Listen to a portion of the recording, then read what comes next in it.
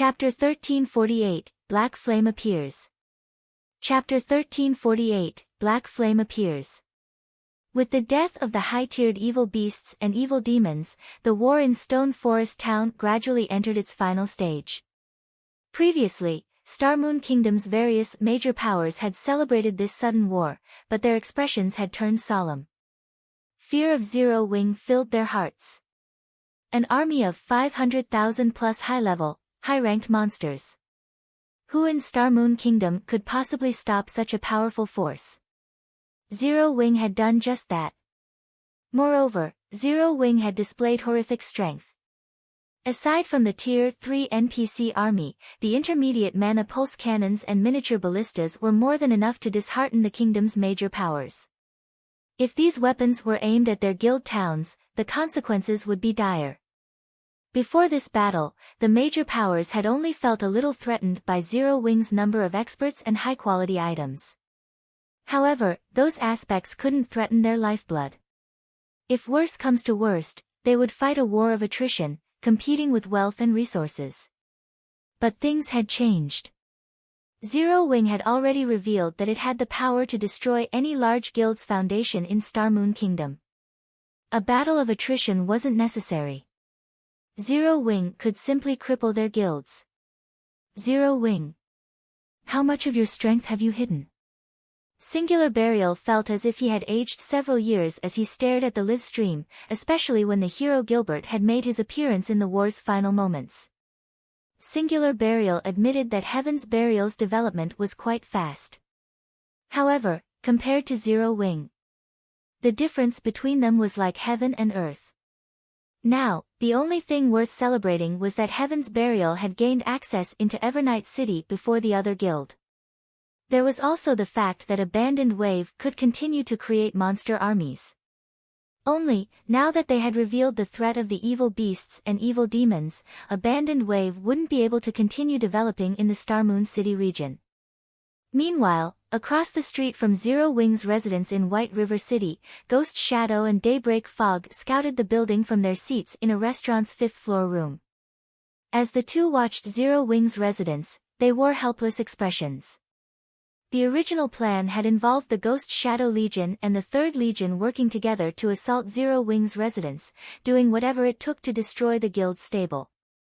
However, due to the war over in Stone Forest Town, the Zero Wing members that had been grinding monsters and raiding dungeons had returned to the residence. As a result, the building was protected by more than 3 times the members they had expected. Hence, they could only watch the building, waiting for these guild members to leave for Stone Forest Town. However, since the war had started, the number of players in the residence had increased rather than decrease. Moreover, now that victory was in sight for Zero Wing, more players had swarmed to the guild to apply. Among them were plenty of famous adventurer teams that both Ghost Shadow and Daybreak Fog recognized. Meanwhile, in the wilderness outside of Stone Forest Town, Abandoned Wave and Flame Blood quickly made their way towards the Dead Soul Forest atop their mounts. Brother Wave, you're saying that I qualify to join the Evil God's Temple? Flame Blood asked excitedly, his eyes practically glowing as he looked at Abandoned Wave. Of course. Although it is very difficult for players to join the Evil God's Temple, and there are very few lost available, Beast Emperor has declared that players with sufficient strength and a powerful backer will have the opportunity to join. However, the final decision rests in Beast Emperor's hands. He only has a few slots remaining. Fortunately, since you are one of Heaven's Burial's upper echelons, you should have a high chance of getting one of those slots, Abandoned Wave said, nodding. I refuse to believe that we can't take Zero Wing down if we work together once you become an Evil God Apostle as well. Then I'll have to thank you for recommending me, Brother Wave. As long as I become an Evil God Apostle, the guild leader won't hesitate to give us his full support. We might even be able to take down the Black Dragon Empire, much less Star Moon Kingdom, Flame Blood said excitedly. Before this, he hadn't been particularly interested in becoming an Evil God Apostle and joining the Dark Forces. After all, the cost to do so was high. Joining the Dark Forces meant joining humanity's enemy. Henceforth, it wouldn't be so easy to enter an NPC city. He'd also forsake the lifestyle ordinary players enjoyed. Moreover, if the various large guilds discovered him, they'd hunt him to the ends of God's domain. If he died, the consequences would be unimaginably severe as well. If he were caught, the result would be worse. His only option would be to delete his account and start over. However, after coming into contact with Abandoned Wave and witnessing the power of an evil god apostle, he had begun to reconsider his position. It might even help him achieve heights that were previously out of his reach. Unfortunately, Abandoned Wave had tactfully rejected his previous request to join the evil god's temple. He hadn't expected the man to change his mind. Relax. I now have a clear grasp of Heaven's Burial's foundations. Moreover, I just received a message from Beast Emperor requesting to meet you, stating that he has sent a subordinate to fetch you, Abandoned Wave said, chuckling. While Abandoned Wave and Flame Blood chatted, a spatial tear appeared above them. It quickly widened, forming a black hole, and a figure emerged. Black Flame. How is he here? Abandoned Wave and Flame Blood stared at the figure. They were extremely familiar with this player as he was their main target. I've finally found you. Why are you in such a rush to leave? Shifeng asked as he softly landed on the grassy ground. He wore a smile as he pinned Abandoned Wave and Flame Blood with his gaze. Both wore black cloaks, so he couldn't get a clear view of their appearances and levels. However, he could sense their tension. This was especially true for the bandaged Abandoned Wave. He knew that the previous monster invasion had been the evil god's temple's doing, but even after using the magic tower, he hadn't been able to locate the person responsible. This time, however, he used the magic tower to search for the culprits during the entire battle. Thanks to the magic array that had summoned the evil demons, he had gained a general idea of the culprit's location. Honestly, Shifeng had been shocked to learn of the evil god's temple's appearance in Starmoon Kingdom. The evil god's temple might not be a threat early on, but if it were not exterminated in time, not even 2 or 3 super guilds would be able to take it down, much less Zero Wing. Now that he had found a clue leading to the evil god's temple, he couldn't ignore it. I had never expected the almighty guild leader, Black Flame, to grace us with his presence. To what do we owe the pleasure? Abandoned Wave asked, trying to look like a passerby. At the same time, he sent the Beast Emperor a message, notifying him of Shifeng's arrival and requesting reinforcements. Black Flame's strength was known throughout Starmoon Kingdom. He was the kingdom's bona fide, #1 expert. Although Abandoned Wave was confident of his own strength, he knew that he was far from powerful enough to defeat someone on Black Flame's level. Working with Flame Blood wouldn't change that. Of course, were his high-tiered evil demons still alive, he'd have no reason to fear Black Flame. He'd even be confident of killing the man. Are you trying to suggest that you're not connected to the evil god's temple with how dense the evil energy surrounding you is? Shifeng demanded. Well? Are you going to reveal the temple's headquarters? If not, I can simply drag you to the war god's temple. I'm sure you don't need me to tell you about the consequences of being captured. Although the evil god's temple's followers had far more power than any ordinary player, they had to pay a corresponding price. One death was enough to drive these followers mad. If the war god's temple captured them, their life would be hell. Abandoned Wave's heart sank as he listened to Shifeng. He hadn't expected this man to know evil god's temple players' true fear. It's over. It's over. What should I do?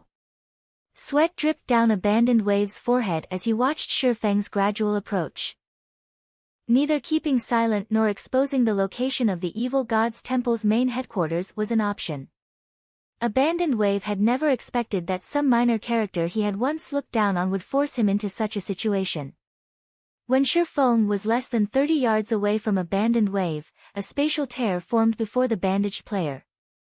Suddenly, someone emerged from the tear. It was none other than the Beast Emperor, Abandoned Wave's leader. Chapter 1349, Black Flame and Beast Emperor. Chapter 1349, Black Flame and Beast Emperor. Beast Emperor. Abandoned Wave grew ecstatic as the towering figure appeared before him. As per usual, Beast Emperor wore a black cloak and bandages that covered his entire body. However, Beast Emperor's aura and radiating evil energy were much stronger than the last time Abandoned Wave had met the man. Despite the lack of malice, Abandoned Wave couldn't help but feel an indescribable fear as he stared at Beast Emperor's back. Of course, he was also relieved. Now that Beast Emperor had arrived, he was safe from Shifeng. This is Beast Emperor. Meanwhile, Flame Blood, who stood beside Abandoned Wave, stared at the man before them with a dumbfounded look. Although Abandoned Wave had told him that Beast Emperor was strong, Flame Blood hadn't realized just how strong. The man's aura was on par with that of a great lord. The instant Beast Emperor had arrived, he had felt his body grow heavy. This was the first time he met a player that didn't feel like a human, but some kind of terrifying creature. Beast Emperor's arrival had also halted Shifeng's steps. With such dense and powerful evil energy surrounding him, is he an evil god envoy? The cloaked man shocked Shifeng. The instant Beast Emperor had appeared, the evil energy he exuded tainted the surrounding area. If normal players spent too much time in this pollution, they would undoubtedly become demonkin. Even Great Lord-ranked evil beasts and evil demons could only pollute an area of 20 to 30 yards, yet Beast Emperor polluted a radius of over 50 yards. With the evil god's blessing, his evil energy was also denser than normal. If evil beasts and evil demons' evil energy were akin to air, then the Beast Emperor's evil energy was like liquid. Zero Wings Guild Leader, Black Flame. Beast Emperor asked Shifeng in a gravelly voice. Sure enough, you're as strong as the rumors say. No wonder those old fellows are talking about you. Let me introduce myself. I'm called Beast Emperor. I am also the apostle that activated the evil god's temple in Star Moon Kingdom. May I know if guild leader Black Flame would be so kind as to pardon my two friends? I can assure you that the beasts and demons will not bother Stone Forest Town again. If I let them go, those evil beasts and evil demons will leave Stone Forest Town alone. Is this some kind of humble threat? Shifeng asked. You can think of it that way, Beast Emperor acknowledged. In his opinion, God's domain had fewer threats to offer as time went on. A measly kingdom's #1 guild was not one of them. Abandoned Wave was one of the basic evil god apostles under him. Abandoned Wave could only control a maximum of 600,000 evil beasts, which couldn't be more than 30 levels higher than his own. The strongest evil beast he could control was only tier 4 lower rank, and he could only control up to 10 at a time. As for evil demons, Abandoned Wave could only control a maximum of 5,000, and they could not be more than 20 levels higher than him. The strongest evil demon Abandoned Wave could control was only tier 3 middle rank, and his maximum was 20 at a time. If Abandoned Wave could push Zero Wing to the brink of destruction with a half-baked army, what could an evil god envoy such as himself accomplish? If I say no? Shifeng asked, smiling. He then vanished. You're rejecting my goodwill. Beast Emperor's gaze turned frosty when he heard Shifeng's reply. Immediately, he searched his surroundings for the enemy player. As if Abandoned Wave and Flame Blood faced a powerful foe, one focused on their surroundings while the other activated Truth Shield to protect himself. However, before any of the three could react, Shifeng appeared beside Abandoned Wave, turning both Abyssal Blade and Killing Ray against the man. Shifeng could easily cross 30 yards with a few steps. By the time Abandoned Wave realized what was happening and attempted to use Vanish, the seemingly slow swords had passed through his body. Only after he had been hit did his body begin to disappear. However, the two attacks had devoured over 35,000 HP, dropping it into the red. He had nearly been thrown over the river Styx. How are his reactions so fast? Flame Blood was stupefied. Shifeng's slashes were not indefensible. Only, Shifeng's reaction speed was simply too quick. He had executed the two slashes as if he had moved on instinct.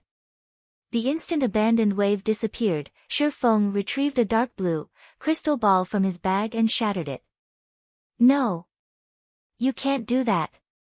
From stealth, abandoned wave practically screamed when he saw the shattered crystal ball. The crystal ball Shi Feng had shattered was a mobile jail specifically designed to capture dark and red players. If a dark or red player had less than 10% of their HP, the capture would be successful. Mobile jails had the same effects as jails in NPC cities. This wasn't an item that ordinary players could afford. The War God's Temple sold mobile jails that could hold a single player for 50 gold each. Mobile jails that could hold up to 10 players cost 300 gold. Even wealthy players wouldn't purchase such an expensive tool without a specific reason.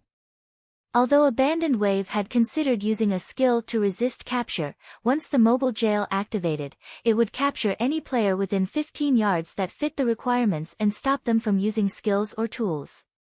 They wouldn't even be able to move. Not even an invulnerable state could save them. In the blink of an eye, a black hole devoured Abandoned Wave, and he vanished as if he had never existed. Meanwhile, the crystal ball Shi Feng had shattered had recovered, but instead of dark blue, the crystal ball was now black. Black flame. You bastard! Beast Emperor glared at Shi Feng, evil energy overflowing from his body. His aura also began to increase. Release him now. Otherwise, don't even think of leaving this place alive. Although he was an evil god envoy, someone who enjoyed a high position in the evil god's temple, he was only granted 5 apostles. Even if one of his apostles died, he wouldn't get another. Hence, he was extremely careful when selecting apostles. After all, players without enough strength and resources weren't likely to be of much help. Although Abandoned Wave had lost the Blackwater Corporation's support, he had already given Abandoned Wave one of his 5 apostle slots. Losing Abandoned Wave was the equivalent of losing 600,000 evil beasts and 5,000 evil demons. Leave here alive. Shi Feng turned to Beast Emperor. Chuckling, he said, "Are you joking? Or do you think I can't tell that you're just a mirror image? You saw through it?" Beast Emperor was stunned. He did not have any skills that allowed long-distance teleportation, but he could dispatch a mirror image, sending it to command his own army and that of his apostles. Not only did this skill guarantee his safety, but it also allowed him to keep his subordinates in check. Although his mirror image was invulnerable, it couldn't attack either. The mirror image was only a replica that lasted 30 minutes. A doppelganger? Flame Blood looked at Beast Emperor in confusion. Both Beast Emperor's aura and evil energy far exceeded Abandoned Wave's. At the end of the day, a doppelganger was only a doppelganger. Everyone knew that, although they looked like the real deal, doppelgangers didn't have the aura of the original player. Yet, no matter how he looked at Beast Emperor, the man should be real. But what Beast Emperor and Flame Blood didn't know was that Shi Feng had activated omniscient eyes. He could see the truth of everything within 100 yards of himself. The instant Beast Emperor had appeared, Shi Feng had activated omniscient eyes to avoid an ambush. After all, if one enemy appeared suddenly, others were likely nearby. If Beast Emperor really wore a black cloak, though, even omniscient eyes wouldn't reveal his identity. However, as this Beast Emperor was only a mirror image, the black cloak could only hide his appearance. It did nothing to hide the mirror image's data from omniscient eyes. Moreover, as the mirror image was invulnerable, it couldn't attack. It was similar to his divine steps. Despite his ruse failing, Beast Emperor showed no signs of panic or worry. On the contrary, he laughed and said, as expected of the player the secret pavilion dubbed the Sword King. Ordinary peak experts are no match for your strength and insight. However, did you think I've spent so much time talking to you just for fun? As soon as Beast Emperor had said so, a black figure descended from above. The figure hovered above Beast Emperor as it gazed down at Shi Feng. Evil Demon, Dark Creature, Grand Lord. Level 70. HP 35.000.000/35.0000000. Chapter 1350, Full-Powered Assault. As the evil demon appeared, the area's atmosphere changed. Dense evil energy polluted the area, and shadows clustered around the evil demon. However, the more frightening aspect was the evil demon's aura. Even an expert like Flame Blood could not help but shudder, his movements becoming sluggish. So, this is a Grand Lord-ranked evil demon. Flame Blood was both shocked and afraid as he stared at the hovering evil demon. His fear wasn't due to the demon's aura. Rather, the evil demon before him felt almost human. Its condescending gaze and sneer made it look like a player in an evil demon's skin. Flame Blood had never realized that there was such a massive difference between a Great Lord and a Grand Lord-ranked evil demon. To upgrade an evil demon to the Great Lord rank, Abandoned Wave had to devour many players' souls. Of course, the demon had to have enough potential to evolve.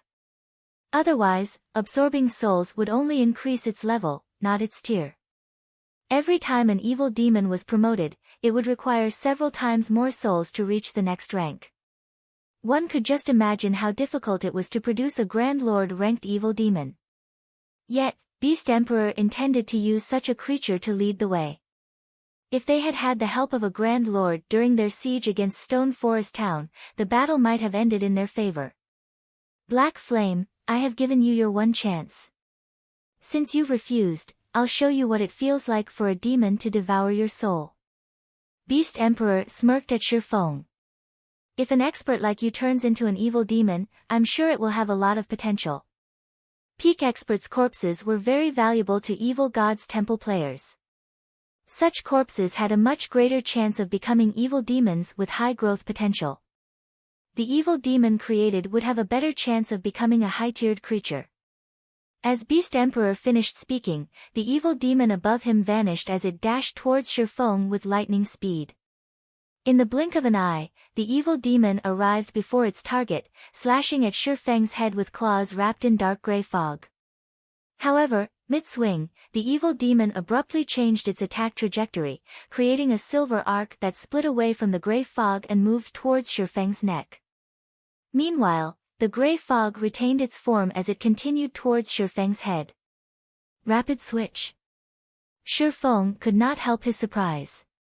He hadn't expected the evil demon to have grasped such a superb technique.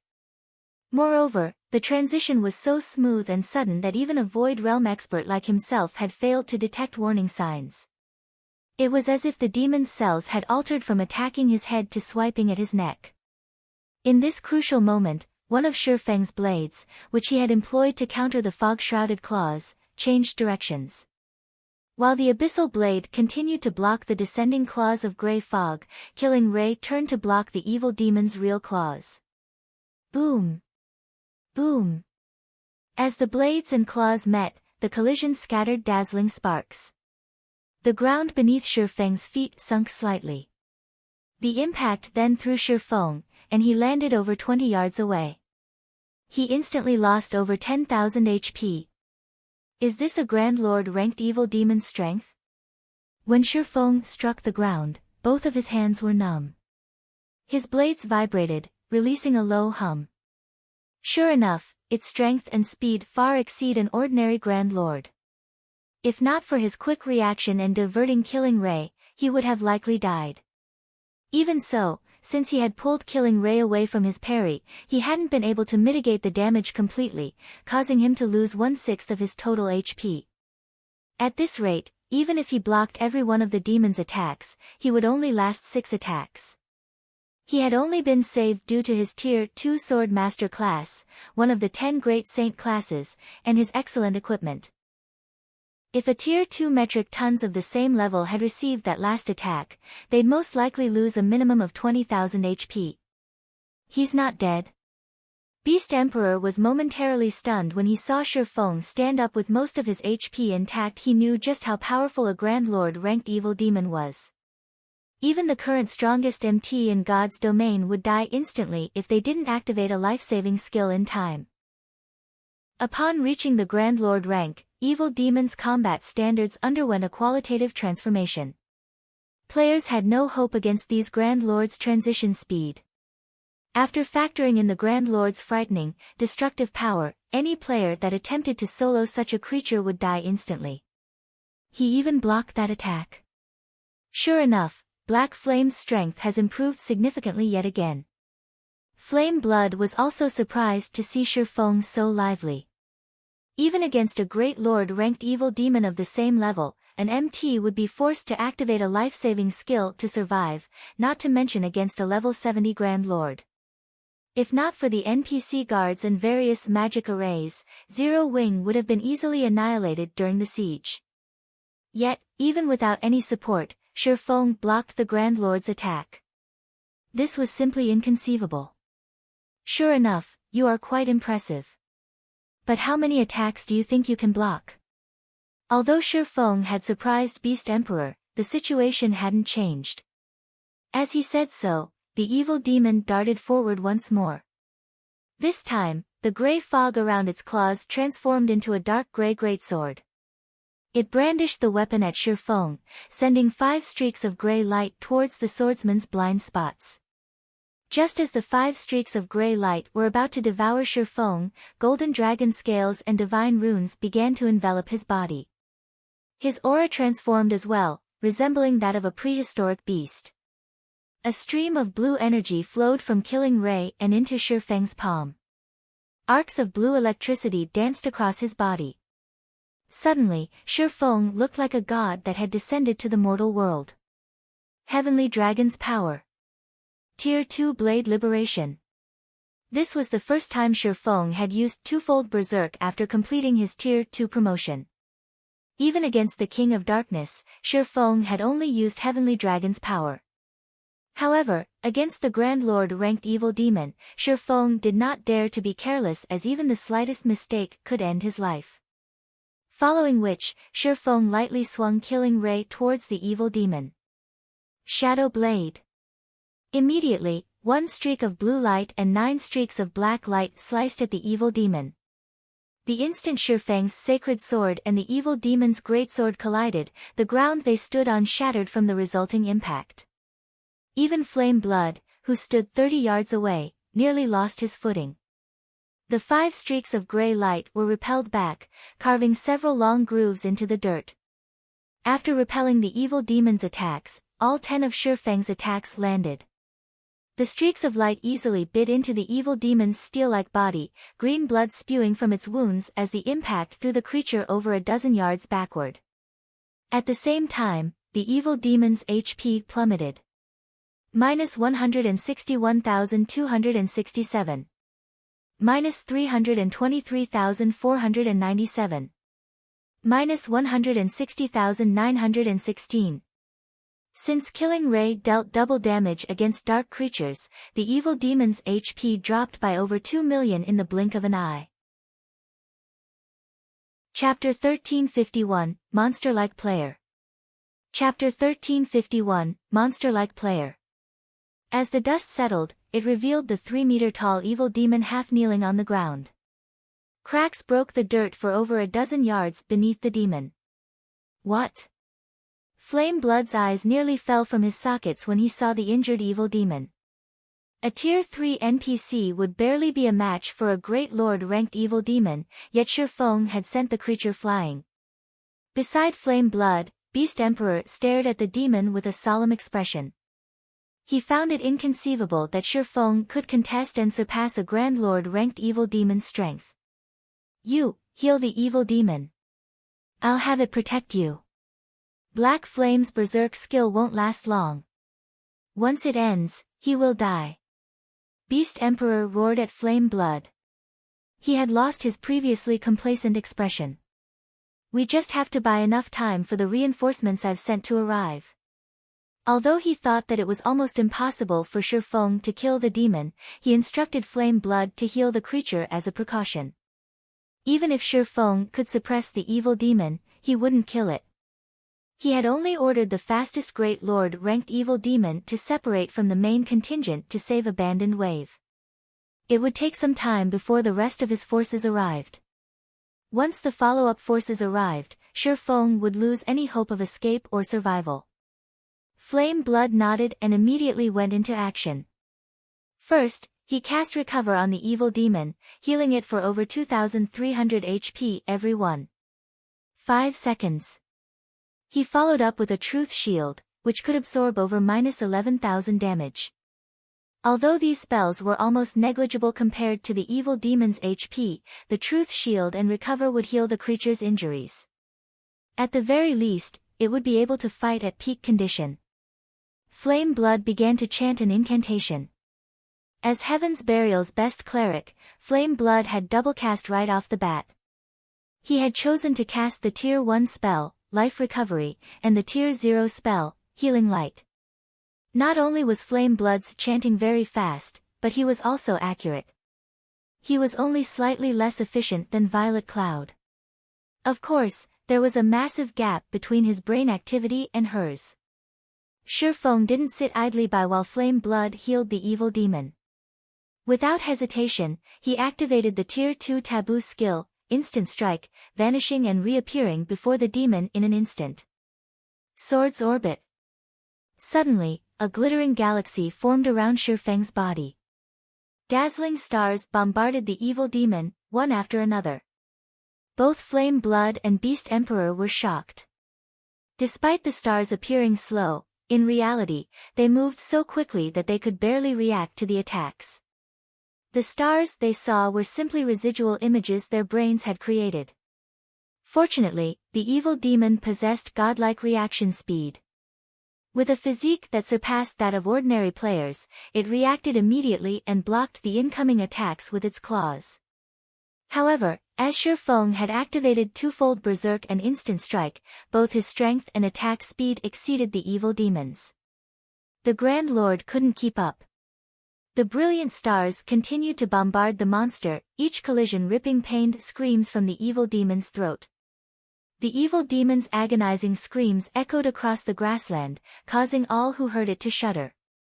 If other players saw this, they'd likely confuse Shi Feng for the monster, while assuming that the evil demon was some innocent player. Each star that penetrated the evil demon's body dealt devastating damage. -431,571. -435,197. -871,054. For a moment, Flame Blood had even forgotten to chant his spells as he stared at the screaming demon with a dumbfounded expression. Is he a monster? Flame Blood had intended to mitigate some of Shi Feng's damage with his heals, but after seeing the swordsman's devastating power, he realized that his efforts would be utterly futile. Only now did Flame Blood understand why Shi Feng hadn't prioritized killing him, a healer. It wasn't because Shi Feng didn't want to kill him. Rather, he didn't need to. Since he was negligible, the swordsman didn't need to waste time on him. After all, Berserk skills' durations were extremely limited. The evil demon's HP bar continued to plummet. Every hit Shi Feng landed reduced it by 1%, 2% with a critical hit. The demon's HP rapidly decreased from 93%, 90%, 80%, 70%.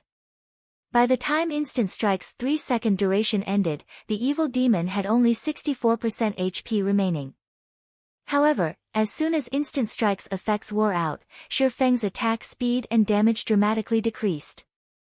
Seeing this, Beast Emperor released a sigh of relief. Had Shi Feng continued dealing such horrific damage, the evil demon would have lost all of its 35 million HP and died in less than 20 seconds. Now that Shi Feng's attack speed had decreased, the evil demon could finally keep up with the attacks, blocking them. In fact, the demon launched powerful counter-attacks with the dark fog it had summoned, forcing Shi Feng to dodge and waste time. It was only a matter of time before Shi Feng's Berserk skill ended. Sure enough, one person's strength isn't enough, Shi Feng thought as he was forced into a corner. The Grand Lord ranked evil demon's superb physique was even more powerful than a Tier 3 player's. Players of the same tier might have some difficulty blocking his slashes, but to the evil demon, doing so wasn't difficult in the least. Reacting quickly, Shi Feng retrieved 2 Summon Guard scrolls from his bag. Although he was strong enough to suppress a Grand Lord for a short time, whether it was an evil demon or a normal monster, players had one disadvantage: HP. This was why it was so difficult to solo monsters of the same or a higher tier as players progressed in the game. When Shi Feng finished chanting, 2 golden magic arrays appeared beside him. Kite and Anna emerged from the arrays. Although it hadn't been long since Shi Feng last saw his personal guards, the 2 NPCs had leveled up considerably. After completing his Tier 2 promotion quest and returning to White River City, Shi Feng hadn't immediately resummoned his personal guards. Instead, he left them in the Dark Canyon to continue leveling. Compared to the time flow in God's domain, time passed 5 times faster in the Dark Canyon. Moreover, the canyon's environment was far more suitable for training. The last time Shi Feng had seen Kite, the NPC was level 70. Now, Kite had reached level 74. As for Anna, she was already level 75. She was undoubtedly the highest level personal guard in the game right now. The instant these 2 NPCs appeared, Kite swung his greatsword down. Countless wind blades surrounded the evil demon, sealing its movements completely. As for Anna, she waved her staff and chanted an incantation, summoning forth 10 level 75, Lord-ranked Rock Guardians and a Great Lord-ranked Golden Giant. Under Anna's control, the Rock Guardians positioned themselves to form a magic array, lowering the evil demon's basic attributes by 15%. Unless one of the Rock Guardians died, the array would remain active. Without wasting time, Shi Feng activated Phantom Kill and 9 Dragons Slash. At the moment, his doppelganger's attributes were even higher than Kite's. Each Abyssal Blade Phantom also dealt as much damage as the Lord-ranked Rock Guardians. With his doppelganger and Kite's support, Shi Feng overwhelmed the evil demon. Although Kite's and Anna's damage output was no match for Shi Feng's individually, when combined, they dealt even more damage than their master. Time passed gradually. Although Shi Feng's berserk skills were running out, the evil demon's HP decreased at a rate visible to the naked eye. 60%. 45%. 30%. When the evil demon's HP fell below 20%, it finally went berserk as it shrank and its skin turned crimson. Its entire body began to release more gray fog. Evil Energy Outbreak was a desperate skill that only Grand Lord-ranked demons and above could use. When activated, the skill would increase the user's strength, movement speed, and attack speed by 30% and physique by 15%. However, the skill was a double-edged sword that would also decrease the user's maximum HP by 30%. Only 2 seconds remained of Shi Feng's 24-second twofold berserk state. His aura had already begun to weaken. As if it had realized that Shi Feng couldn't hold out much longer, the evil demon's lips curled up as it formed a sharp spear with the gray fog surrounding its body. With the slightest movement, the spearhead sliced space itself and created a spatial tear. The evil demon then threw the weapon at Shi Feng. As the spear flew through the air towards Shi Feng, a loud boom shook the area. Responding quickly, Anna directed the Golden Giant to block the attack. Surprisingly, however, the dark gray spear passed through the giant without causing any harm. As the spear was about to find its target, Shi Feng instinctively used Divine Steps, summoning 10 invulnerable doppelgangers around the evil demon, switching positions with one of these doppelgangers. Instinctively, Shi Feng turned his blades on the evil demon. Flame Burst. Divine Providence. At this time, his Phantom Kill doppelganger activated Flame Burst and attacked the evil demon in tandem.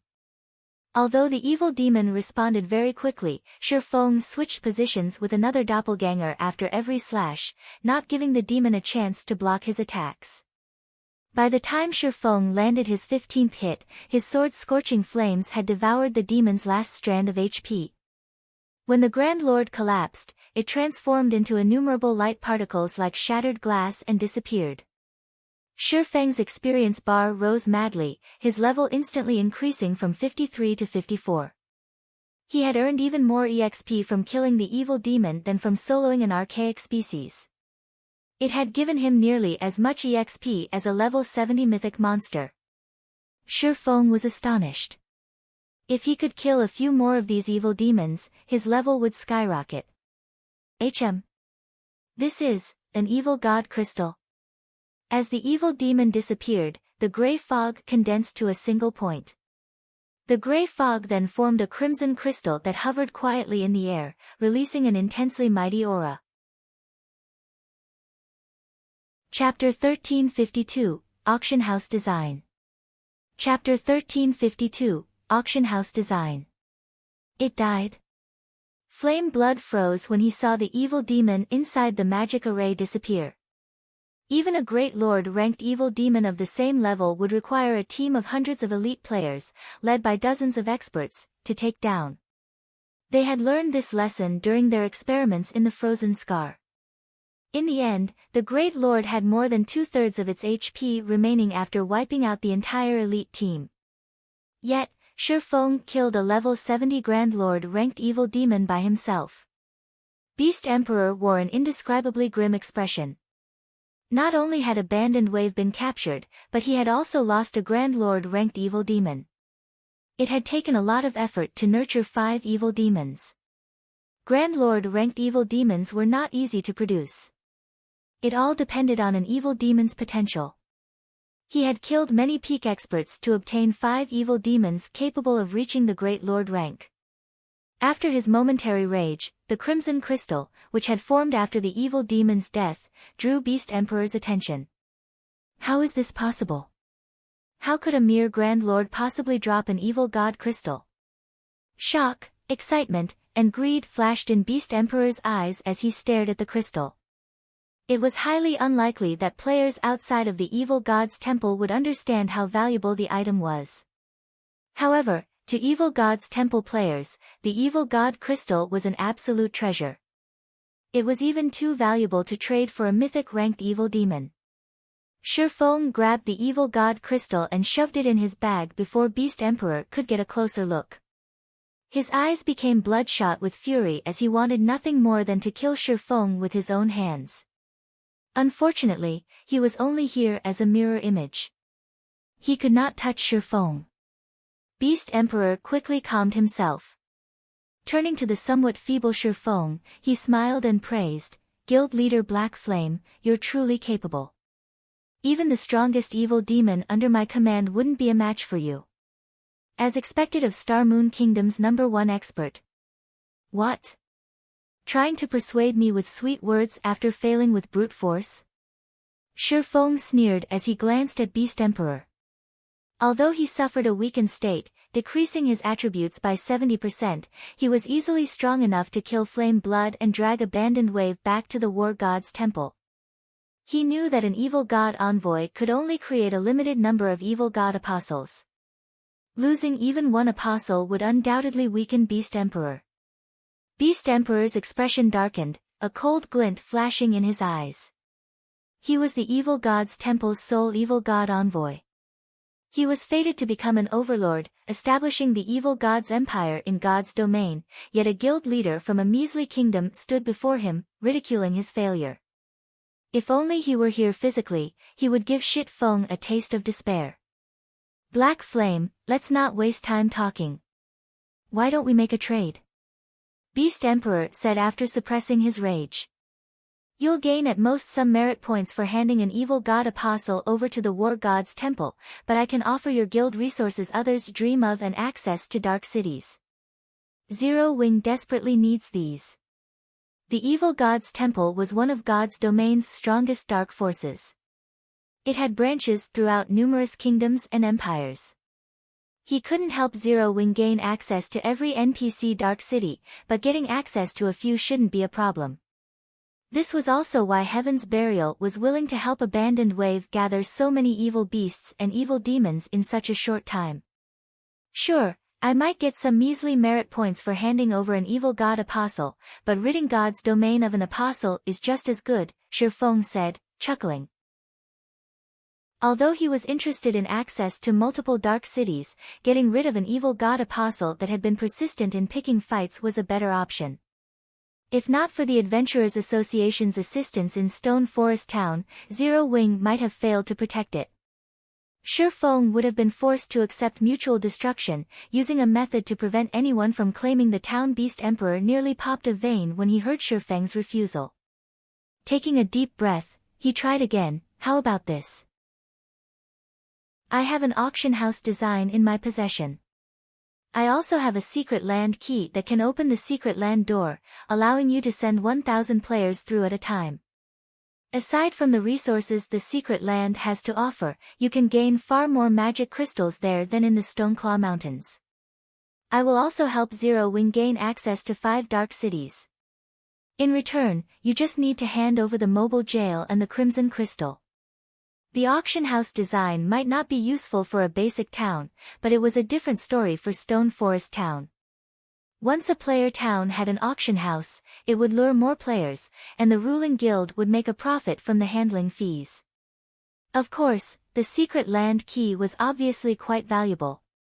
If a guild periodically harvested the resources from the secret land, it wouldn't need to fight other guilds for resources. With these items, Zero Wing wouldn't need much time to improve by leaps and bounds. A measly 10 or 20,000 War Gods Temple merit points couldn't compare to these benefits. Beast Emperor's offer stunned Shi Feng for a moment. The auction house design was extremely rare in God's domain. It was any less rare than the teleportation magic array design. However, while the teleportation magic array design could be used multiple times, the auction house design was a one-time use item. He had never expected Beast Emperor to offer up such an item. The secret land key was also extremely valuable. It was only slightly less valuable than mineral veins that produced magic crystals. Shi Feng had to admit that Beast Emperor's offer was incredibly tempting. Meanwhile, Flame Blood, who overheard the offer, was also dumbfounded. Heaven's Burial dreamed of obtaining both items, especially the secret land key. He would never have dreamed that Beast Emperor would offer such items and access to 5 dark cities in exchange for Abandoned Wave and the Crimson Crystal. Not even super guilds would refuse such an offer. How tempting!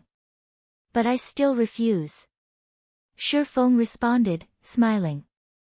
I'm not in the habit of breeding troublemakers. If an evil god apostle had only attacked his town by chance, he might consider letting them go. However, the apostle in his hands had intentionally picked a fight. Truth be told, even if he released this troublemaking apostle, he wouldn't be afraid for his future. After all, once Zero Wing reinforced its foundations, its development speed would only continue to increase. Furthermore, an evil god apostle required a large amount of resources to create evil beasts and evil demons. If Star Moon Kingdom's various large guilds were cautious, creating more underlings wouldn't be easy. However, he had no interest in fighting siege wars for no good reason. Moreover, he still had plenty of things he needed to attend to. He did not have enough time to waste in Star Moon Kingdom. Again, Beast Emperor was stunned. However, he demanded in a chilly voice, "Do you really intend to fight me to the bitter end?" Chapter 1353, Crazy Black Flame. Chapter 1353, Crazy Black Flame. Beast Emperor's deep voice echoed throughout the grassy plains. The surrounding temperature dropped. Flame Blood couldn't help but shudder. This Beast Emperor was only a mirror image. It didn't have any offensive ability. Beast Emperor wasn't even backed by a superpower. However, no guild would dare to underestimate his strength. The various superpowers were no exception. Although Flame Blood didn't know how much power Beast Emperor truly wielded, he had learned that Beast Emperor still had 2 other evil god apostles. They had been apostles much longer than Abandoned Wave and had considerably powerful backers. Unlike Abandoned Wave, the other 2 apostles operated in secret in other kingdoms. They weren't like Abandoned Wave, acting boldly in the open in Star Moon Kingdom. Abandoned Wave's actions were part of the reason he had gathered such a large army of evil beasts and evil demons so quickly. After a moment of silence, Shifeng shook his head and laughed. Do you really believe that I'm afraid of your evil beasts and evil demons? Shifeng asked calmly. He didn't know much about the evil god's temple, but he knew that evil beasts and evil demons weren't easy to produce. Unlike evil beasts, evil demons couldn't be summoned. Evil beasts could only travel on foot as well. This was also why evil god's temple players paid more attention to evil demons. It was practically impossible for the evil god's temple to amass another army of that size with Abandoned Wave's army annihilated and the resources around Starmoon City mostly exhausted. If it were possible to create evil beasts and evil demons without limit, evil god's temple players would have long since become invincible. Of course, Beast Emperor might summon his own evil demons against Stone Forest Town, but with how rare they were, sending an army of demons to capture the town would be a waste. When Flame Blood heard Shifeng's reply, he thought he had heard wrong for a moment. Has Black Flame lost his mind? Flame Blood stared at Shifeng incredulously. He simply could not figure out what was going through Shifeng's mind. Not only had Shifeng refused a profitable business proposition, but he had also gone out of his way to provoke someone who shouldn't be pushed. He was a lunatic. Good. Very good. I had thought you were an intelligent man, Black Flame, but it would seem that you're just a frog in a well with no idea of how vast heaven and earth are. Beast Emperor's expression darkened as several veins popped across his forehead. Since you want war, I'll give it to you. Saying so, Beast Emperor disappeared, his voice echoing across the grassy plains for a long time. He left? Flame Blood was stupefied. He had assumed that Beast Emperor had been trying to buy time while waiting for his forces to arrive. However, it would seem he had been wrong. What Flame Blood did not know was that, although Beast Emperor had considered buying time, he had dispelled the thought after Shifeng had summoned Kite and Anna. After all, of the evil demons he had sent to fetch Abandoned Wave and Flame Blood, only 3 great lords remained. If those great lords had worked together with the demon that had died, they could suppress Shifeng and wear him down until he died. Unfortunately, now that the Grand Lord was dead, he knew that he had lost his chance of defeating Shifeng with the 2 personal guards by his side. The 10 Rock Guardians' magic array alone could suppress his 3 great lord-ranked evil demons. Shifeng could even kill Flame Blood before his eyes. If Zero Wing had sent reinforcements, they might even claim the Great Lord's lives. Hence, there was no reason to linger. While Flame Blood was dazed, Kite appeared before him, the NPC's greatsword forming a blue arc as it sliced the cleric's throat. Before Flame Blood had realized what had happened, he died and dropped a piece of equipment. Start a war. Shifeng could not help but chuckle as he stared at the Beast Emperor's previous location. He then picked up the equipment Flame Blood had dropped before returning to Stone Forest Town. In reality, Shifeng looked forward to Beast Emperor's war. He had already activated Starmoon Kingdom's epic-ranked main storyline quest and was required to extract the evil god's temple from the kingdom. Since Beast Emperor was the evil god envoy that had activated the evil god's temple in Starmoon Kingdom, their fight was only a matter of time. Rather than let the evil god's temple quietly develop in Starmoon Kingdom, it was more beneficial to incite Beast Emperor to increase the temple's activity in the kingdom. This way, he could locate the evil god's temple's base of operations faster and complete his quest. Moreover, it was thanks to Beast Emperor that he had thought of a plan to develop Stone Forest Town while earning a lot of money. Others might not know where to obtain the auction house design, but he recalled a certain location that would guarantee the acquisition. The neutral map, Morning Battlefield. Once the ancient Orc Empire's capital, the area hid plenty of treasure. This was especially true for the Imperial Palace's hidden treasury. The treasury contained rare items that the Empire had obtained by conquering other nations. The auction house design was one of those treasures. Moreover, it wasn't just any ordinary design. It was a Grandmaster's advanced auction house design. Ouroboros had obtained the design in the past. In the end, the guild had constructed the most gorgeous auction house in Starmoon Kingdom. It had caused quite a commotion. Even after 10 years, it had still been the #1 auction house in the kingdom. Beast Emperor's appearance had also given Shifeng a massive windfall. The Evil God Crystal. Ordinary players might disregard the Evil God Crystal, throwing it away. The item's introduction only stated that it contained a horrific amount of evil energy, after all, and those who carried it would be cursed to encounter disaster and misfortune. While this introduction was correct, it did fail to mention a particular aspect. The evil energy the Evil God Crystal radiated had a corrosive effect on normal players. It had a similar effect to residing in areas polluted with evil energy for too long. However, the evil energy within Evil God crystals was also incredibly pure. It could help evil demons or beasts to evolve. Doing so would also increase the monster's growth potential. This was why Beast Emperor had wanted it so badly. It had another, more frightening purpose as well. It could become a power core for a city's magic array. Although the Evil God crystal wasn't as effective as the Titan's heart, it was still an extremely precious power core. If used to power a city's magic array, it would upgrade the array to a whole new level. Both the city's defenses and its mana density would increase significantly.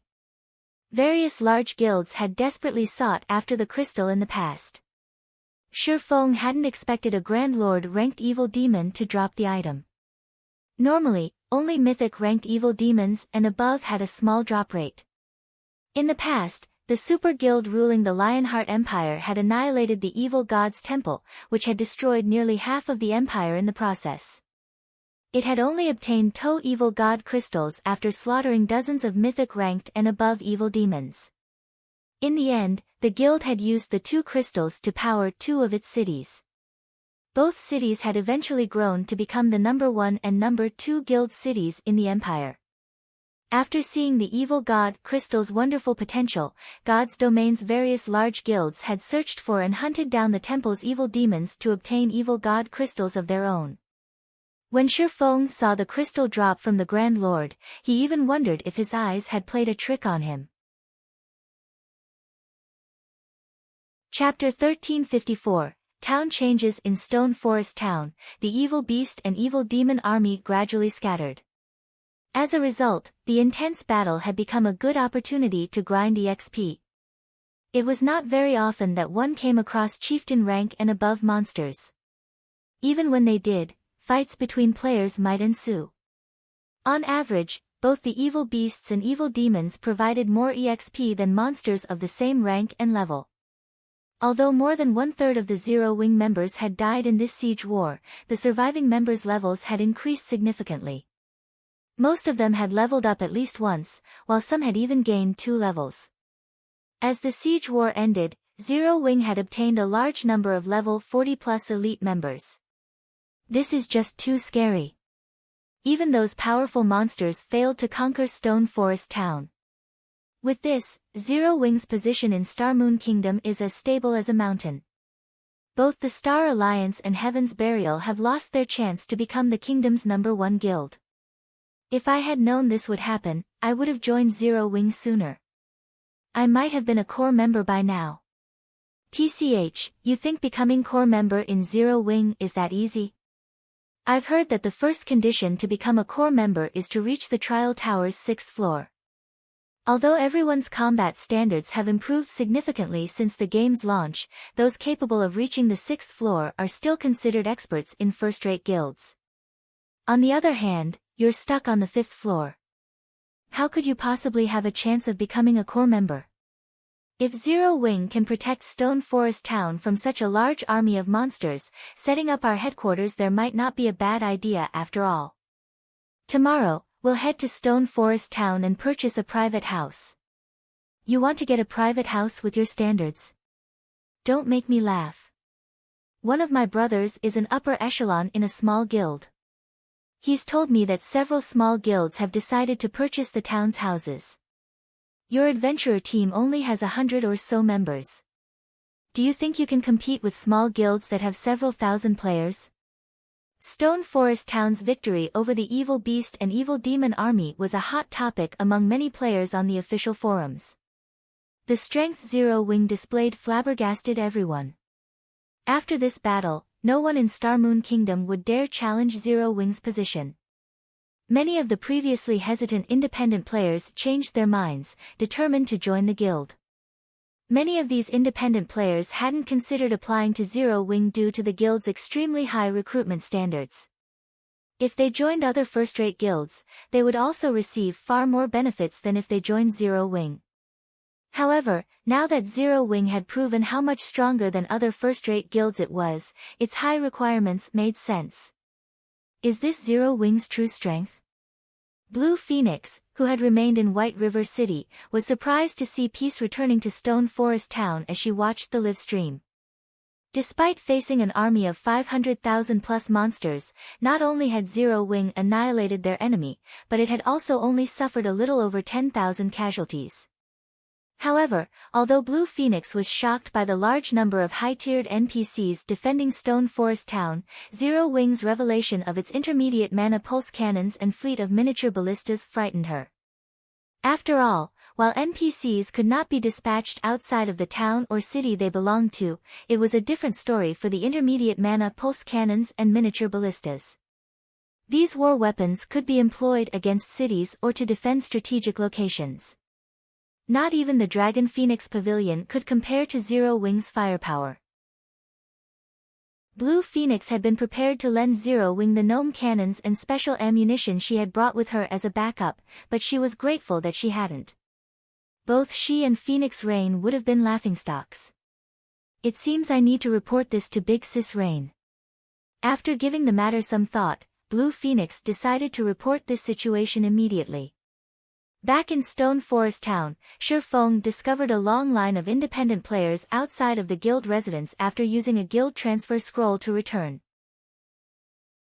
These players were all considerably high-leveled. Even the weakest among them was level 38, while some had reached as level 41. Their equipment was equally impressive, with the most inferior being Secret Silver rank. With a quick glance, Shi Feng estimated that at least 200 such players waited outside the residence. Shi Feng also spotted quite a few level 20+ players in line. "Guild leader, you're finally back," Aqua Rose said, smiling when she saw Shi Feng emerge from the residence's teleportation hall. "Has something happened?" Shi Feng asked curiously when he saw Aqua Rose's excited expression. "After we finished clearing out the monsters close to the residence, some of the players that bought Stone Forest Town's private houses teleported to the town and offered to cooperate with our guild. After a quick search, we discovered that most were representatives of well-known adventurer teams from other kingdoms and empires. There were also quite a few adventurer team representatives from Star Moon Kingdom and merchant players. Now that they feel certain of Stone Forest Town's security, they want to cooperate. Those adventurer teams have also stated that they're willing to sell us their rare materials for 70% market price in the future.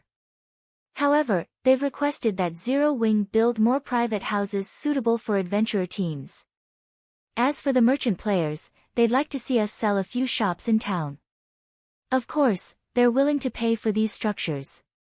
As she spoke, Aqua Rose gestured to the various adventurer team representatives and merchant players. In God's domain, adventurer teams and merchant players generally didn't invest in smaller guilds' towns. There were two reasons for this. First, guild towns had a lack of player traffic. Second, these independent players were concerned about a town's safety. In guild wars, there were no guarantees that rival guilds wouldn't capture or destroy a guild town. A few adventurer teams had only decided to purchase Stone Forest Town's private houses because of the tempting benefits the town offered. Several hundred gold coins might be astronomical to ordinary players, but it was affordable to the kingdom's top adventurer teams.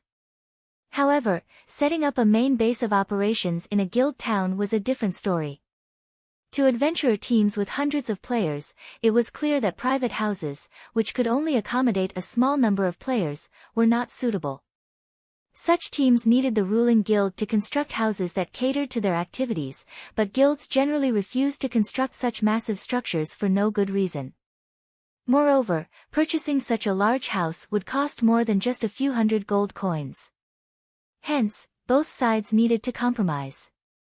But no adventurer team would risk such an investment until a guild town was stable.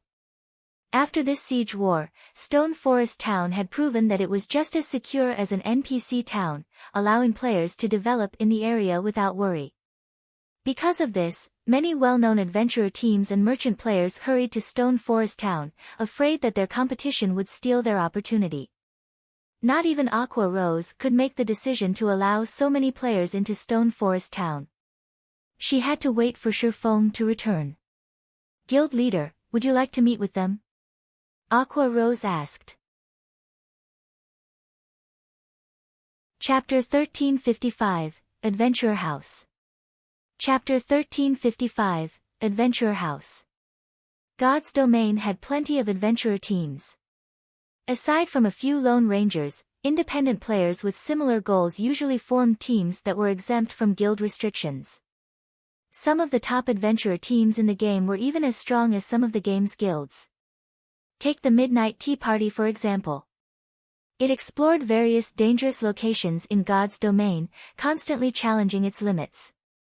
The adventurer team was little more than a power group of lunatics. When these people gathered, even super guilds feared their prowess. Owl was another well-known adventurer team, just as famous as the Midnight Tea Party.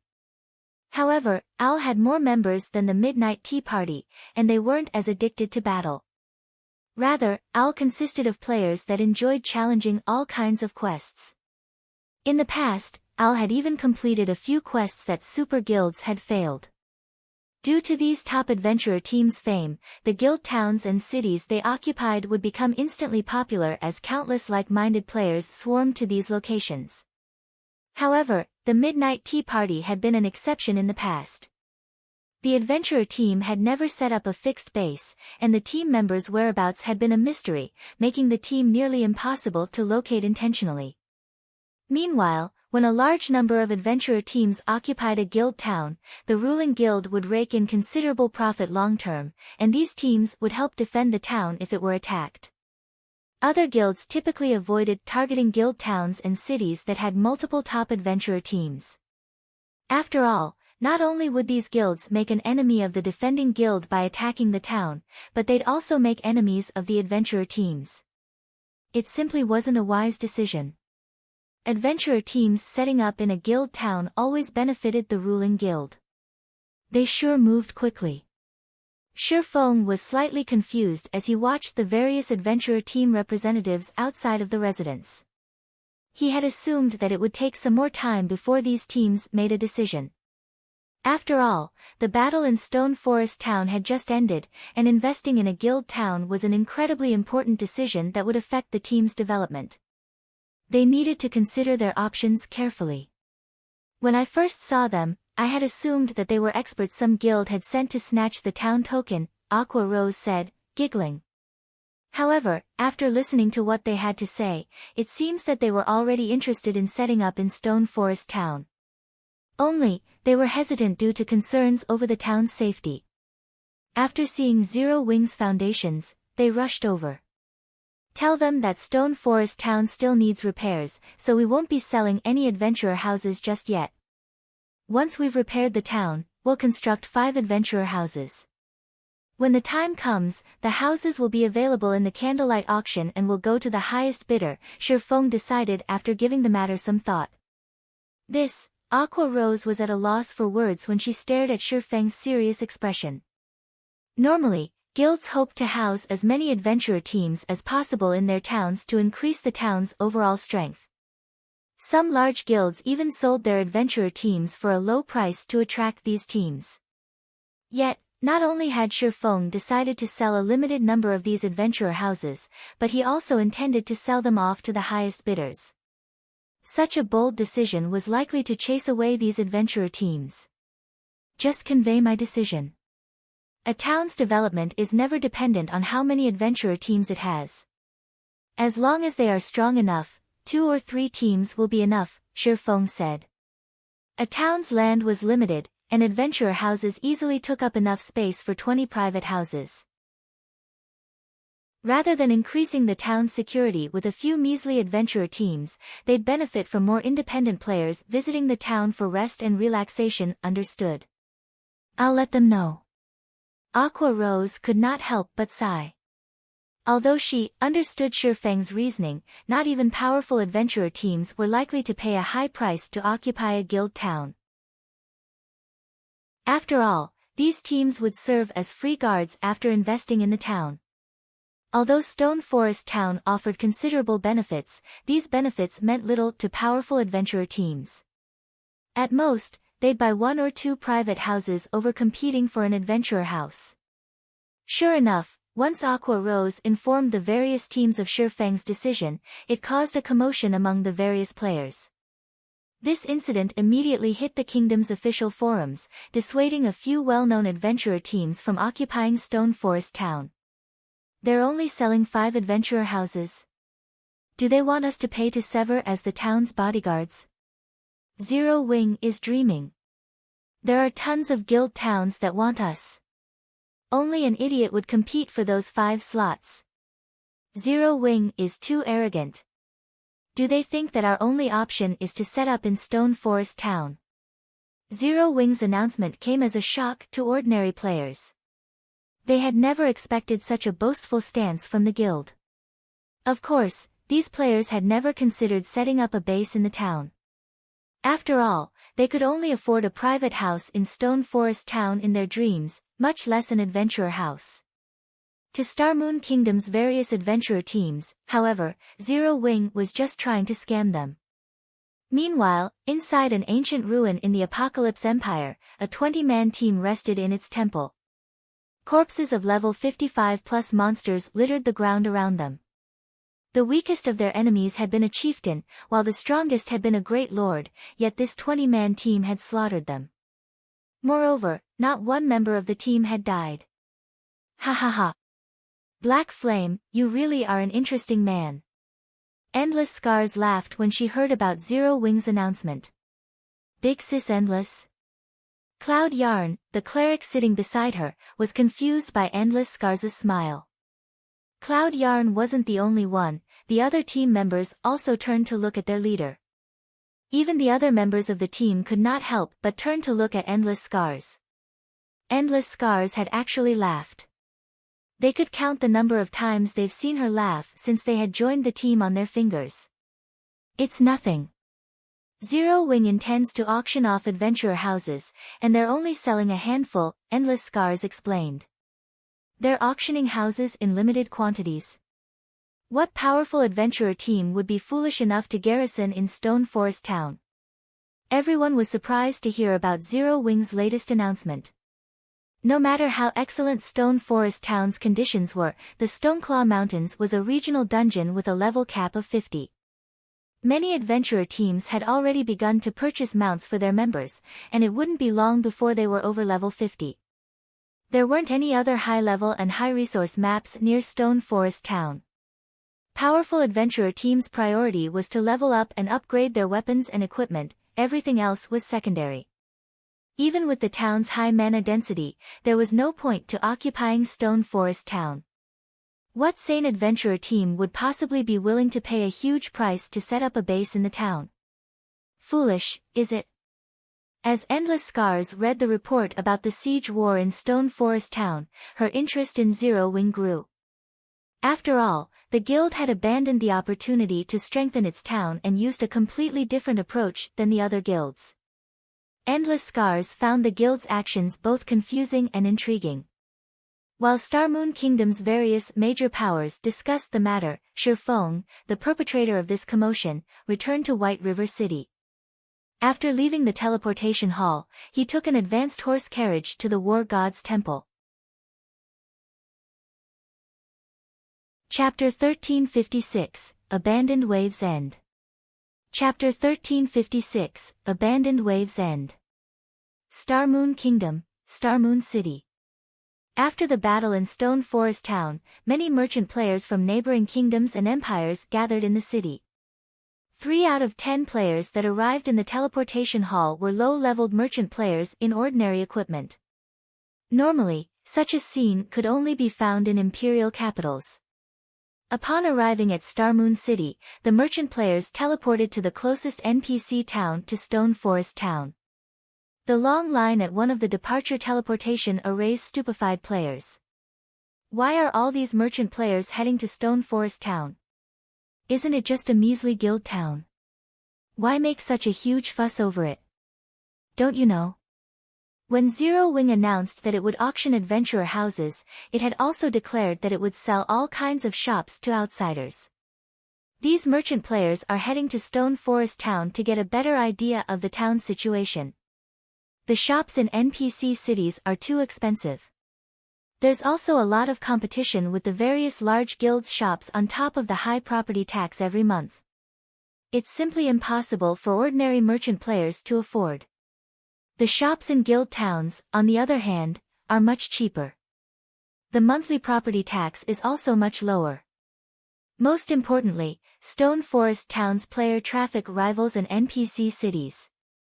Due to the battle arena, expert players have gathered there, and they generally have plenty of precious resources. Merchant players will be able to buy and sell their items more conveniently if they had a shop in Stone Forest Town. Everyone knows that Stone Forest Town has near impeccable security now. Naturally, merchant players are eager to move into Stone Forest Town. In that case, wouldn't it be amazing if we developed in Stone Forest Town?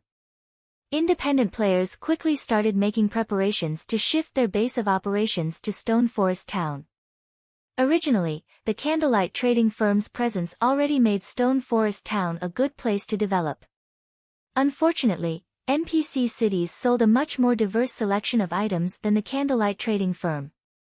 Now that so many merchant players were planning to invest into Stone Forest Town, with some even coming from other kingdoms and empires, Stone Forest Town would sell a greater variety of items. Stone Forest Town's variety of merchandise might rival, or even surpass, Star Moon cities. Unlike shops in NPC cities, players could construct simple teleportation arrays in guild town shops.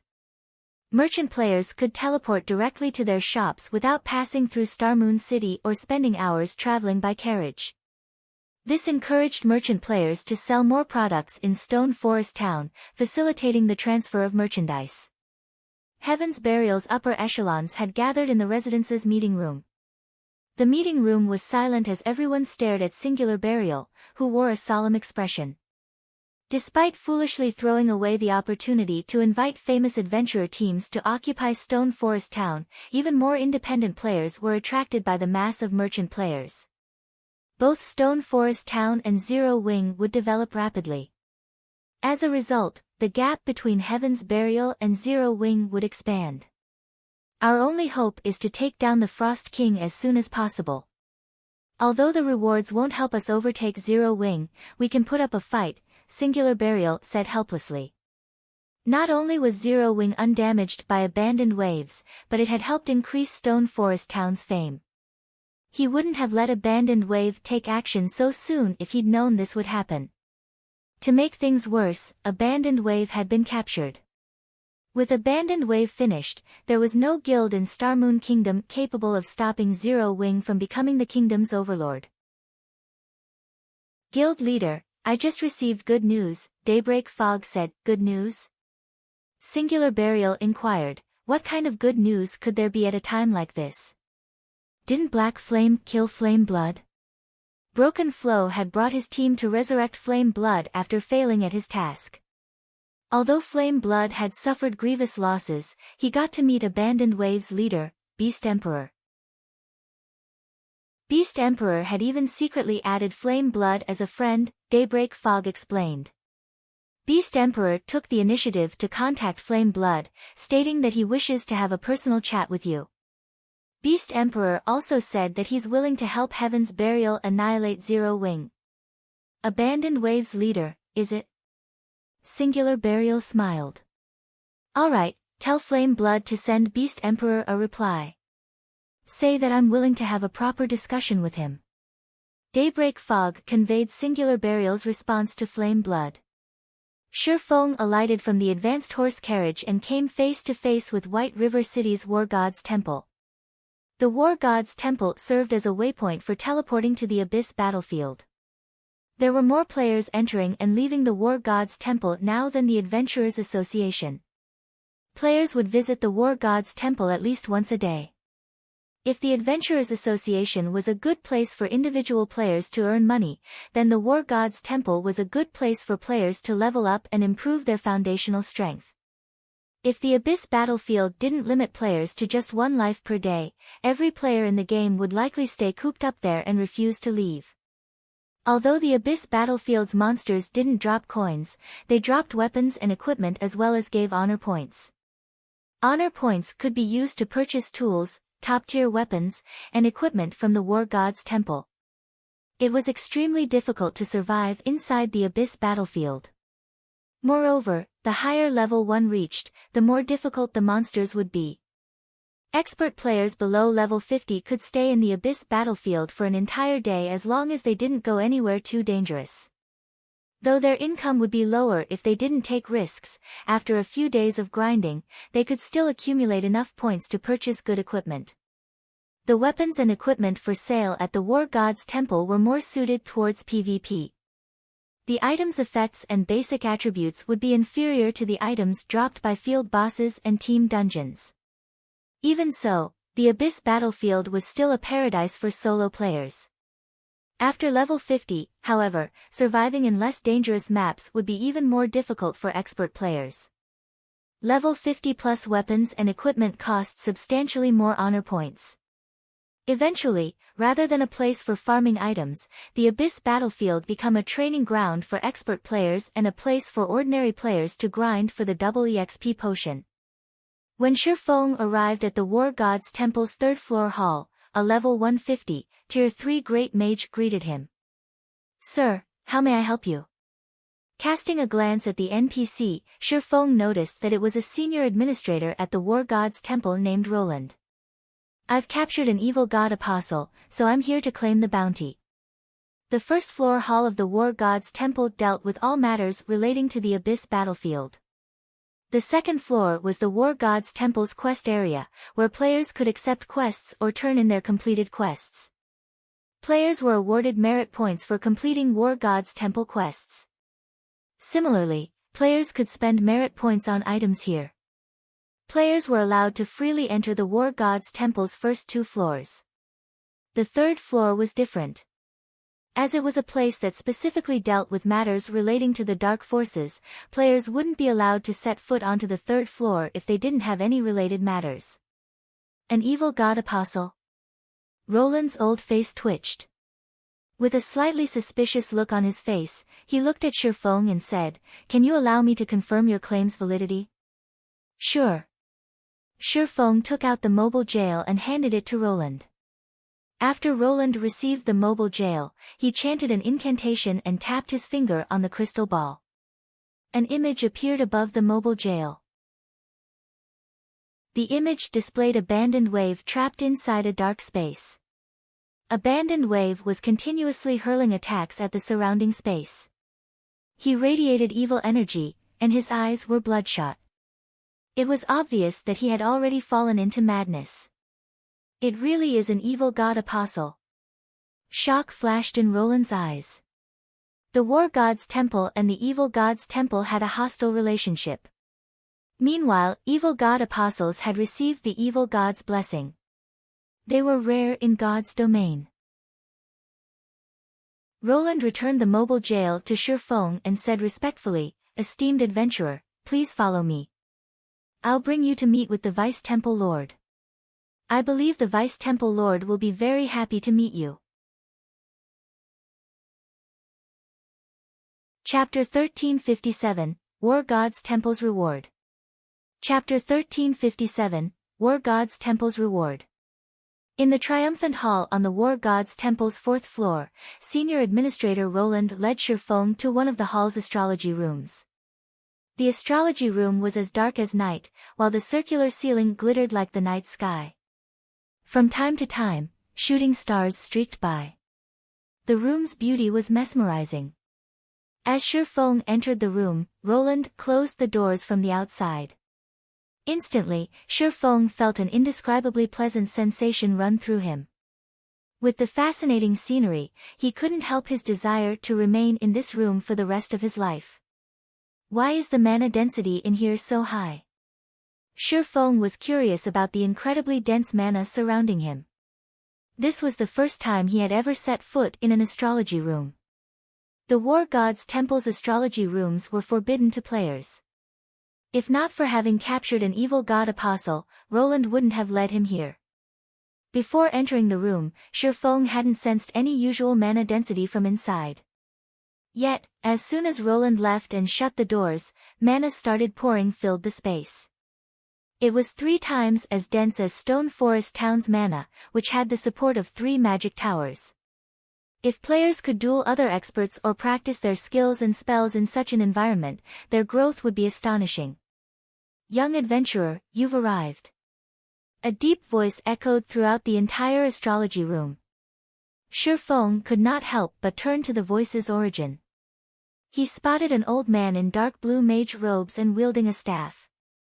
The old man manipulated a magic water ball as if he were searching for some kind of new spell. This old man was none other than Capra, one of the 3 vice-temple lords in White River City's War God's Temple. He was a level 180, tier 3 great mage. He could be considered the oldest NPC in White River City, not even Magistrate Weissman was as old. Capra should be the most knowledgeable NPC in White River City. After all, not only was Capra a tier 3 great mage, but he was also a magic array master. However, due to Charlone's occupation of White River City's library, he ranked 2nd. I hear that you've captured an evil god apostle. Yes, Lord Capra.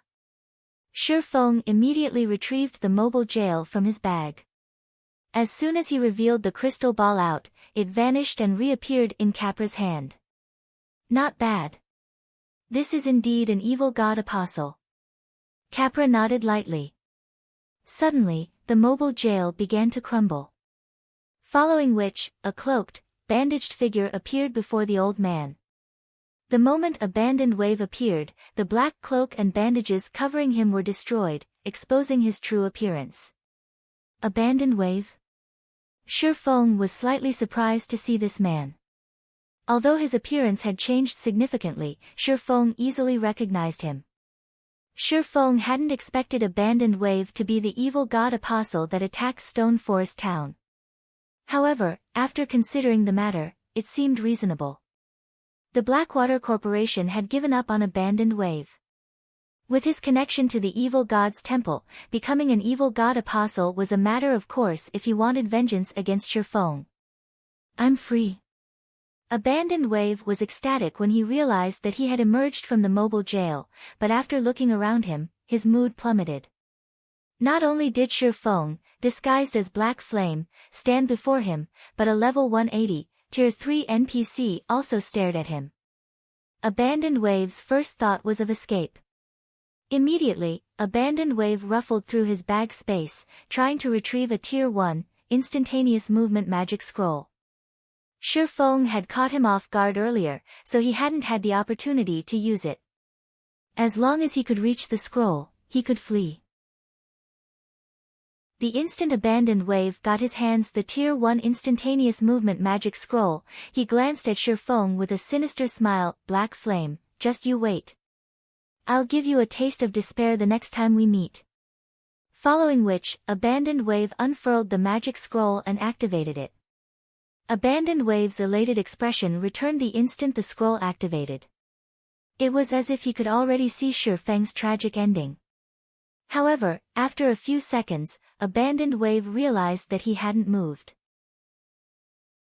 And since he had activated the scroll, the instantaneous movement magic scroll faded from his hands. Despair. Shifeng could not help but laugh and shake his head when he saw the confusion on Abandoned Wave's face. Don't you realize that you're in the War God's Temple? In God's domain, all teleportation tools and skills were useless inside a War God's Temple. Players could only use these items after leaving the building. This was basic knowledge to God's domain's players. Hearing the words, War God's Temple, fear twisted Abandoned Wave's expression. He was fully aware of the consequences should the War God's Temple capture him. Beast Emperor had warned him about this. When the War God's Temple captured an evil God's Temple player, it signified the end for said player. The captured player's only option would be starting a new account. Moreover, they wouldn't be allowed to rejoin the game immediately. They would have to wait 1 month before they could create the new account. After experiencing the joy God's domain had to offer, being unable to play for an entire month would be unbearable for players. Moreover, by the time Abandoned Wave rejoined the game, God's domain would be a different world with how fast it was developing. Black Flame. Abandoned Wave practically screamed Shifeng's name. Although he wanted to say more, Capra had already begun to chant an incantation. In the next moment, dozens of golden chains appeared around Abandoned Wave, piercing his body. He screamed in pain as he started to burn. Eventually, he turned to ash and vanished from the astrology room. Abandoned Wave's hatred for him hadn't particularly surprised Shifeng. Even a peak expert would struggle to catch up if they were banned from the game for a month and had to start from scratch. The Blackwater Corporation had also given up on Abandoned Wave long ago. With Abandoned Wave's standards, they were not likely to meet again. Furthermore, Beast Emperor had lost an evil god apostle slot. Following which, a series of system notifications reached Shifeng's ears. System, congratulations. You have captured an evil god apostle. Rewarding 10,000 War God's Temple merit points, reputation with the War God's Temple increased by 500 points, 100 million EXP, 50 free mastery points, and 5 legacy skill points. System, congratulations. You are the first person to have eliminated an evil god apostle. Rewarding War God's Warrior title. System, Capra's favorability has increased by 300 points. What an abundant reward. Shifeng's excitement grew as he read the notifications. This was especially true when he saw the War God's Warrior title and his increased favorability with Capra. He had only heard of the War God's Warrior title in the past. He didn't know much about it. Although this title wouldn't benefit a player's strength, it elevated players to 1 rank below the temple's vice-temple lords. With this benefit, he could easily purchase items that required extremely high reputation in the War God's Temple's exchange center. He wouldn't need to complete numerous high-difficulty quests, increasing his reputation. However, the title was slightly less valuable than his favorability with Capra. Capra was a magic array master. If he could earn enough favorability with Capra, he would gain access to all sorts of magic arrays. He might even get to purchase the rumored advanced mana gathering magic array, which could double the mana density in a 500-yard radius. Not only was this array's effective area vast, but it also increased the mana density by so much. One could just imagine how much it could benefit a guild. Countless players had tried all sorts of methods to gain favorability with this NPC. Unfortunately, doing so was extremely difficult and would become even more so after every 100-point increment. Very few players had gained 100 points of the Elder's favorability in the past. Only a handful had ever earned 200 points. Shifeng had never even heard of any players earning 300 points. Chapter 1358, Lost Magic Array. Chapter 1358, Lost Magic Array. With such high favorability and merit point rewards, it's no wonder why those guilds had hunted evil God's Temple players in the past. Shifeng couldn't help his growing elation as he looked at his rewards. Although the 10,000 merit points was a lot, without the corresponding reputation and favorability, they were useless. Even after challenging the 12 trials, he had only been awarded 6,800 merit points. The items he could purchase were extremely limited. With 10,000 merit points, he had a greater variety available to him. Moreover, he could purchase items from Capra. Lord Capra, I've heard that you are a magic array master. I have always been very interested in magic arrays. May I know if I can purchase a few from you? Shifeng asked. Purchasing items from Capra required a minimum of 100 favorability. Although 300 points were far from the maximum favorability one could earn with Capra, Shifeng had never heard of a single player with such high favorability in the past. You are interested in magic arrays? Capra's elderly eyes shone with an excited light when he heard the words, magic array. He continued, of course, you can. Very few youngsters are so studious. Come here. This magic water ball holds all of my records on magic arrays. If you wish to learn one, you can use this. However, the War God's Temple rules still apply. To learn a magic array, you'll need to pay the corresponding merit points. Learn them from the magic water ball. Shifeng was slightly confused, though he nodded and approached the magic water ball. He had come to purchase magic arrays from Capra in the past as well, but the old man had been in a workshop instead of an astrology room. All of his magic arrays had been displayed on a bookshelf. He hadn't expected that he would get to choose an array from a magic water ball. Magic arrays were not as easy to learn as most players assumed. The process was extremely complex. Learning a magic array from a book was troublesome and difficult. Learning from a magic water ball was much easier. Players could practice the production steps through the water ball without wasting precious materials. This would greatly help improve one's learning speed. As Shifeng tapped on the floating water ball, an exchange list appeared before him. Amazing! There are so many advanced magic arrays available. Shifeng's eyes glowed as he read the exchange list. If one had to point out the most difficult item to obtain in God's domain, it would definitely be magic arrays. Magic arrays also provided the most assistance. For example, there were suppression magic arrays, summoning magic arrays, defensive magic arrays, and many more. Unfortunately, obtaining a basic magic array was incredibly challenging for the various large guilds, not to mention intermediate and advanced rank. Shifeng now had access to more than 30 basic magic arrays, 8 intermediate magic arrays, and 3 advanced magic arrays. In the past, Capra had only given Shifeng one advanced magic array option, the advanced mana gathering magic array. Now, however, there were 3. Of course, they were also frighteningly expensive.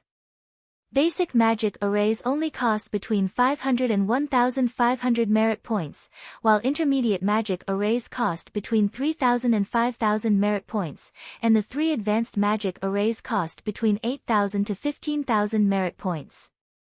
Among the advanced magic arrays, the cheapest was the advanced mana gathering magic array. It was worth as much as the 7 luminaries ring he had purchased long ago. These are Celestial Magic Arrays. Glancing at the 3 advanced magic arrays, Shifeng was stunned. Celestial magic arrays weren't like the arrays players commonly stumbled upon. These had survived since ancient times, lost in God's domain for many years. Every celestial magic array was incredibly powerful, and because they borrowed power from the stars, they didn't consume as much mana as ordinary magic arrays.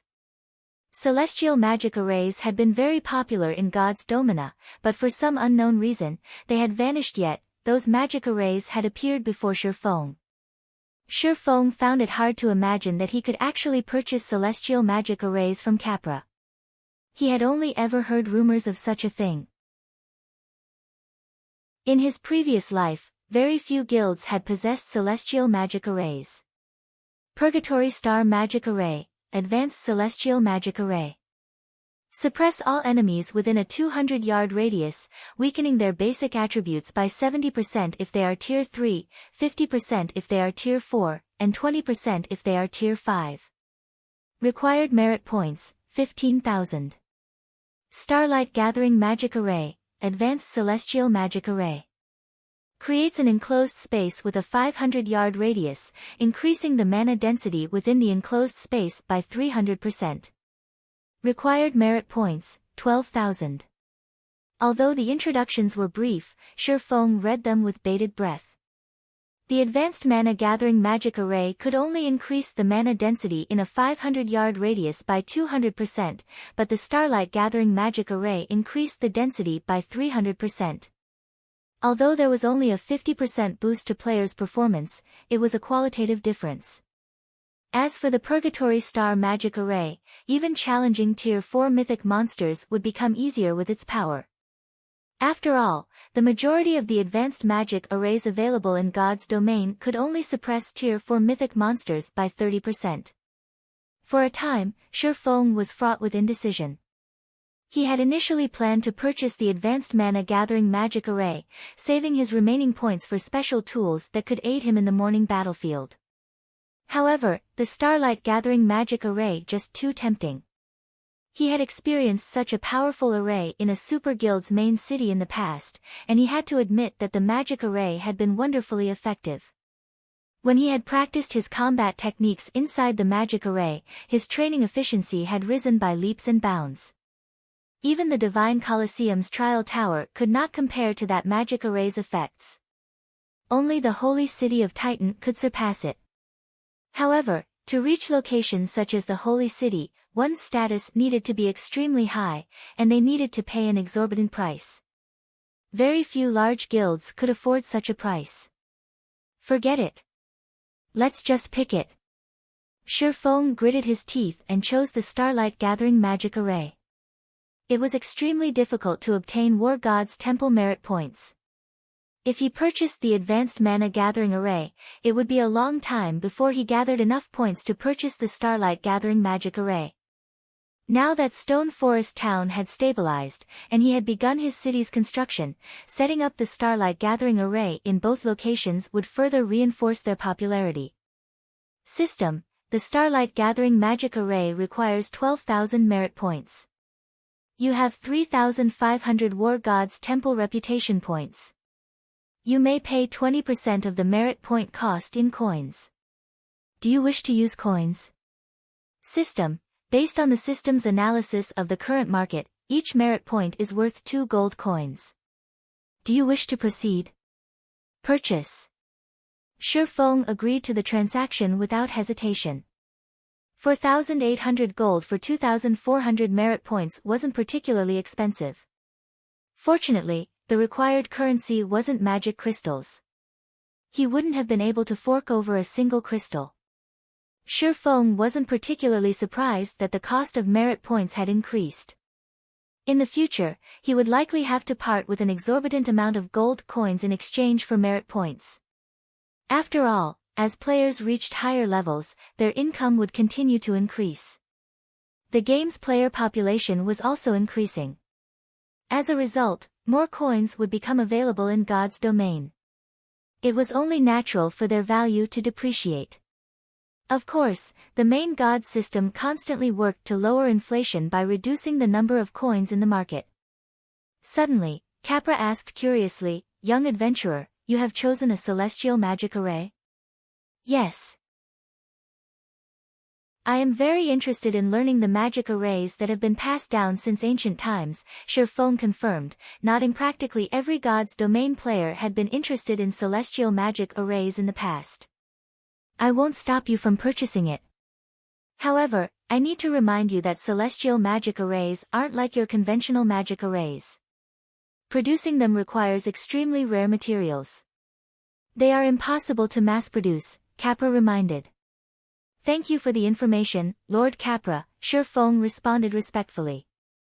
He had already been aware of the celestial magic array's flaws. However, even the Advanced Mana Gathering Magic Array's materials were exceedingly difficult to obtain. Since both arrays' materials were challenging to collect, it was wiser to choose the more powerful array. Following which, Capra chanted an incantation. Suddenly, a palm-sized water ball separated from its massive counterpart.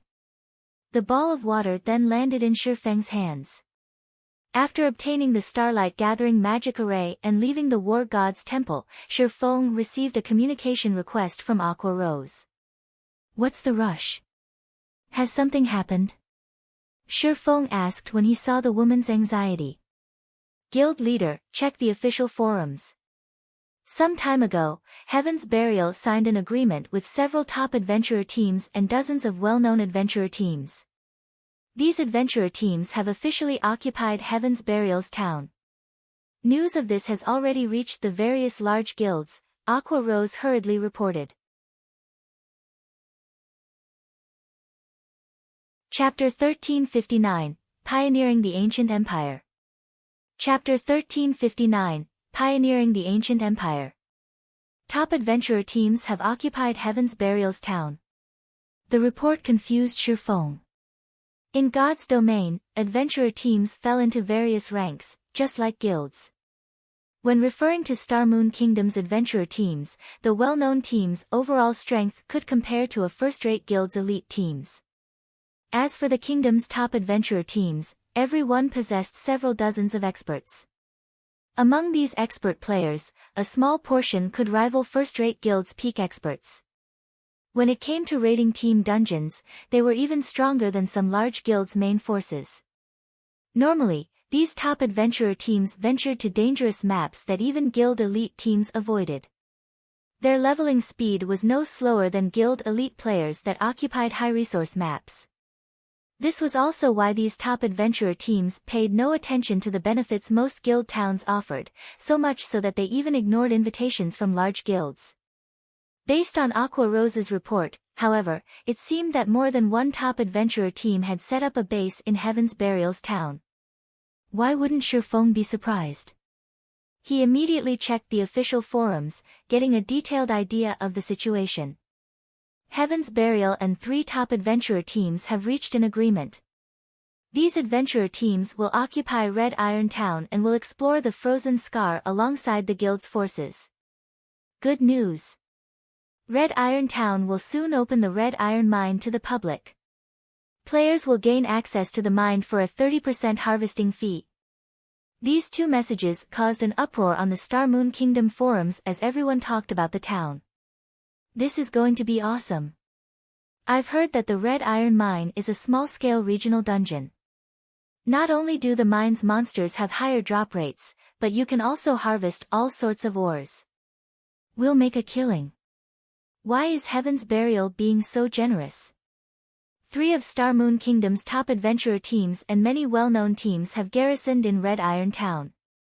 The town's security will likely only be second to Stone Forest Town. And there are so many high-resource maps nearby. There is even a teleportation array very close to the town. Developing in Red Iron Town might not be a bad idea. It seems Heaven's Burial has finally gotten serious. This is going to be interesting. I wonder which town will take the position of Star Moon Kingdom's #1 guild town. Stone Forest Town or Red Iron Town? Stone Forest Town is definitely the #1 town right now, but it might not stay that way. After all, Heaven's Burial is quite powerful. With the assistance of 3 top adventurer teams, it won't be long before they explore the Frozen Scar's entire map. Red Iron Town's players will be able to teleport to any of Heaven's Burial's towns from Evernight City.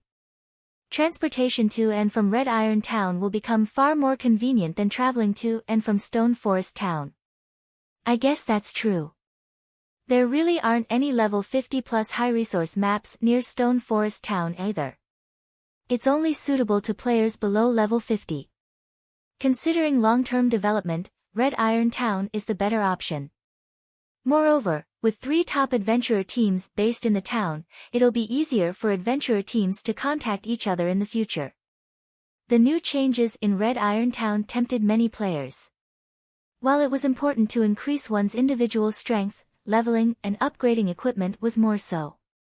More players were reaching level 40, yet despite having met the level requirement to gain a mount, most were too poor to purchase one and had to continue their travels on foot. Red Iron Town was also attractive due to how easy it would be to earn coins. Heaven's Burial is even willing to part with such a gold mine.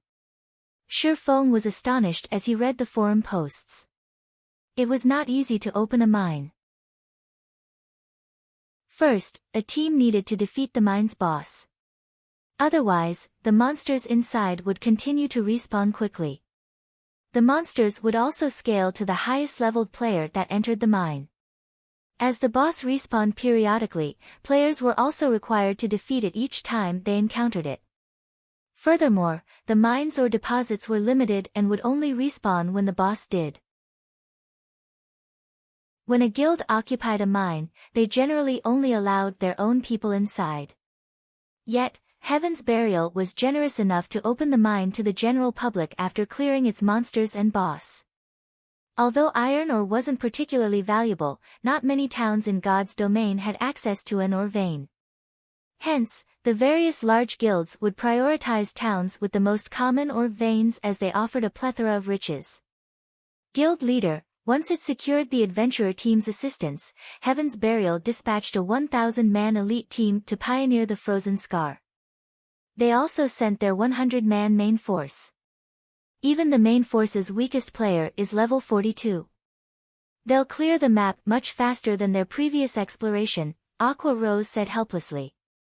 On the other hand, we just survived a massive war. Although we didn't have many casualties, we had lost many of our experts and main force members. During the final stand at the guild residence, in particular, we lost a significant number of our main force members and core members. While weapons and equipment aren't a problem, the players who were killed by evil demons suffered double the usual penalty. Our main force and core members that had died lost 2 levels apiece. This has significantly slowed our progress in the Blizzard Fortress and with the Frost King. Moreover, the dark guilds around White River City are growing bolder. We've had to dispatch our experts to deal with them from time to time. Guild leader, should we recall Snow's forces and prioritize killing the Frost King? It had never been wise to underestimate Heaven's Burial's main force. And now that so many top and well-known adventurer teams had joined Heaven's Burial's exploration team, the team's overall strength had increased. In contrast, Zero Wing had been forced to dispatch its main force and experts to various locations to expand the guild's influence. As a result, their exploration team's strength had fallen. If they let Heaven's Burial get the Frost King's first kill, Heaven's Burial's position in Evernight City would become unshakable. Meanwhile, Zero Wing would lose the best opportunity to gain access to Evernight City. If that happened, Stone Forest Town's popularity would plummet by the time mainstream players reached level 50. In fact, Red Iron Town had nearly caught up to Stone Forest Town. Forget it. We can't recall Snow. If we don't have a team of experts there to defend the branch guild in the Black Dragon Empire, the Empire's large guilds will take the opportunity to strike, Shifeng said, shaking his head. This was why he had refused to ask Gentle Snow for help to protect Stone Forest Town. He then said, "This is a golden opportunity." It's been a while since Zero Wing had a large-scale guild operation. Aqua, see to the necessary preparations. Round up 1,000 people. Aside from the main force members and core members, do not select any elite players below level 40. After you've finished, have them gather in Dark Lake Town. We're going to pioneer the ancient Orc Empire. Guild leader, you're going to lead the operation? Aqua Rose's excitement grew as her guild leader issued orders. Normally, the guild leader would organize guild operations as their main purpose was to increase the guild's prestige and motivation. However, Shifeng was usually too busy. Normally, he was impossible to find. Hence, Zero Wing's vice guild leaders, such as herself and Gentle Snow, organized these events. Although nobody in the guild had complained, practically every player that joined Zero Wing knew of Black Flame, and they were all dying to meet him. The guild's main force and core members were particularly eager to quest and raid dungeons with their guild leader. Micham. I'll take command this time. Shifeng nodded. He had initially intended to head to the Frozen Scar, but the environment was simply too harsh. Without sufficient preparation, the Frost King was impossible to raid. Moreover, his current goal was to help his people level up. Naturally, they had to travel to a higher level map. The guild members will go crazy when they hear this. Aqua Rose responded, smiling. She immediately disconnected the call and began to address the necessary arrangements.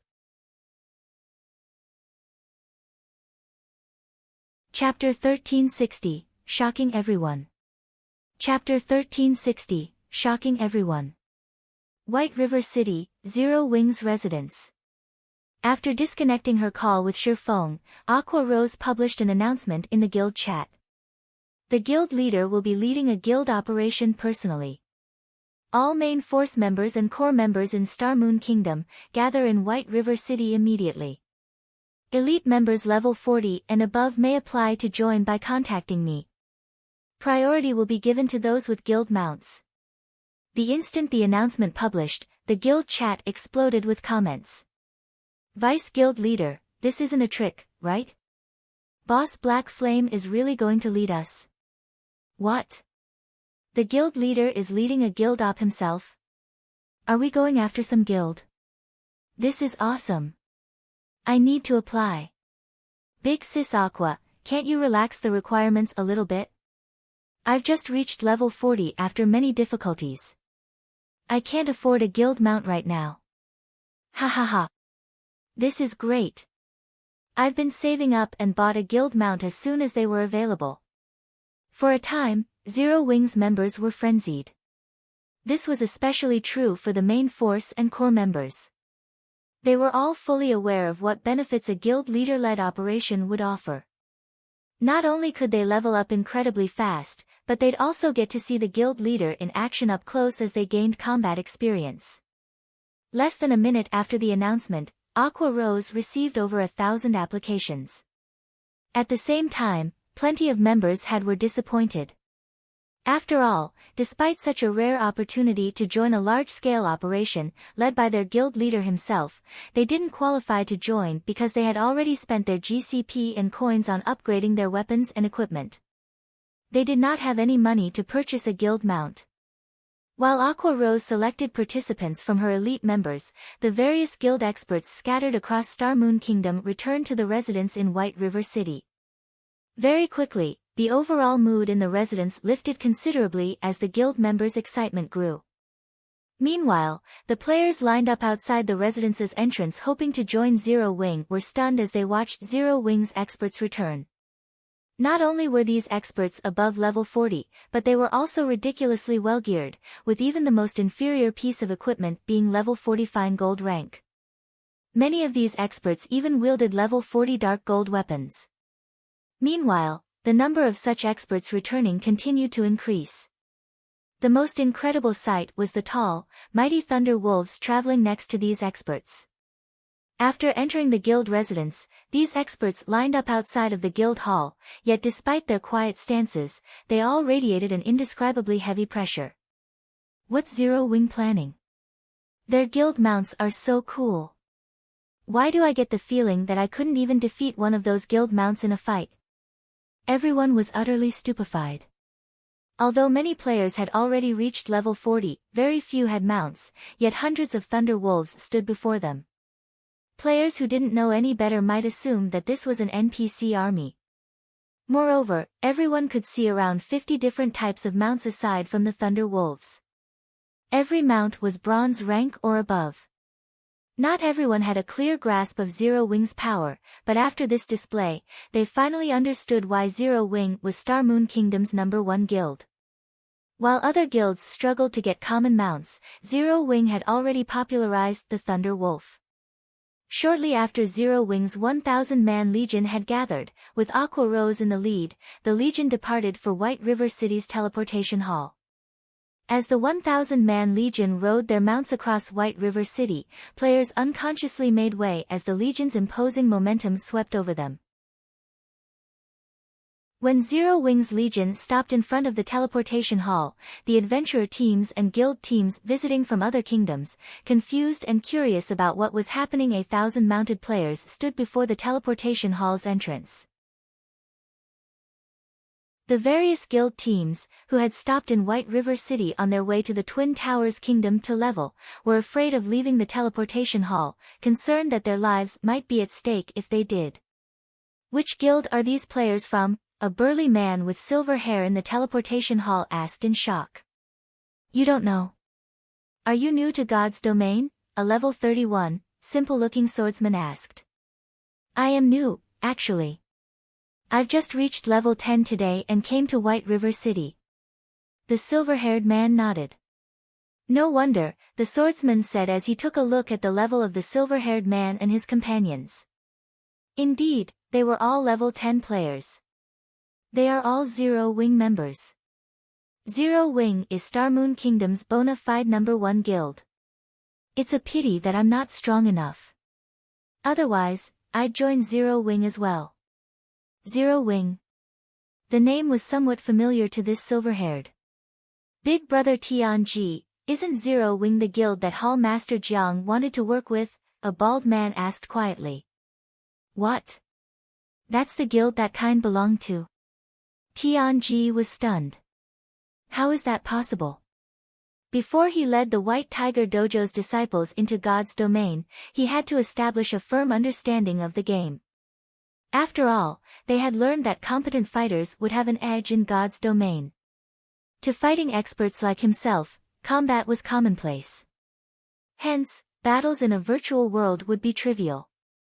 However, as he encountered the game's virtual combat, he quickly realized that the combat in God's domain wasn't very different from combat in reality. Although he and his subordinates had an advantage, there were some slight differences between virtual combat and real-life combat. Their advantage was limited.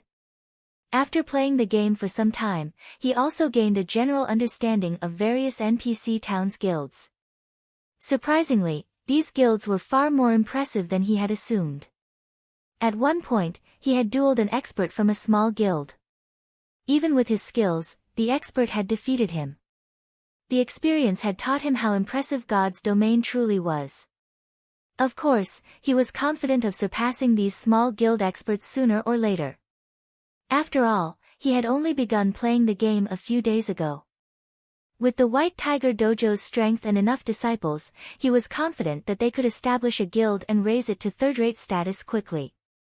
If they wanted to contest with second-rate guilds, the dojo would be required to invest a large amount of resources and time. As for contesting against first-rate guilds, it was too soon for the dojo to aim so high. After all, first-rate guilds were backed by major corporations. They also had dozens of years' worth of history in the virtual gaming world and had long since established their own training systems. The White Tiger Dojo had no hope of catching up to first-rate guilds in a short time unless they annexed second-rate guilds or purchased shares of a particular first-rate guild. Investing in a first-rate guild would depend on whether or not the guild was willing to sell shares. After all, these guilds didn't lack willing investors. Tianji never thought that Shifeng, some no-name dojo's head instructor, directed such a power. Meanwhile, as Zero Wing's members left White River City through the teleportation arrays, news of the Legion's mobilization reached Star Moon Kingdom's various major powers. Why is Zero Wing dispatching such a massive force? With so many experts, has Zero Wing targeted some guild? Could Zero Wing be planning to exterminate the Dark Guilds?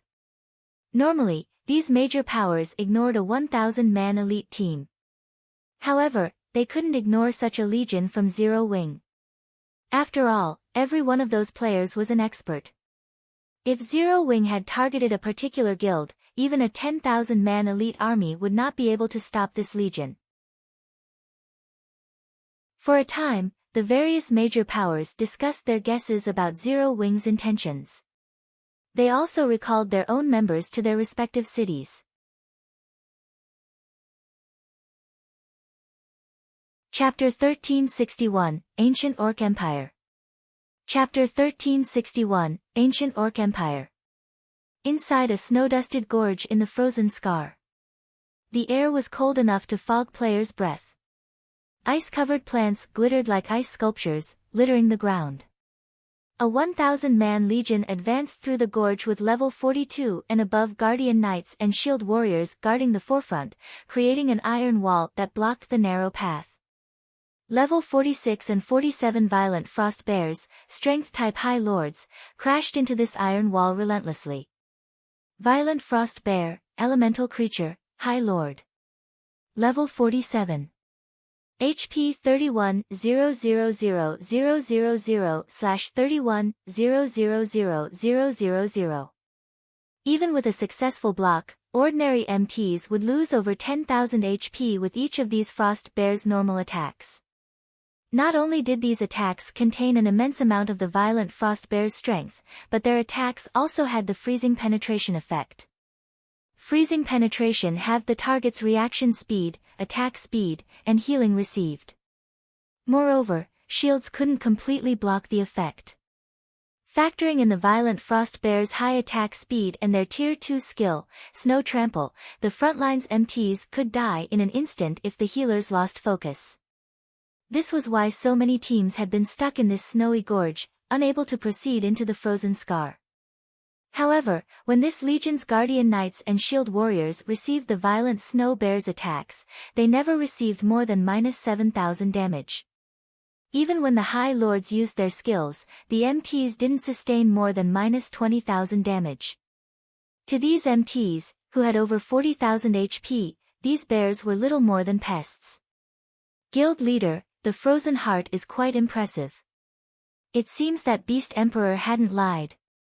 With the Frozen Heart, our chances of raiding the Frost King have increased by at least 20%, Daybreak Fog commented as she looked at the pulsing crystal heart in her hand.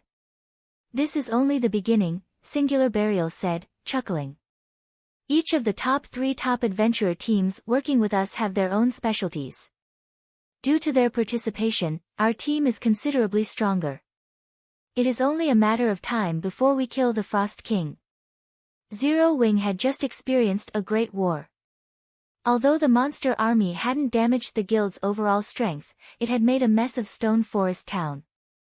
Zero Wing had also lost nearly half of its main force and core members. It would take the guild a considerable amount of time to recover to its peak. Moreover, Zero Wing was currently expanding its influence on multiple fronts. Its enemies weren't limited to Heaven's Burial. The Black Dragon Empire's various guilds also eyed Zero Wing, waiting for an opportunity to strike.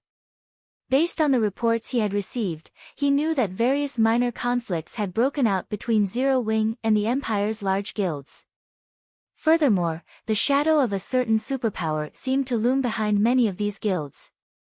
If Zero Wing wanted to stabilize its position in the Black Dragon Empire, it would need a large number of experts to defend it. Now that Zero Wing needed to recuperate, Heaven's Burial had an opportunity to catch up. With the Frozen Heart, their leveling efficiency in the Frozen Scar was exceptional.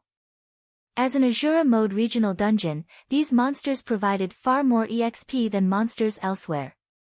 Once Heaven's Burial's core members reached level 49, they could challenge level 50 large-scale team dungeons before other guilds and secure the Frost King's first kill. At that time, Red Iron Town might even be on par with Stone Forest Town. Heaven's Burial also had Beast Emperor's secret support. As Singular Burial sketched out his plan in his mind, Daybreak Fog suddenly paled. Guild Leader, this is bad. Apparently, Zero Wing had dispatched a legion of 1,000 experts. Every member of the legion has a mount, and Black Flame himself is in command.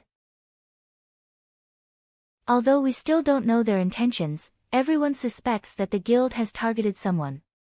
Guilds throughout the kingdom have begun to recall their main forces and ordered their other teams to spread out. Should we do the same? Daybreak Fog asked worriedly after reading the message she had just received. A 1,000 expert legion was no trivial matter. Moreover, Black Flame himself led this group. Do our spies in Zero Wing know where the legion is going? Singular Burial asked.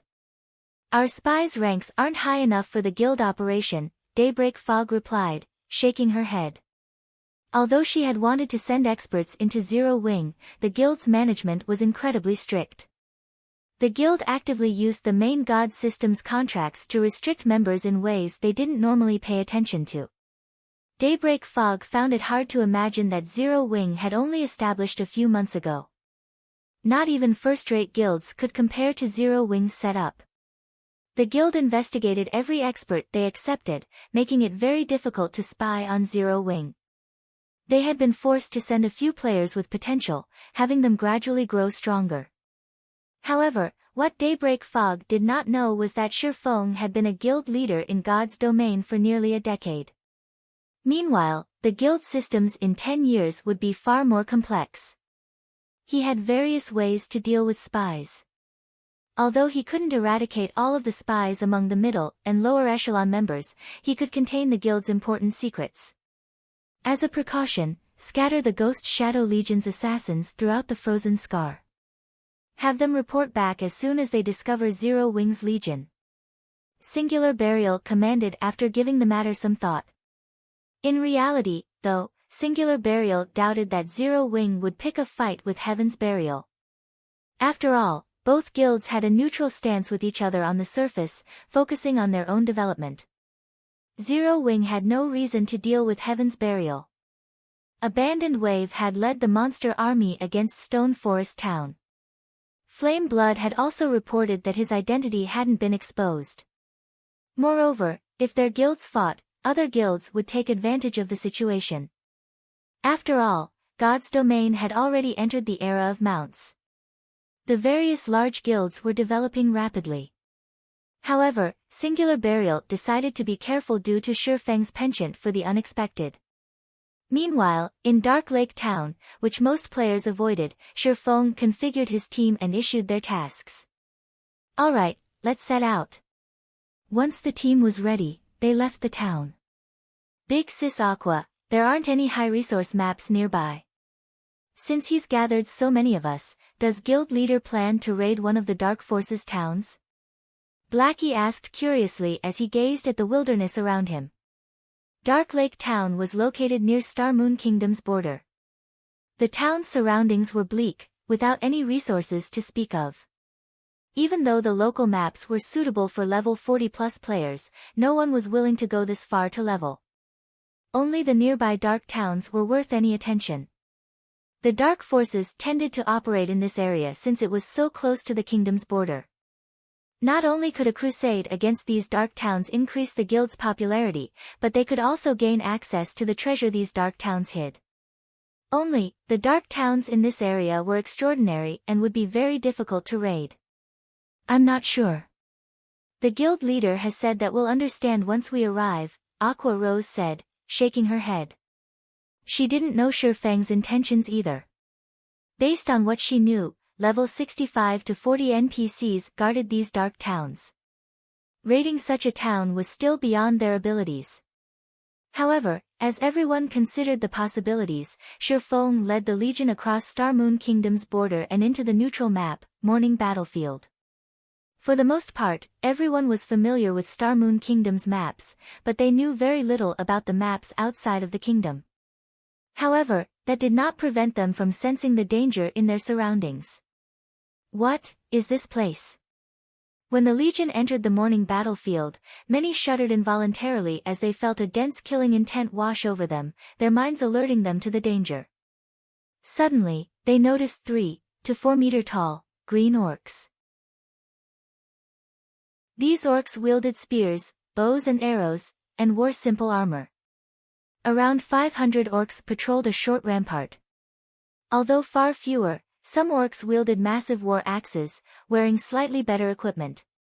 Even so, everyone on the team felt a massive pressure radiating from the war axe-wielding orcs. Orc Sentinel, humanoid creature, chieftain. Level 75. HP 8, 400,000/8, 400,000. Orc Captain, humanoid creature, Great Lord. Level 77. HP 78, 000/78,000,000. Humanoid creatures possessed considerably high intellect. Escaping these monsters' pursuit along would be challenging, not to mention killing them. Guild Leader, are we here to grind these monsters? Sweat dripped down Shadow Sword's forehead as he stared at the orc captains on the ramparts. From where he stood, he counted at least 20 orc captains, and this wasn't Stone Forest Town. They didn't have the assistance of the magic towers and NPC guards. Charging at these monsters would be suicidal. Relax. Shifeng smiled nonchalantly. He then removed miniature ballistas and exploding arrows from his bag, one after another. The morning battlefield was an excellent grinding map. Unfortunately, it wasn't suitable for ordinary player teams. These orcs moved in large groups and were incredibly strong individually. In general, only Tier 2, 100-man teams had any hope of safely grinding here. Although his players hadn't reached Tier 2 yet, they could compensate with the miniature ballistas.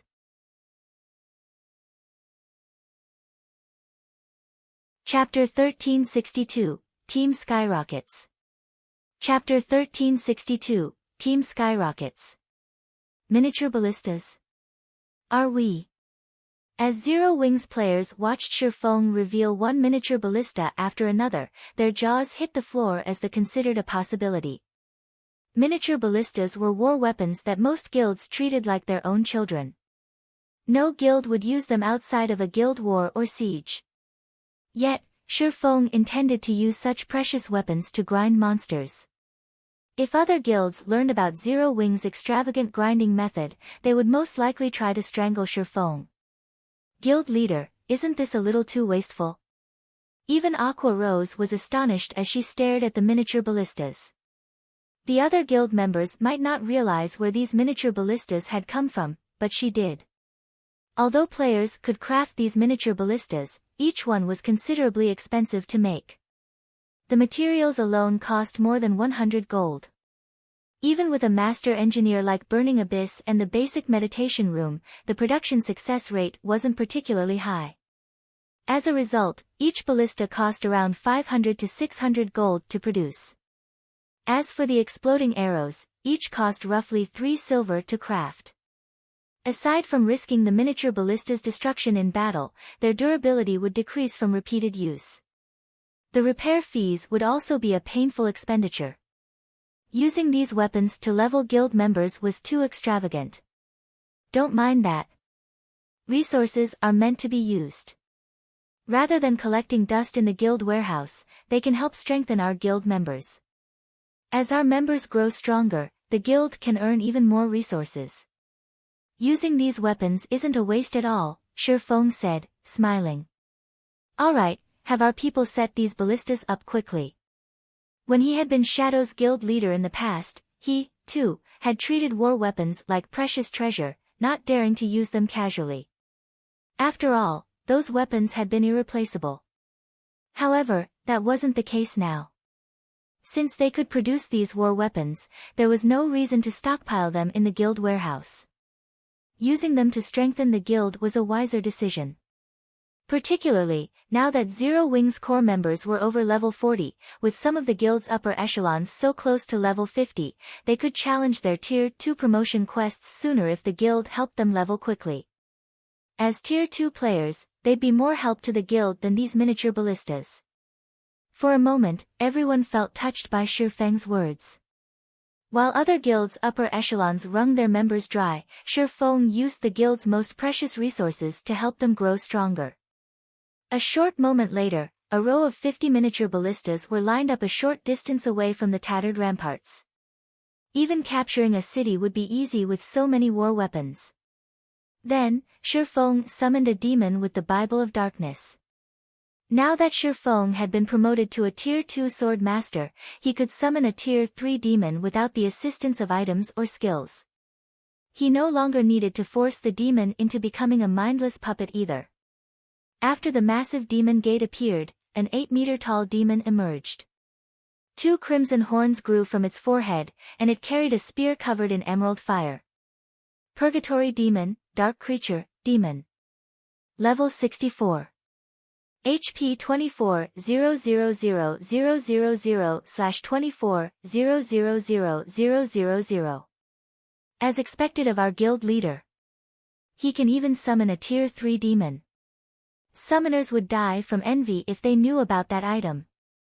Zero Wings members were further awed by Shifeng after watching him summon the Tier 3 Purgatory Demon. Generally, large guilds reserved Tier 3 summoning scrolls as trump cards. They wouldn't even sell these scrolls for thousands of gold. Shifeng hadn't actually used a scroll, of course. Rather, he had used an ancient book. Tools were different from magic scrolls. While magic scrolls were one-time use items, tools could be used repeatedly. Hence, tools of the same rank and category were worth dozens of times more than their magic scroll counterparts. The Purgatory Demon will attract the orc's attention. Healers, keep the purgatory demon alive. As for those responsible for controlling the miniature ballistas, prioritize the orc captains. MTs, protect the ballistas. Shifeng commanded once his team was almost ready.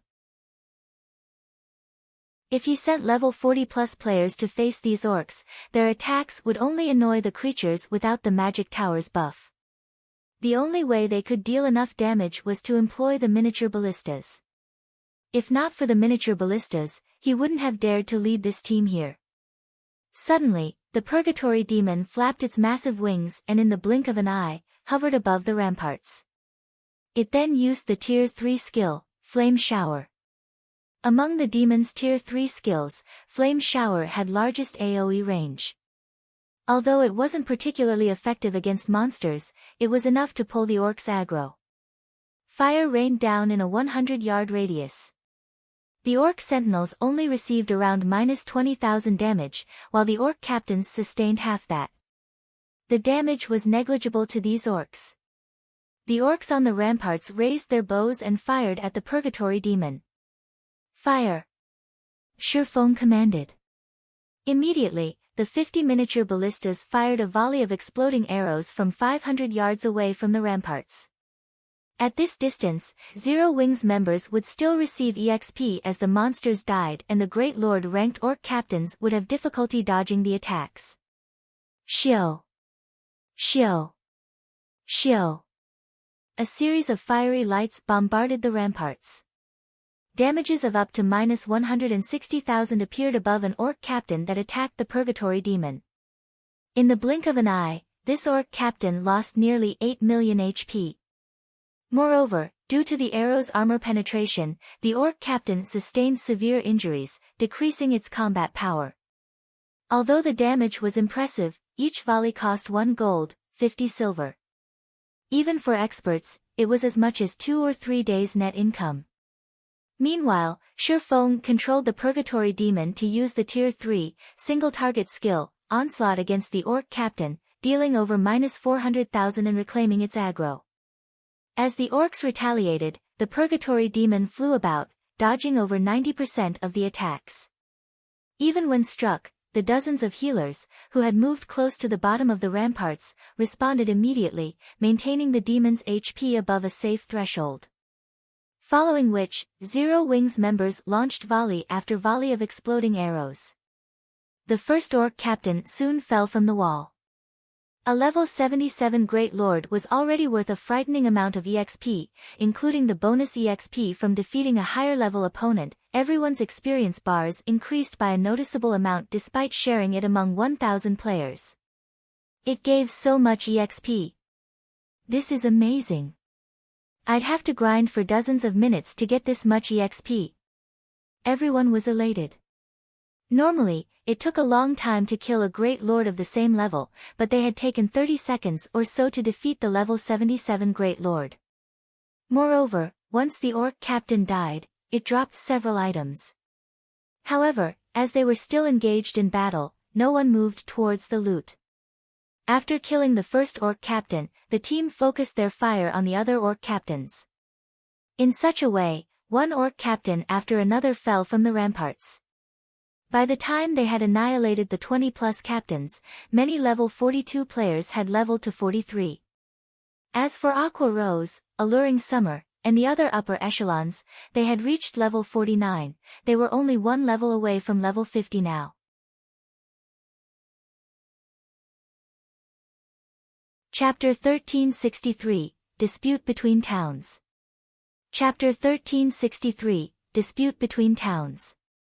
Now that they had eliminated the orc captains on the ramparts, dealing with the orc sentinels had become much easier. They didn't even need a full volley of exploding arrows to kill a sentinel. The team on had to watch from afar. Only the healers were a little worn out as they had focused on healing the purgatory demon from time to time.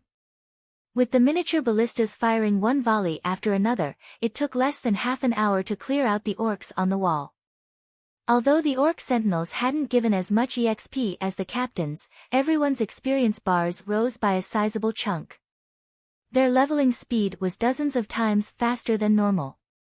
This leveling speed is amazing. At this rate, we'll level up again in a few more hours.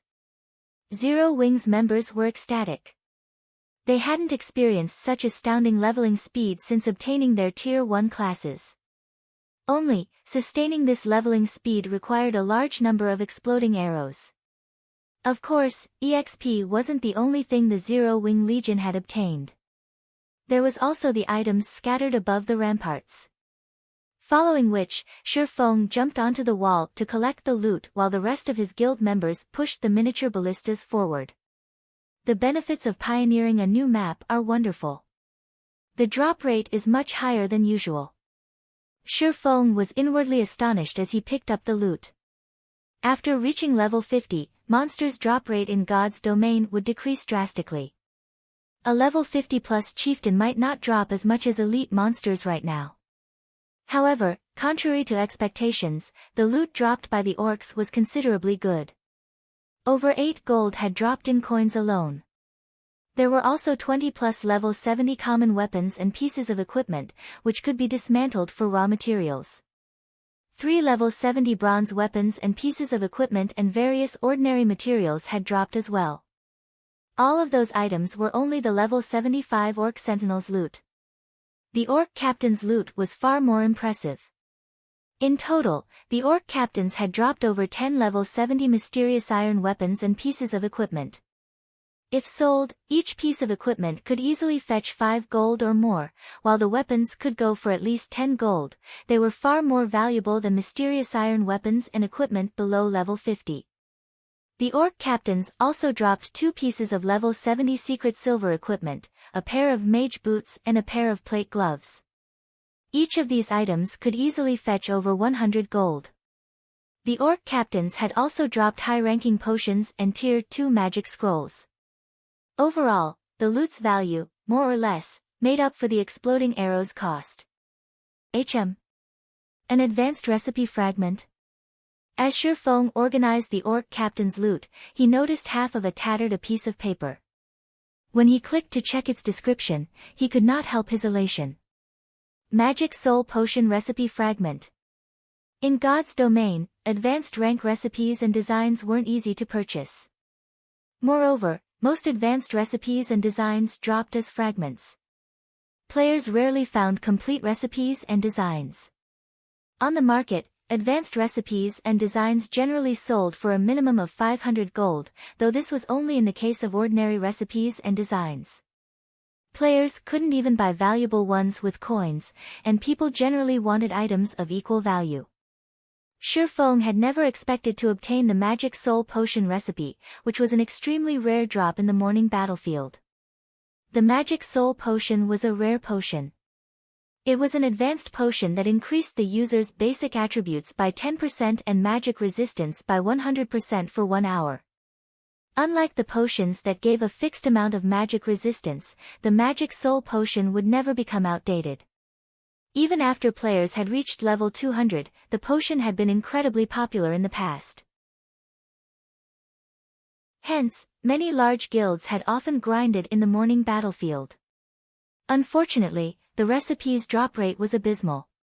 In the end, very few guilds had obtained the complete recipe. Could this be a benefit of pioneering the map? Shi Feng wondered. If he could obtain a complete Magic Soul Potion recipe, it would be a great help to guild members when raiding large-scale team dungeons.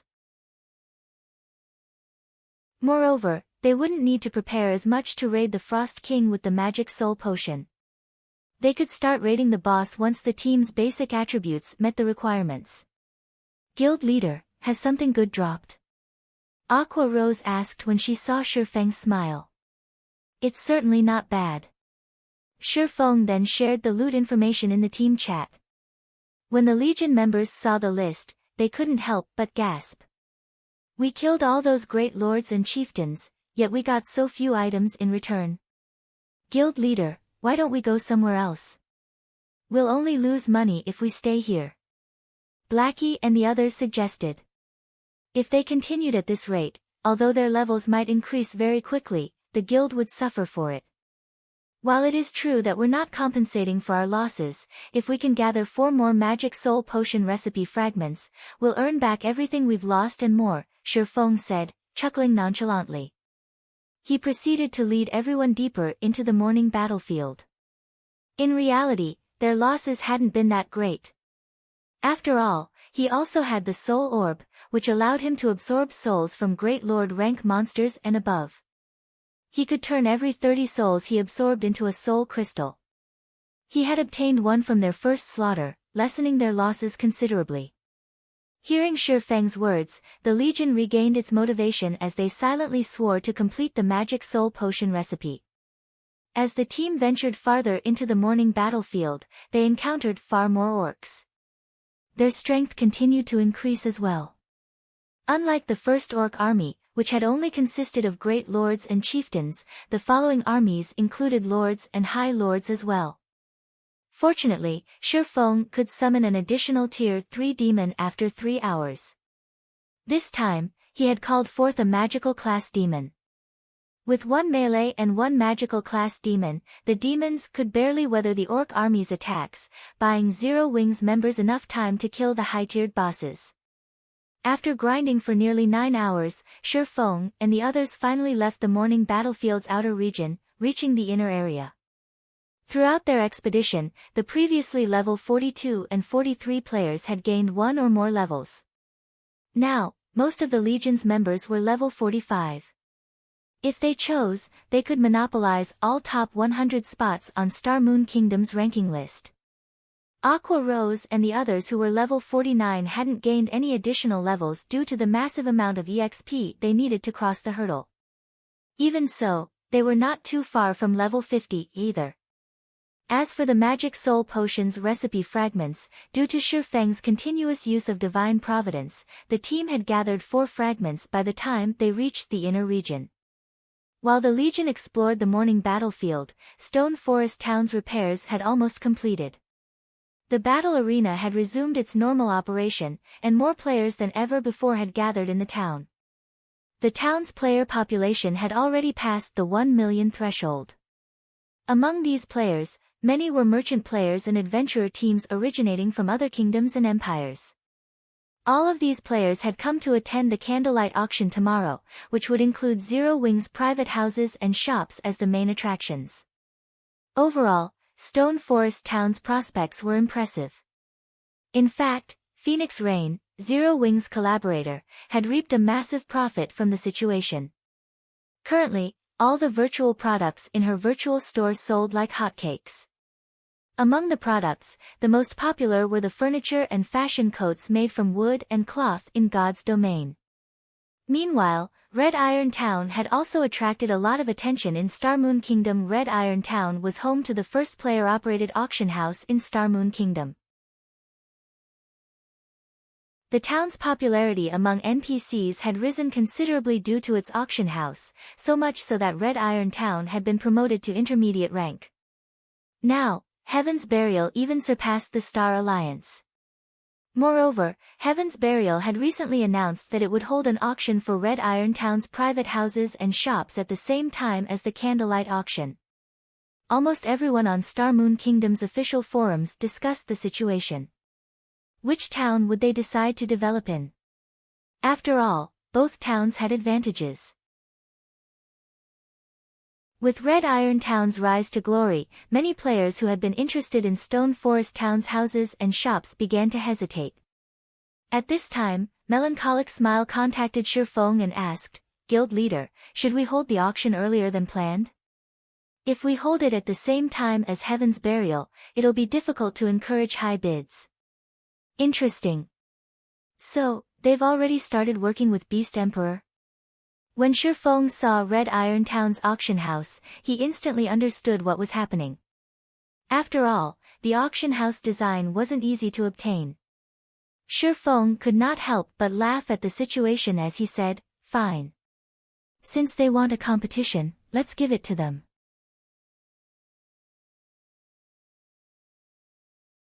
Chapter 1364, The Price of Playing with Fire. Chapter 1364, The Price of Playing with Fire. Guild leader, you intend to compete against them? Melancholic Smile was startled when she heard Shi Feng's words. Before this, Red Iron Town had become quite popular among the kingdom's players due to its strategic location and its connection to Evernight City. Once Heaven's Burial opened the Red Iron Mine to the public, it had attracted even more players and adventurer teams. Now, the town also had an auction house, allowing players to sell their items there while paying a cheaper processing fee than in the auction houses in NPC cities. Furthermore, the town had received its promotion to intermediate rank, able to accommodate even more players. If they truly wanted to compete with Red Iron Town, they'd have to lower their asking prices for Stone Forest Town's private houses and shops. The other Zero Wing upper echelons might not know the guild's top secrets and current financial state, but Melancholic Smile, who managed a large portion of Zero Wing's affairs and transactions, did. Right now, Zero Wing urgently needed 35,000 gold to cover the additional expenses incurred while constructing the guild's new city. Without the reimbursement fee, the city's construction would halt. Moreover, the longer they delayed paying off this debt, the higher the fee would become. This was the true reason for auctioning off Stone Forest Town's private houses and shops. Now that Stone Forest Town had lost its advantages over Red Iron Town, competing with Heaven's Burial wasn't wise. Since Heaven's Burial wants to play, as Star Moon Kingdom's #1 guild, Zero Wing cannot back down. Shi Feng declared, laughing. However, since they want to play, let's raise the stakes. Announce to the public that any player or adventurer team that purchases a private house or shop from Heaven's Burial will be banned from all of Zero Wing's towns and cities. Guild leader. Isn't that going a little too far? Shi Feng's words shocked Melancholic Smile. Such a declaration was tantamount to declaring war against Heaven's Burial. Now that Stone Forest Town didn't have a clear advantage, such a move was far too risky. Relax. Just announce it. I'll have someone bring you the recipe for the magic soul potion soon. Have the guild's alchemists produce them as quickly as possible. Craft as many as you can, Shi Feng instructed calmly. Magic soul potion, Alright, Melancholic Smile nodded helplessly. Since Shi Feng had given the command, she could only manage Stone Forest Town to the best of her ability. Although she was somewhat opposed to Shi Feng's decision, she, too, was a little miffed at Heaven's Burial. It wouldn't be a bad idea to use this opportunity to put the guild in its place. This way, Zero Wing would secure its position as Star Moon Kingdom's overlord. Following which, Melancholic Smile disconnected the call and organized her subordinates to see to the necessary preparations. She also posted Shi Feng's declaration on the kingdom's official forums. The announcement flabbergasted the players that heatedly debated the two towns. This is crazy. Zero Wing has lost its mind. Heaven's Burial is merely provoking the guild. Does Zero Wing need to take things this far? All hail Zero Wing. This is what you get for provoking Star Moon Kingdom's #1 guild for no reason. Heaven's Burial's upper echelons will cry with regret. I agree. When Heaven's Burial's upper echelons see this message, they'll regret their provocation. Of all the things they could do, they had to steal traffic from Stone Forest Town. Not only will they fail, but they might have spelled doom for their town. This is going to be interesting. I wonder which of them will survive in the end. Shortly after Melancholic Smile created her post, it had been upvoted to the top of the forums. Ordinary players were more than happy to watch such an interesting development. After all, neither the guild town's private houses nor the shops had anything to do with them. The various adventurer teams and merchant players, however, had a different reaction to the news. This was especially true for the various adventurer teams that had already garrisoned in Red Iron Town. When they saw the post, they turned deathly pale. Zero Wing is insane. Why are they being so desperate? Although they had already set up in Red Iron Town, they still visited Stone Forest Town's battle arena to train and improve their combat techniques. Moreover, if they obtained the championship in the battle arena's tournament, they'd have the opportunity to learn a secret technique. But Zero Wing's announcement had destroyed their chances. After all, even large guilds' core members had a very low chance of learning a secret technique, much less adventurer teams' independent players. They would also lose the opportunity to purchase the items from the town's wandering merchant NPCs. The various adventurer teams that had garrisoned in Red Iron Town began to resent Heaven's Burial. Of all the things the guild could do, it had to play with fire and provoke Zero Wing. Now, their adventurer teams had been caught in the crossfire. 5 short minutes after Melancholic Smile announced Zero Wing's intentions, over a dozen well-known adventurer teams in Red Iron Town declared their intent to withdraw. The merchant players who had considered purchasing shops in the town had begun to hesitate as well. Although Red Iron Town was prosperous, it was no match for Stone Forest Town. Most importantly, Stone Forest Town had the money-making machine, the Battle Arena. With the Battle Arena, the town attracted countless experts. The top adventurer teams in Red Iron Town also began to panic. Zero Wing. Do you really think we need your Battle Arena to improve? Zero Wing thinks too highly of itself. Such tactics are only useful against well-known adventurer teams. Although the post had somewhat shaken the 3 top adventurer teams, they were still confident of their own strength. Even without the Battle Arena, they could find areas to train their combat standards. Moreover, they were confident that with their assistance, Heaven's Burial could nurture Red Iron Town to surpass Stone Forest Town. Meanwhile, in the morning battlefield, Aqua Rose, Alluring Smile, Blackie, and the other upper echelons had reached level 50 while Shurfeng had conversed with Melancholic Smile. Wonderful! I've finally reached level 50. Blackie laughed when he saw the golden glow envelop his body. I can finally challenge my Tier 2 promotion quest. The rest of these core members were also excited. Currently, every expert's goal was to obtain their Tier 2 class. This was especially true for Aqua Rose and Zero Wing's other upper echelons, as they knew Shurfeng had already completed his. They had also witnessed Shurfeng's battle against Evil Fire, so they were fully aware of how powerful a Tier 2 class was. It was on a completely different level from a Tier 1 class. Since you've reached level 50, you can go and challenge your Tier 2 promotion quests now.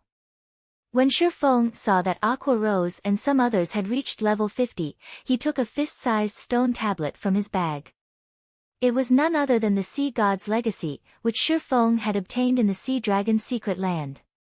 Smiling, he said, I have a special legacy. I'm sure you're all aware of Hidden Class's flaws, so I won't go into detail. Whoever wants to class change into a hidden class can apply with me. There are a total of 10 slots available. 10 slots. Shurfeng's words rendered Aqua Rose and the others speechless. Every player in God's domain sought to obtain a hidden class. God's domain's various superpowers constantly tried to obtain high-rank legacies. Unfortunately, even they had only gotten their hands on a few. Yet, Shurfeng had 10 legacy slots. Moreover, the instant Shurfeng had revealed the Sea God's legacy, it seemed as if the space around them had frozen. They felt the tablet radiate an intense pressure, so much so that they felt a bit sluggish. One could easily imagine how extraordinary the stone tablet was. The legacy was definitely a high rank.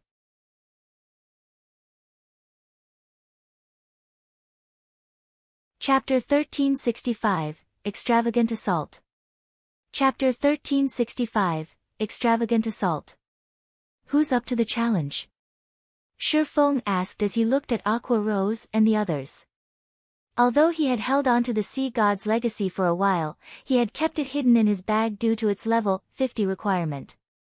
Now that Aqua Rose and the others had reached level 50, this was a good opportunity for them to take the challenge and obtain the legacy. Other players would likely need to improve their equipment after reaching level 50, but Aqua Rose and the other upper echelons already wore complete Tier 1 set equipment. Moreover, Aqua Rose and the others had consumed the Moonlight Fruit, their physiques improving considerably. At their current standards, improving their combat power would take a lot of time and effort. Hence, this was the best time for them to attempt the class change.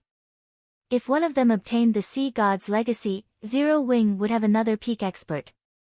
During naval combat, the Sea God's Legacy player's performance would be even more impressive. Guild leader, what rank is the Legacy? Aqua Rose asked curiously. Among the 10 Legacy slots, 9 are for the Sea God's Guard Legacy. At its weakest, it's an advanced Legacy. The last slot is the Sea God's Legacy. It's the strongest, even superior to peak legacies. Whether or not you obtain these legacies depends on your strength, Shifeng explained. Even superior to peak legacies? Everyone gasped, their eyes shining as they gazed at the legacy tablet. Even advanced legacies were beyond most players' reach, yet among Shifeng's 10 legacy slots, the weakest was advanced rank, and the strongest was superior to a peak legacy. If news of this went public, it would cause a huge commotion throughout God's domain. It might even tempt superpowers to move against Zero Wing. Thoughts of obtaining these legacies flooded these players' minds. As for Alluring Summer and Cola, they glanced at each other and smiled bitterly. If not for the Dragon Soul Potion, they, too, could have tried for the Sea God's Legacy. Since Violet Cloud already had the Astromancer hidden class, she didn't mind missing the opportunity to obtain the Sea God's Legacy. Following which, Shifeng sent Aqua Rose and the others, who were up to the challenge, into the Legacy space. As for Violet Cloud, Alluring Summer, and Cola, Shifeng gave them the Magic Soul Potion recipe and sent them back to White River City for their promotion and class change quests, respectively. Once Aqua Rose and the others completed their class change, Shifeng intended to claim the Manatite Mine in the Sea of Death, solving Zero Wing's magic crystal problem. The crystals from the Stoneclaw Mountains, the Battle Arena, and Team Dungeons simply weren't enough for the guild's expenditures. He also had the Ring of Gospel, which he needed to give a frightening number of magic crystals each week. Shifeng had considered securing the Manatite Mine earlier, but the island it was on was too dangerous. Current players simply couldn't contend with the monsters there. Hence, he had put the matter on hold. However, if Aqua Rose and the others obtained the Sea God's legacies, they could claim the mine. Only the various superpowers had qualified to hold the Manatite Mine in the past. If Zero Wing had their own, it would boost the guild's development by leaps and bounds. Quickly, Shifeng suppressed the excitement in his heart. Completing the Ancient Orc Empire quest was his current priority. It was the reason he had led this legion to the morning battlefield. Following which, Shifeng led Zero Wing's members and cleared out the orc armies in their path, slowly advancing towards the Ancient Orc Empire's capital. Once in the morning battlefield's inner region, the legion encountered far more, stronger orcs. On average, these orcs were above level 80. If not for the miniature ballistas, they wouldn't have been able to continue after another 3 hours or so grinding. Shifeng and the others finally reached the ancient city's ruins. As the capital of an empire that had once shaken the God's Domain continent, one could still feel the city's might even after the corrosion of time. The city walls alone were 50 meters tall, and the main gates depicted over a dozen, massive, divine figures. Numerous high-rank buildings filled the city. Among them, the most awe-inspiring was the ancient Orc Empire's palace. It loomed like a massive mountain, and one could easily overlook the entire capital from the top of the palace. Despite having fallen to ruin, the capital's mana was far denser than elsewhere. Even from outside, Zero Wing's players could feel it. However, compared to those factors, the number of orcs inside the city was shocking. The legion was stupefied. The ancient city should have been lost to history, yet Zero Wing's members felt as if they had just walked into a current orc city. Orcs constantly passed through the city's main gates, and those that entered the city seemed like well-trained soldiers. Their auras and levels were far superior to the orcs the legion had encountered on the way here. Even the lowest-leveled orc was level 80. Chieftain-ranked orcs were everywhere as well. From time to time, these players also spotted level 85 Grand Lords leading squads as they patrolled the walls. Their eyes shone with wisdom. Guild leader, you don't intend to attack this city, right? Zero Wing's members gulped as they stared at the ancient city before them. They were the elite among Zero Wings elites, and even the weakest among them could reach the trial tower's 5th floor. They were quite confident in capturing a dark town with 50 miniature ballistas, but as they stared at the scene before them, they couldn't help but panic. They could already see tens of thousands of orcs, including at least 20 level 85 Grand Lords and more than 200 Great Lords. There was doubt that more orcs lay beyond the city walls. This wasn't a place for current players. Moreover, orcs weren't like wild beasts. These monsters possessed a certain degree of intellect. If they attacked even one of these orcs, they might aggro every orc in sight. Even with 2 level 64, tier 3 demons on their side, they had little hope against these powerful orcs. Why are so many monsters here? Shi Feng, who stood at the foot of a mountain, was similarly stunned as he stared at the imperial capital before him. Is this because of the quest? When he had come here in the past, only a few orc tribes had lived in the area. Now, however, the ancient city had a large orc population. But after giving the matter some thought, Shi Feng found the situation reasonable. After all, this was an SSS rank commission. The system wouldn't make it easy to obtain the disintegration axe. Otherwise, Star Moon Kingdom wouldn't have failed all 3 of the freebie SSS rank commissions. We won't be able to force our way through the front gates.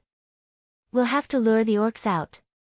Glancing around the ancient city, Shi Feng discarded his plan of a direct assault.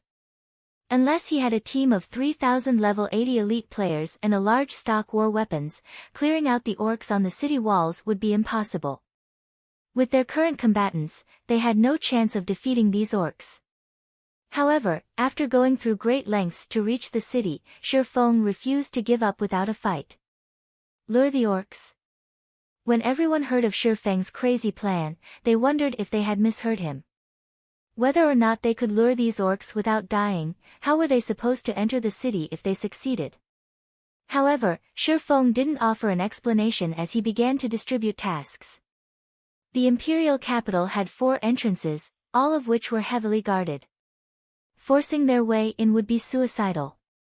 Even the tier 3 demons would die instantly in a head-on charge. After all, the level gap was too massive. There were also so many high-tiered monsters defending the entrances. If they wanted to lure these orcs out of the city, they had to use the miniature ballistas. The miniature ballistas had a maximum range of 3,000 yards. Even level 85 Grand Lords would need some time to cross such a distance.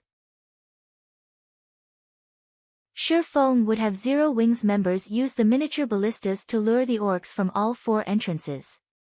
However, they wouldn't target the orcs on the walls, but the orcs inside the city. Fortunately, he had the 7 Luminaries ring. As long as he input the correct coordinates, he could use space movement to infiltrate the imperial capital. He would never use such a strategy to enter a normal capital, but the ancient Orc Empire's main city had long since fallen into ruin. It was no longer protected by magic arrays. Aside from the Orc Palace, which was strengthened by divine runes that would prevent him from teleporting into the building, he could teleport anywhere within the city. The orcs inside the city were the only problem. Even if he were familiar with the terrain, he would undoubtedly die if he teleported into a group of orcs. He needed them to leave the city first. Only then would he have an opportunity to infiltrate the Orc Palace.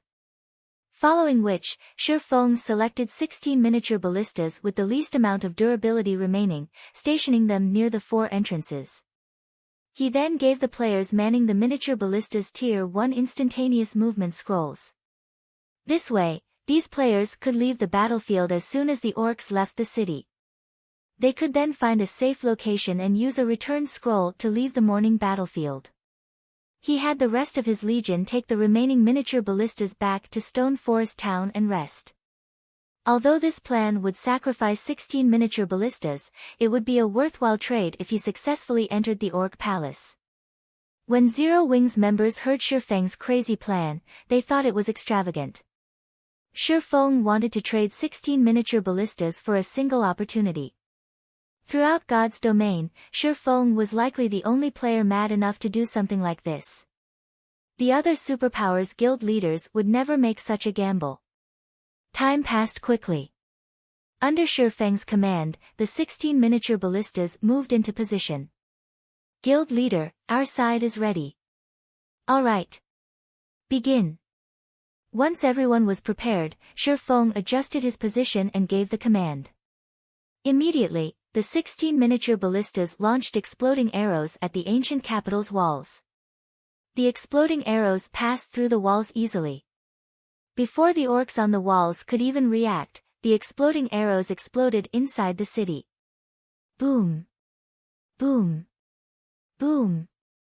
A series of explosions shook the air. Deafening roars then echoed from beyond the city walls. What? Mythic monsters are inside the city. Shifeng inwardly rejoiced when he saw 3 figures appear above the city and charged towards the miniature ballistas. Had he snuck into the city recklessly, he would have lost his life. Shortly after these mythic-ranked orcs left the city, the orcs inside the capital went into a frenzy, too, surged out of the city. There's my chance. Seeing the orcs pour out of the city and the 3 mythic orcs more than 200 yards away from its walls, Shifeng activated space movement and leaped into the spatial tear that formed before him. After vanishing from the foot of the mountain, he appeared before the orcs' palace's main entrance.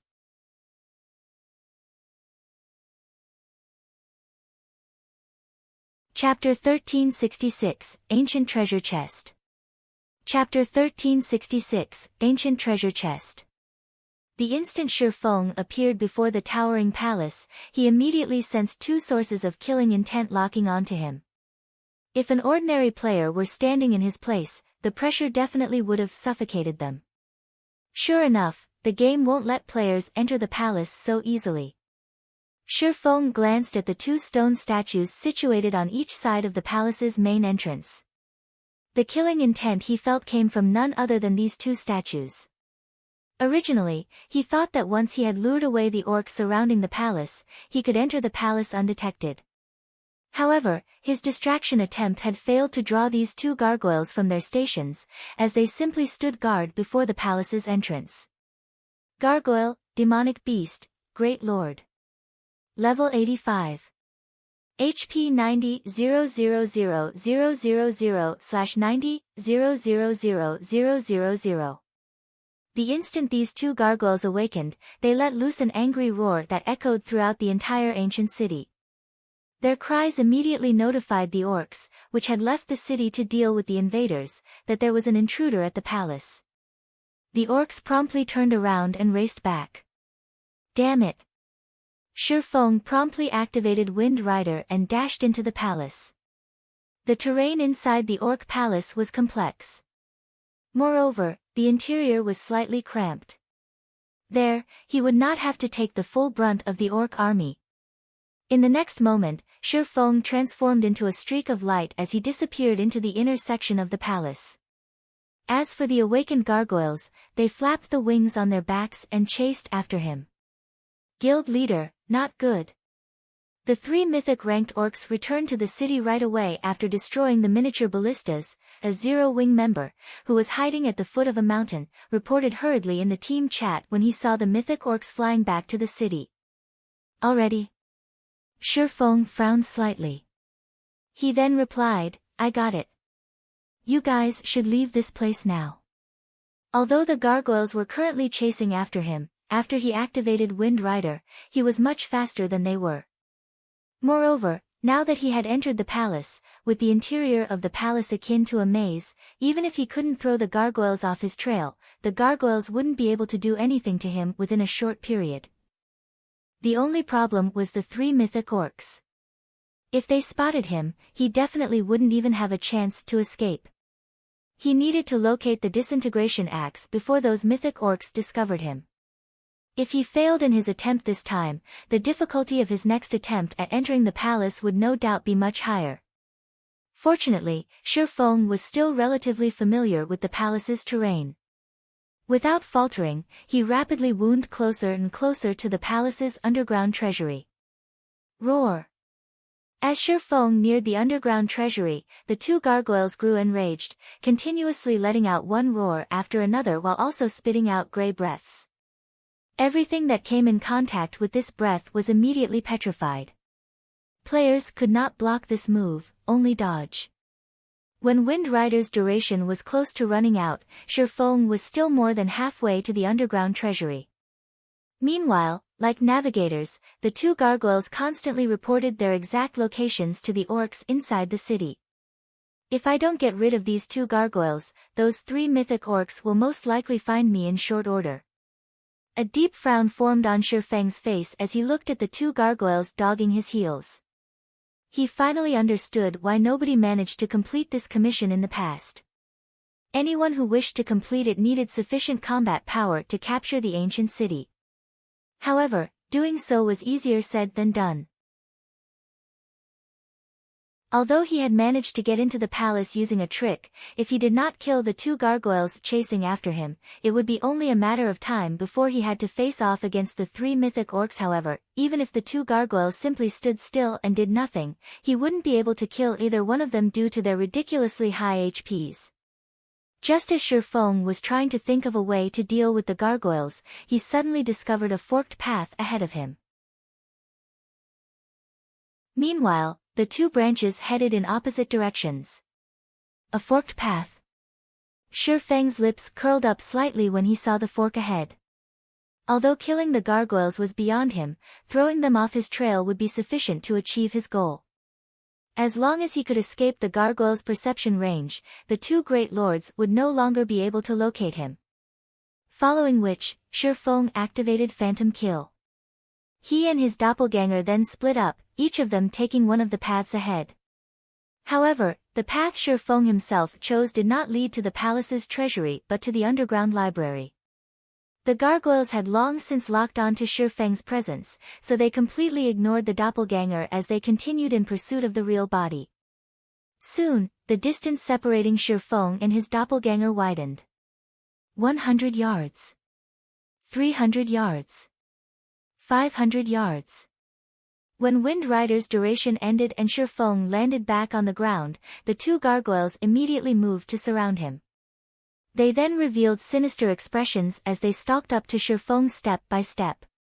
700 yards, this should be enough. Looking at the gargoyles that were already preparing to assault him, Shifeng silently guessed the distance between him and his doppelganger. In God's domain, different monsters had different perception ranges.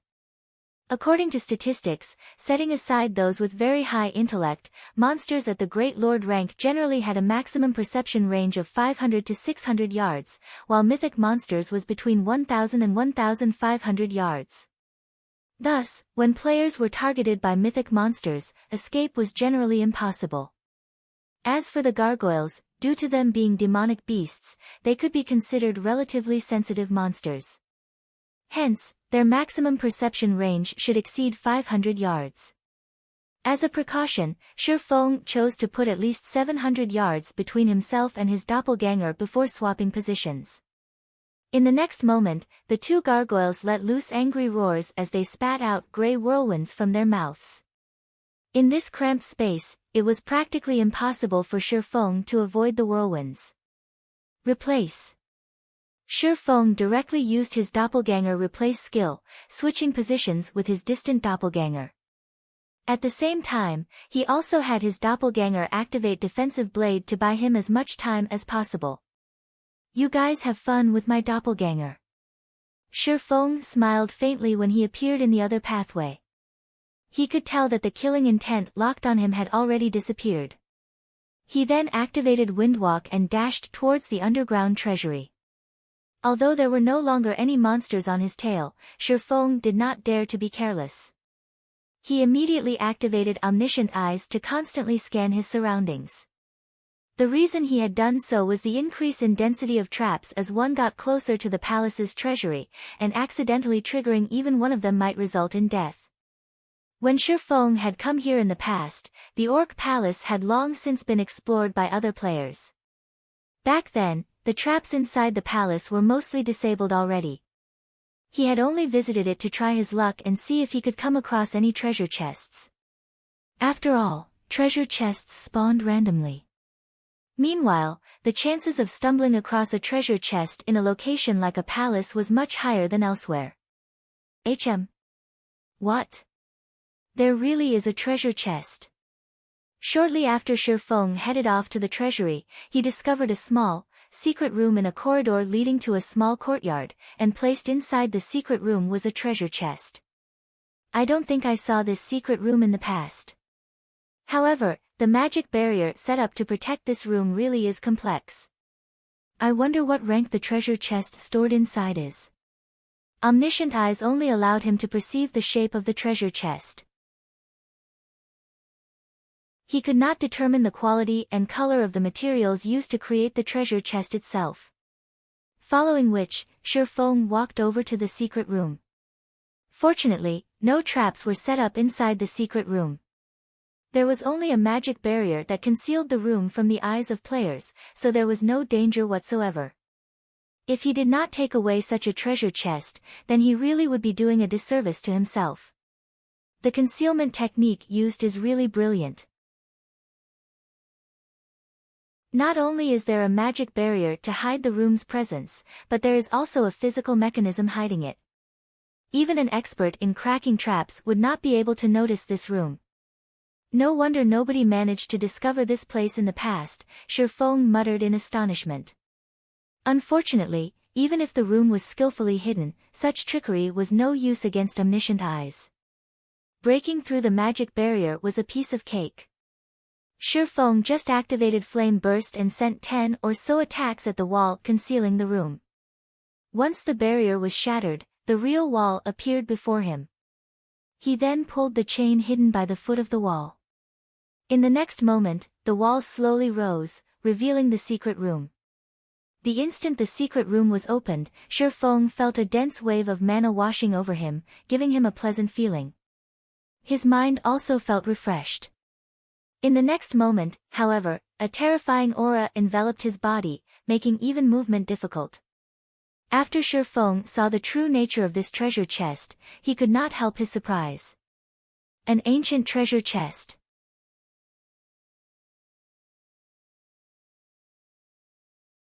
Chapter 1367, God's Possession.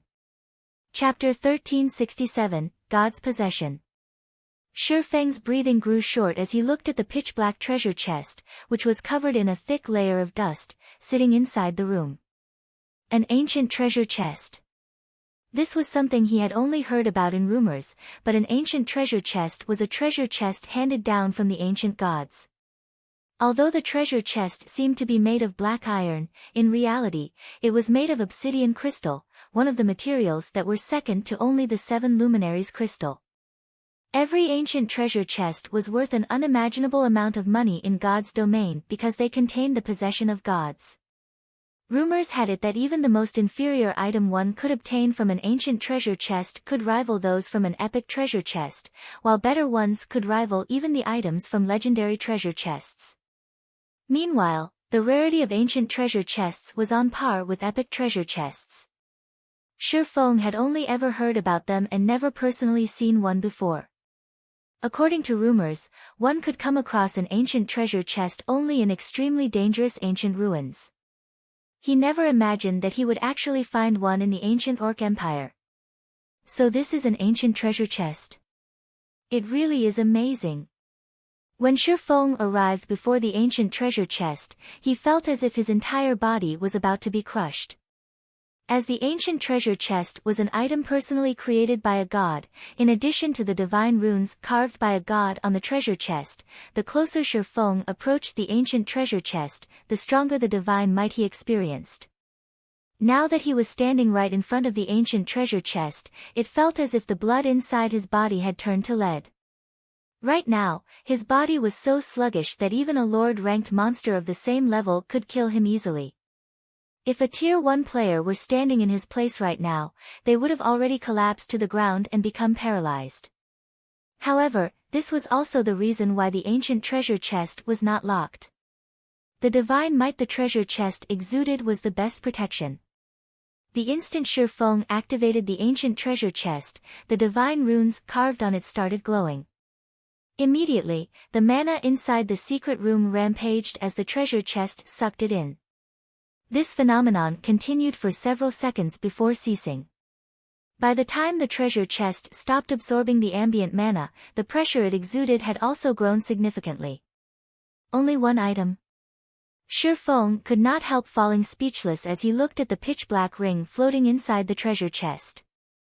The ancient treasure chest's size was equivalent to a large wardrobe, yet the space inside the treasure chest was only the size of a basketball. However, Shi Feng did not pay heed to this contradiction for too long as he picked up the pitch-black ring and inspected it.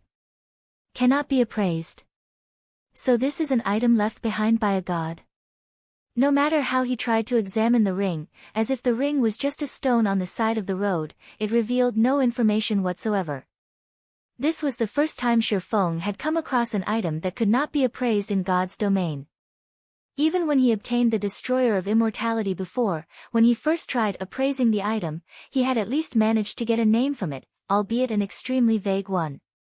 If not for the shabby ring in his hands being stored inside the ancient treasure chest just a moment ago, he might have treated it as garbage and tossed it aside. After all, the pitch-black ring was simply too ordinary, there was nothing special about it whatsoever. However, although he was unable to appraise it, he had no intention of giving up. After waiting for 10 minutes, he activated omniscient eyes and started appraising the ring once more. What? It still can't be appraised. Just what is this ring? Shi Feng could not help being surprised when he saw the system's response. Until now, omniscient eyes had never failed to appraise an item. Even someone as powerful as Charlene had praised the omniscient eyes before. Yet, now, omniscient eyes was actually ineffective on the pitch-black ring. Meanwhile, there was only one possibility for omniscient eyes to give a response of, cannot be appraised, and that was because omniscient eyes' appraisal rank was still insufficient. He required a stronger appraisal skill. Shi Feng could only think of one appraisal skill that surpassed omniscient eyes, eyes of truth. This was something he had learned from Charlene. However, as to how he could obtain the eyes of truth, that, he did not know. He could only try asking Charlene about it later on. But before then, he couldn't do anything about the pitch-black ring. Following which, Shi Feng stored the ring and left the secret room. Compared to identifying the pitch-black ring, completing his quest was more important right now. There were many traps on the way to the underground treasury, and any trap could easily end a player's life. Even a peak assassin would lose their life here if they were not careful. Hence, for Shi Feng, who was a swordsman, reaching the treasury was even more difficult. The only choice he had was to rely on omniscient eyes to avoid the traps. If he came across an unavoidable trap, then he would use absolute defense to tank it.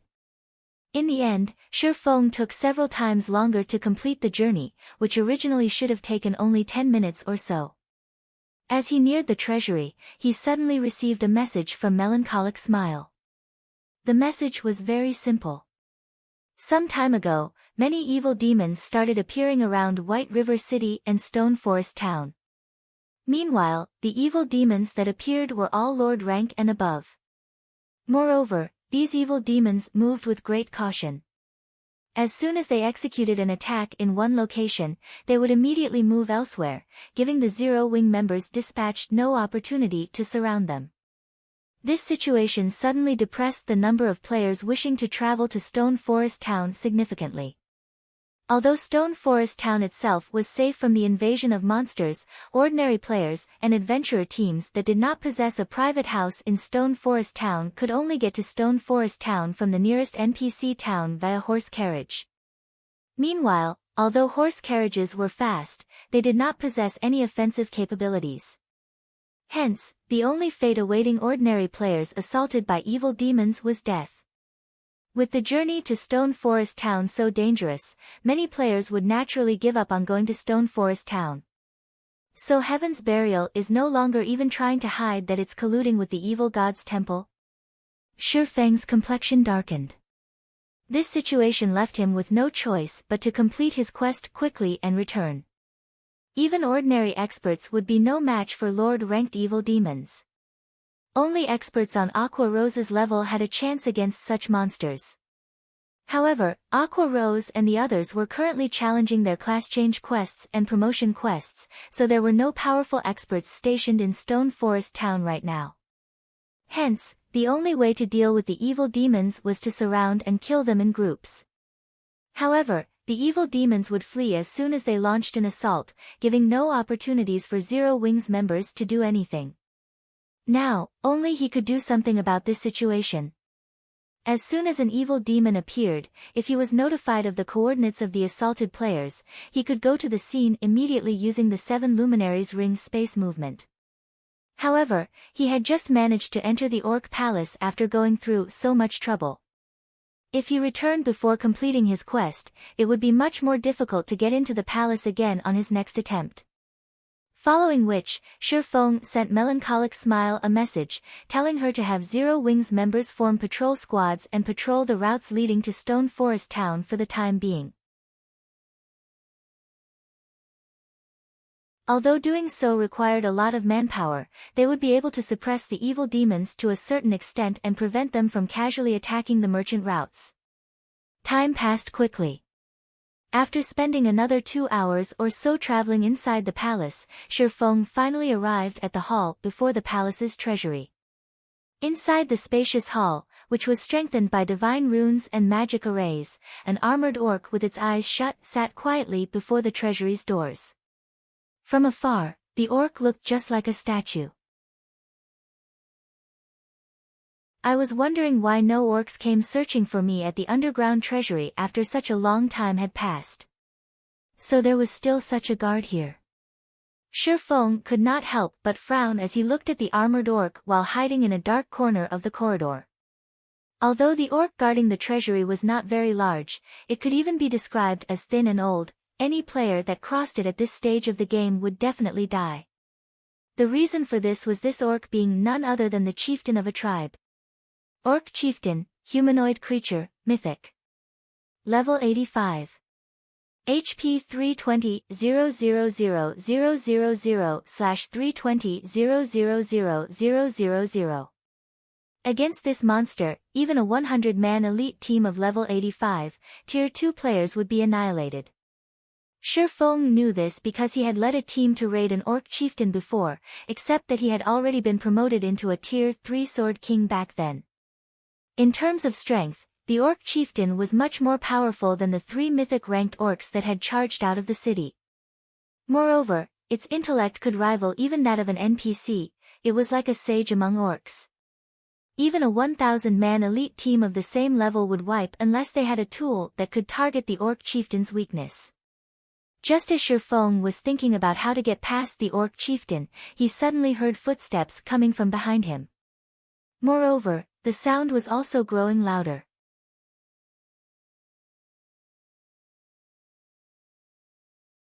Chapter 1368, Mythic Orc. Chapter 1368, Mythic Orc. Upon hearing the footsteps, Shifeng instinctively activated Omniscient Eyes. Immediately, he could see everything happening within 100 yards. A patrol squad. With Omniscient Eyes perception, he sensed a group of 6 level 85 orc warriors moving towards his position, every one of them a great lord. If not for the orc warriors having to disable the various traps, they would have long since reached his position. After watching the orc warriors disable the traps one after another, Shifeng made a rough estimate. His guess was that these orc warriors needed roughly 20 seconds to disable each trap, which meant they would take a maximum of only 3 minutes to reach him.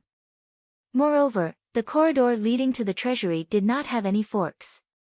Once the patrol squad disabled the traps and entered the corridor, he would have nowhere to hide. The security here is really tight. It seems I can only give that thing a shot. Shifeng shifted his gaze to the Orc Chieftain resting before the treasury. Now that his goal was already before him, there was no way he would simply retreat without doing anything. Besides, these orcs were highly intelligent. Who knew what sort of changes would occur on his next attempt at entering this place?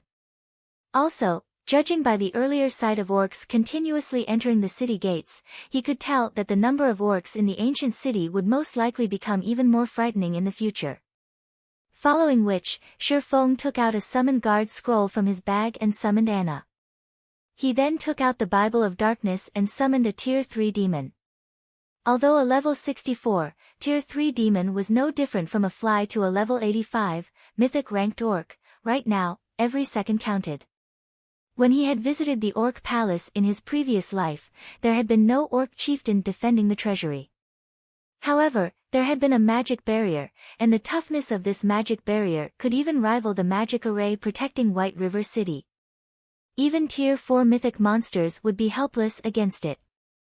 In order to enter it, players needed to use one mana stone to disable the barrier temporarily.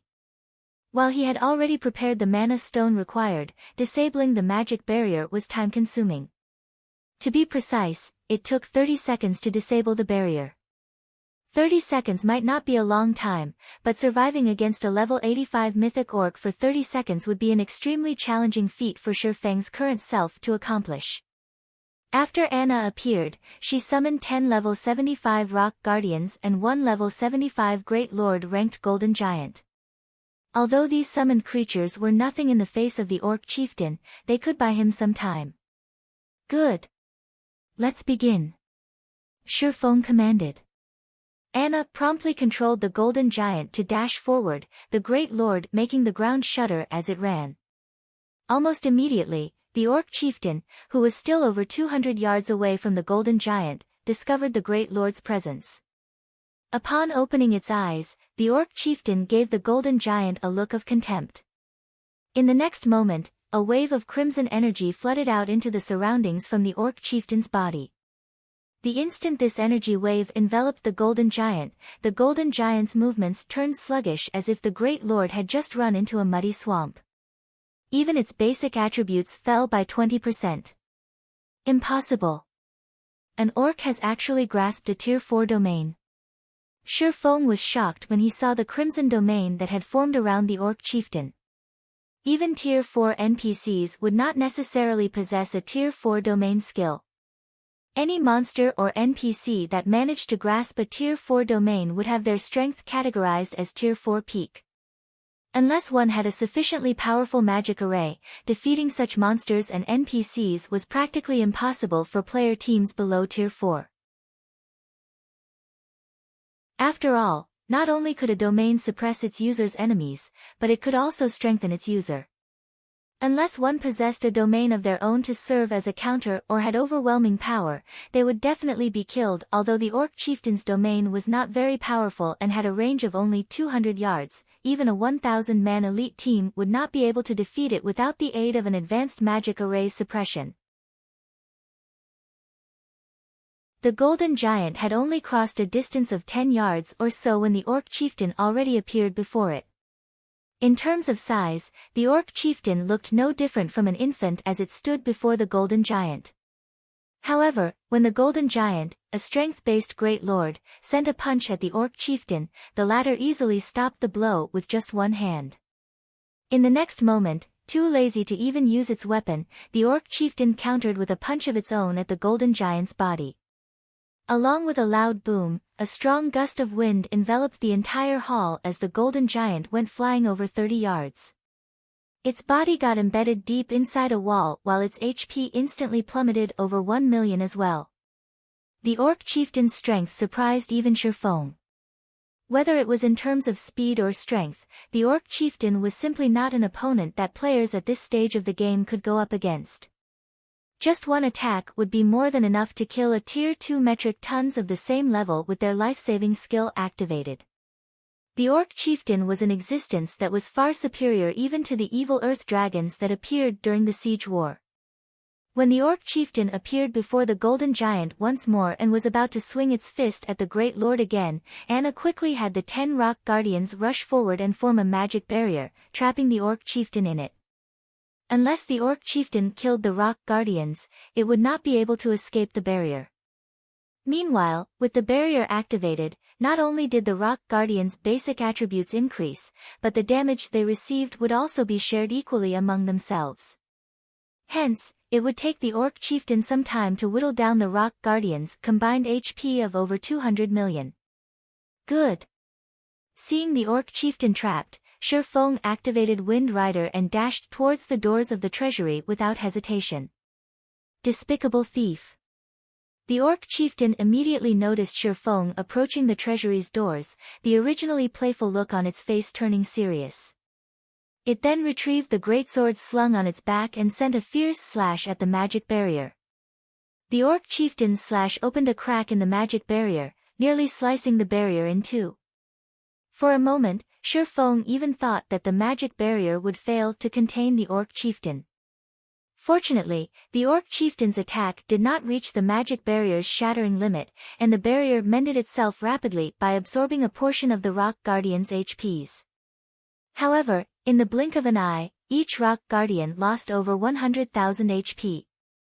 After seeing its first attack fail, the Orc chieftain shifted its target from the magic barrier itself to one of the Rock Guardians. Scorching flames enveloping its greatsword, the Orc chieftain swung the weapon down on its new target. Immediately, every one of the Lord-ranked Rock Guardians lost over 300,000 HP. Their destruction was only a matter of time. As for the Golden Giant, that was similarly trapped inside the magic barrier. Although it tried to interfere with the Orc chieftain's attacks, the latter paid no attention to the Golden Giant whatsoever. The Orc chieftain simply focused on attacking the Rock Guardians, chipping away at their HP. Moreover, the rate at which the Rock Guardians were losing HP kept rising. Quick! Move quickly! After arriving before the treasury's doors and starting the disabling process for the magic barrier, Shi Feng could not help but grow anxious as he looked at the loading bar that appeared before him. At the rate at which the Orc chieftain was dealing damage, the Rock Guardians would die in less than 30 seconds.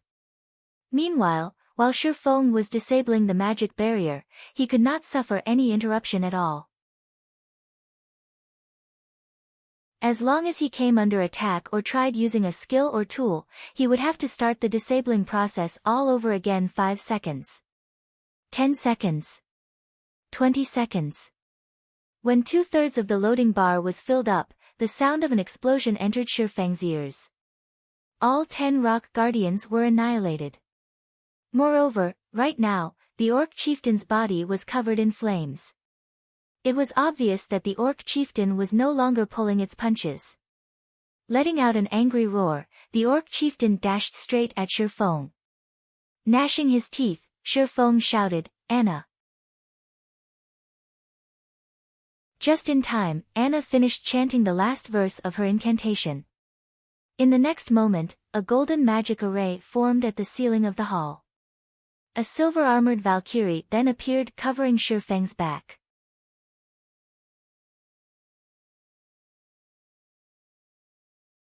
Chapter 1369, Empire's Rise.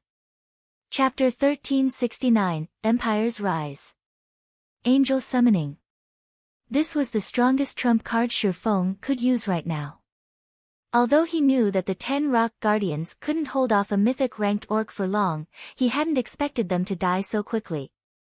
Only 22 seconds had passed since he had started the disabling process. To make matters worse, he wasn't allowed to receive damage or use skills to defend himself. Doing so would reset the disabling process. Human! You have angered me. You dare come and steal the king's treasure. You will pay for this transgression with your life. The Orc chieftain's wrathful bellow echoed throughout the hall, shaking the very stone. The Orc chieftain's eyes were bloodshot, and its muscles had expanded significantly. Flames danced across its body. As a result, when it dashed towards Shi Feng, it looked like a flying meteor. Even with over 100 yards between them, Shi Feng couldn't help but shudder when he felt the Orc chieftain's violent killing intent wrap around him. Since he was so close to disabling the magic barrier, the Orc chieftain had entered its berserk state, both its strength and speed receiving significant buffs. Although Anna could summon a Tier 4 Valkyrie, she was only level 75. The Valkyrie she summoned would be the same level. A level 75 Valkyrie was already at a disadvantage against a level 85 mythic orc, not to mention while that mythic orc was in a berserk state. As the loading bar was nearly full, the orc chieftain stood less than 30 yards away from Shurfeng. "Turn to dust," the orc chieftain shouted as it swung its greatsword, the flames around the weapon descending on Shurfeng. The Valkyrie finally moved as the flaming pillar was about to smash into Shurfeng. Before anyone noticed, a golden lightning spear had appeared in the Valkyrie's hand, and she threw the lightning spear at the flaming pillar. Boom! As the lightning spear left the Valkyrie's hand, a thundering boom echoed throughout the hall. The instant the spear encountered the pillar of fire, the flames scattered as the lightning spear continued towards the orc chieftain. However, despite the lightning spear's astonishing speed, moving so fast that even Shurfeng didn't have time to react, the orc chieftain struck the incoming spear down with its greatsword, diverting the attack trajectory. Boom! When spear and greatsword collided, brilliant sparks scattered around the impact. The resulting shockwave of the collision was so powerful that even Shurfeng, who was quite far away from the orc chieftain, felt it. Following which, the orc chieftain, who was in a berserk state, flew over 20 yards backward, fear surfacing on its face as it stared at the Valkyrie.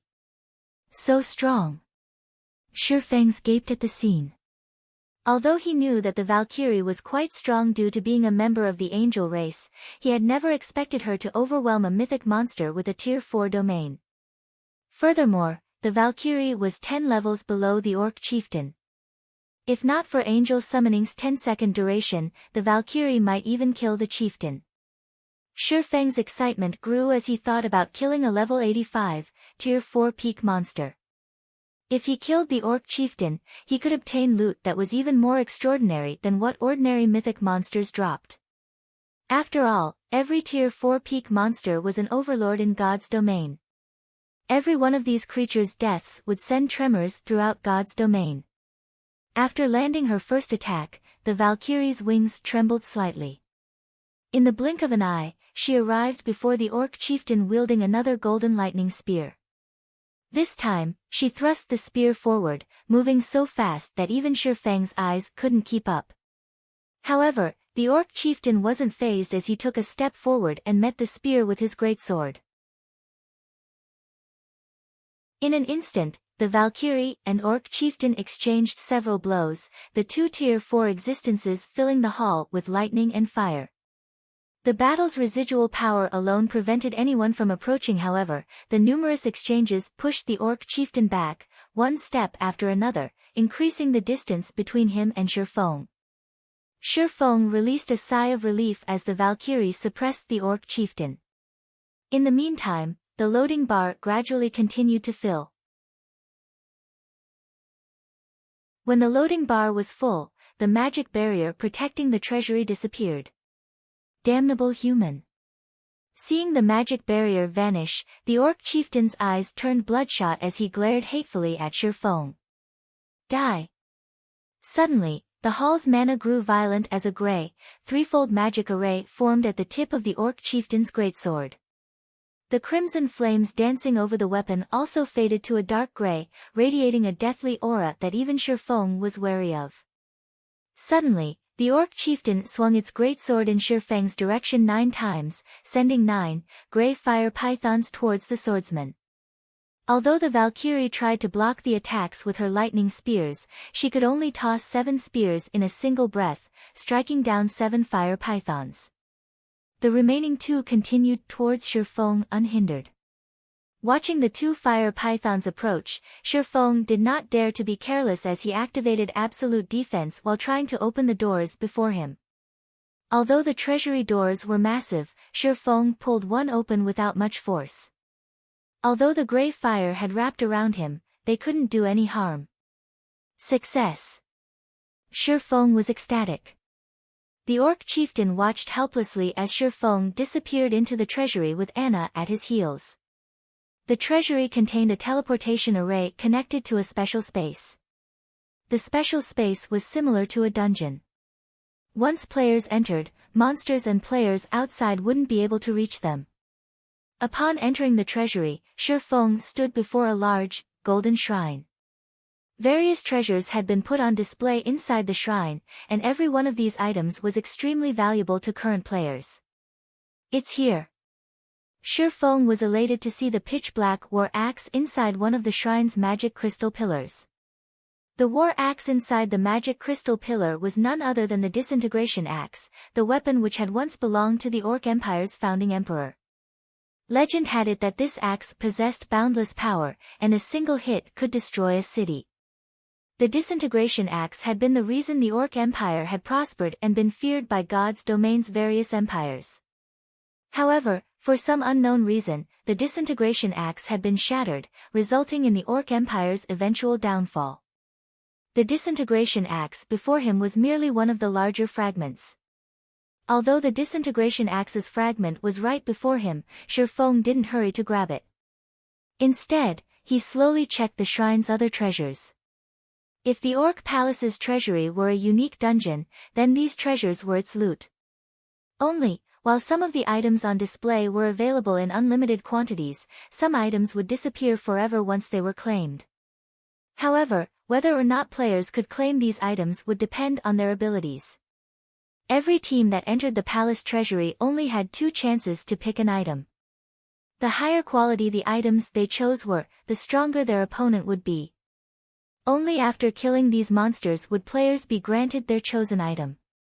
After the 2 attempts, players would have to wait 5 days before re-entering the treasury. Shi Feng had long since familiarized himself with the monsters that could appear in the treasury, including their level of difficulty. Only, he wasn't sure if his quest would trigger any changes. After confirming the disintegration axe's location, the sound of a system notification reached his ears as he scanned through the nearby items. System announcement: a player has triggered the new expansion pack Empire's Rise. The system will undergo an update. The estimated duration is 10 hours. Please prepare to log out.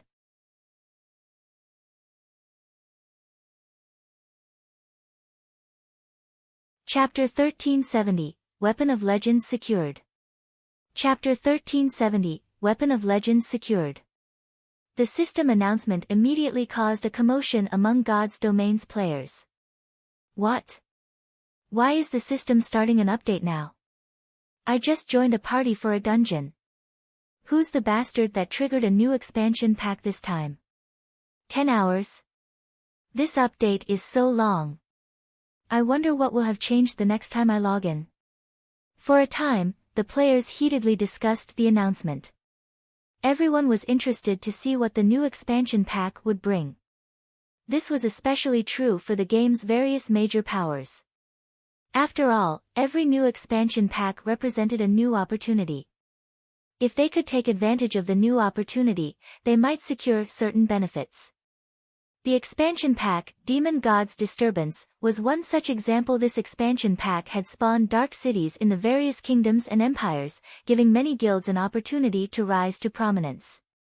The ancient Orc Empire's rise has such a massive effect. Shi Feng was slightly astonished as he read the system announcement. As far as he could remember, normal expansion packs hadn't triggered updates in the past. Only large-scale expansion packs would do so. Moreover, the Empire's Rise expansion pack had triggered a 10-hour-long system update. Such a lengthy system update could rival a system upgrade. But Shi Feng didn't give it too much thought as he decided to log out and rest.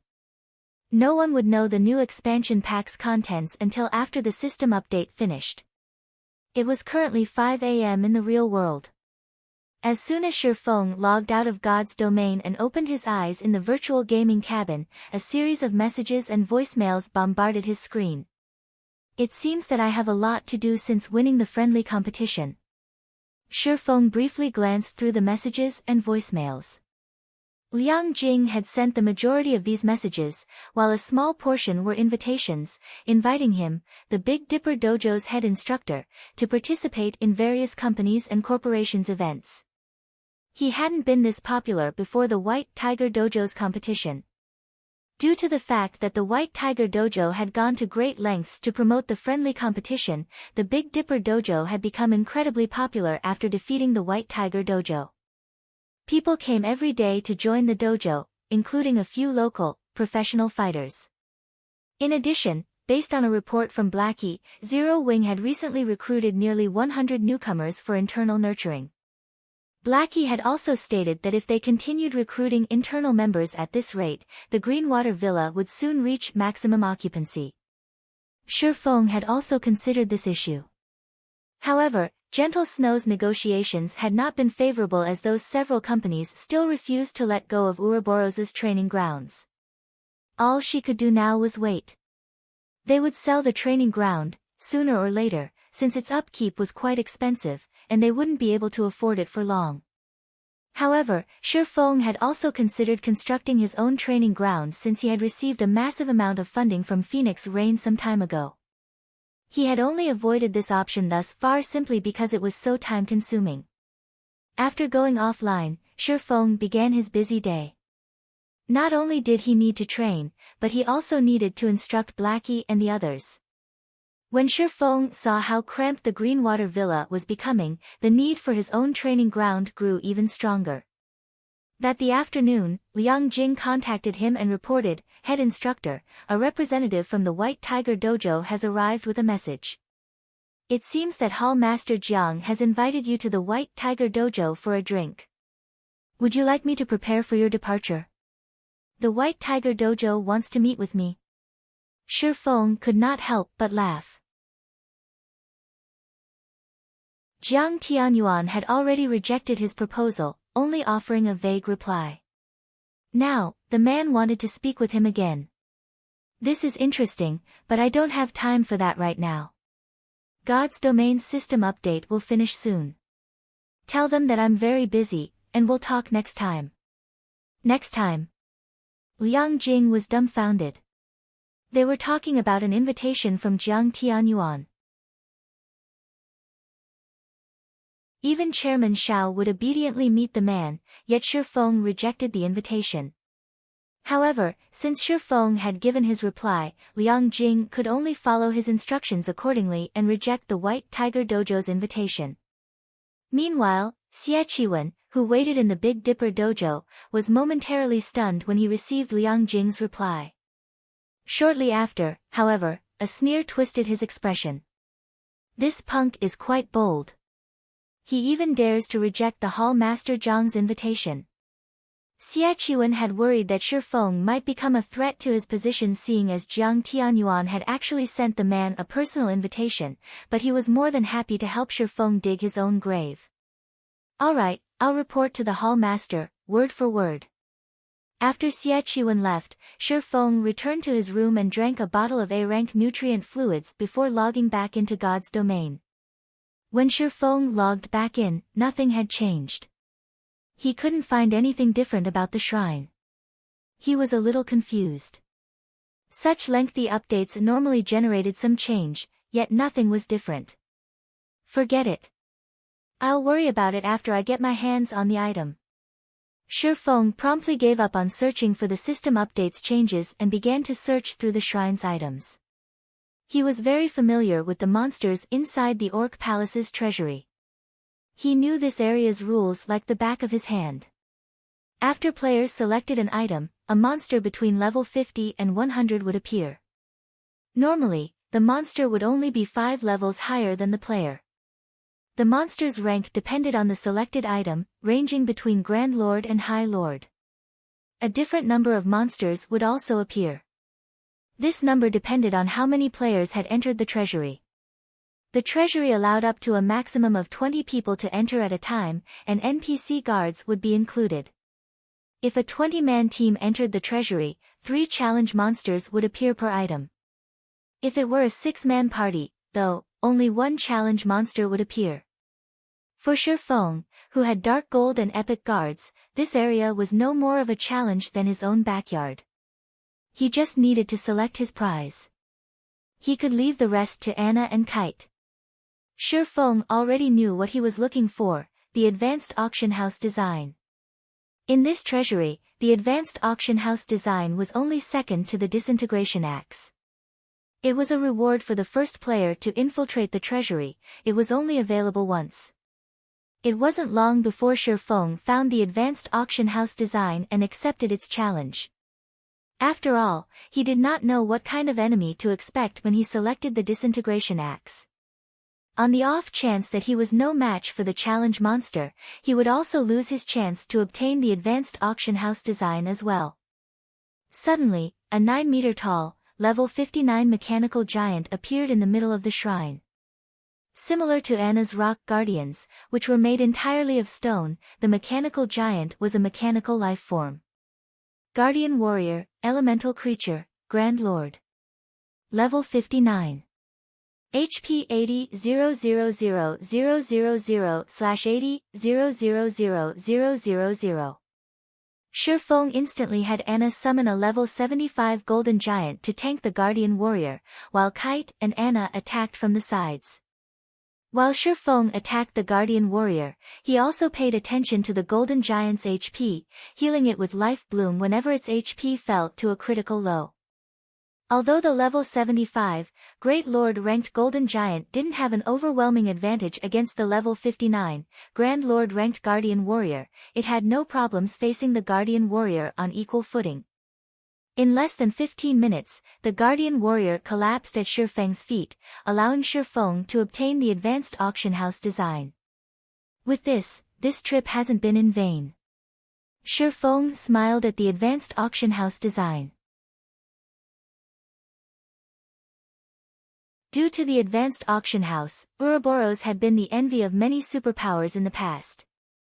The income of the advanced auction house alone had been a considerable portion of Ouroboros' total income.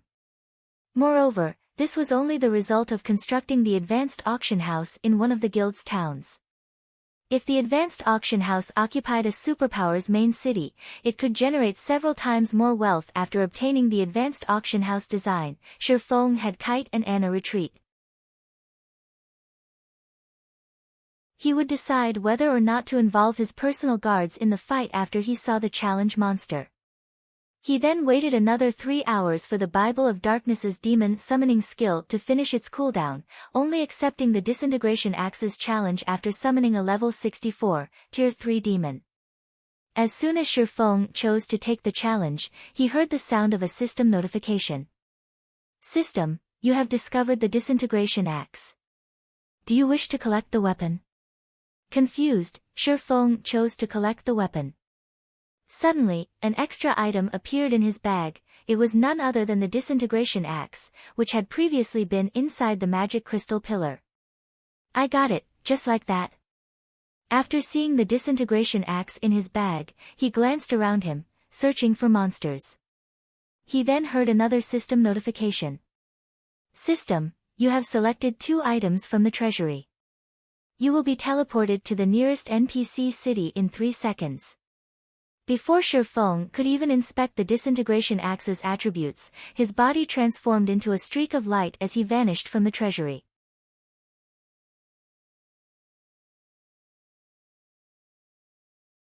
Chapter 1371, Kingdom Changes. Chapter 1371, Kingdom Changes. Purple Thorn's Kingdom, Rock Sand City.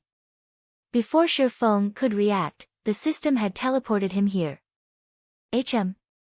Why did it teleport me to this city? Shifeng was little confused as he looked at his current location the system displayed. In the past, he had always been transported to Star Moon Kingdom's Dark Lake town after leaving the Orc Palace's treasury, yet he had been sent to the Purple Thorn's Kingdom this time. The teleportation hall bustled with activity.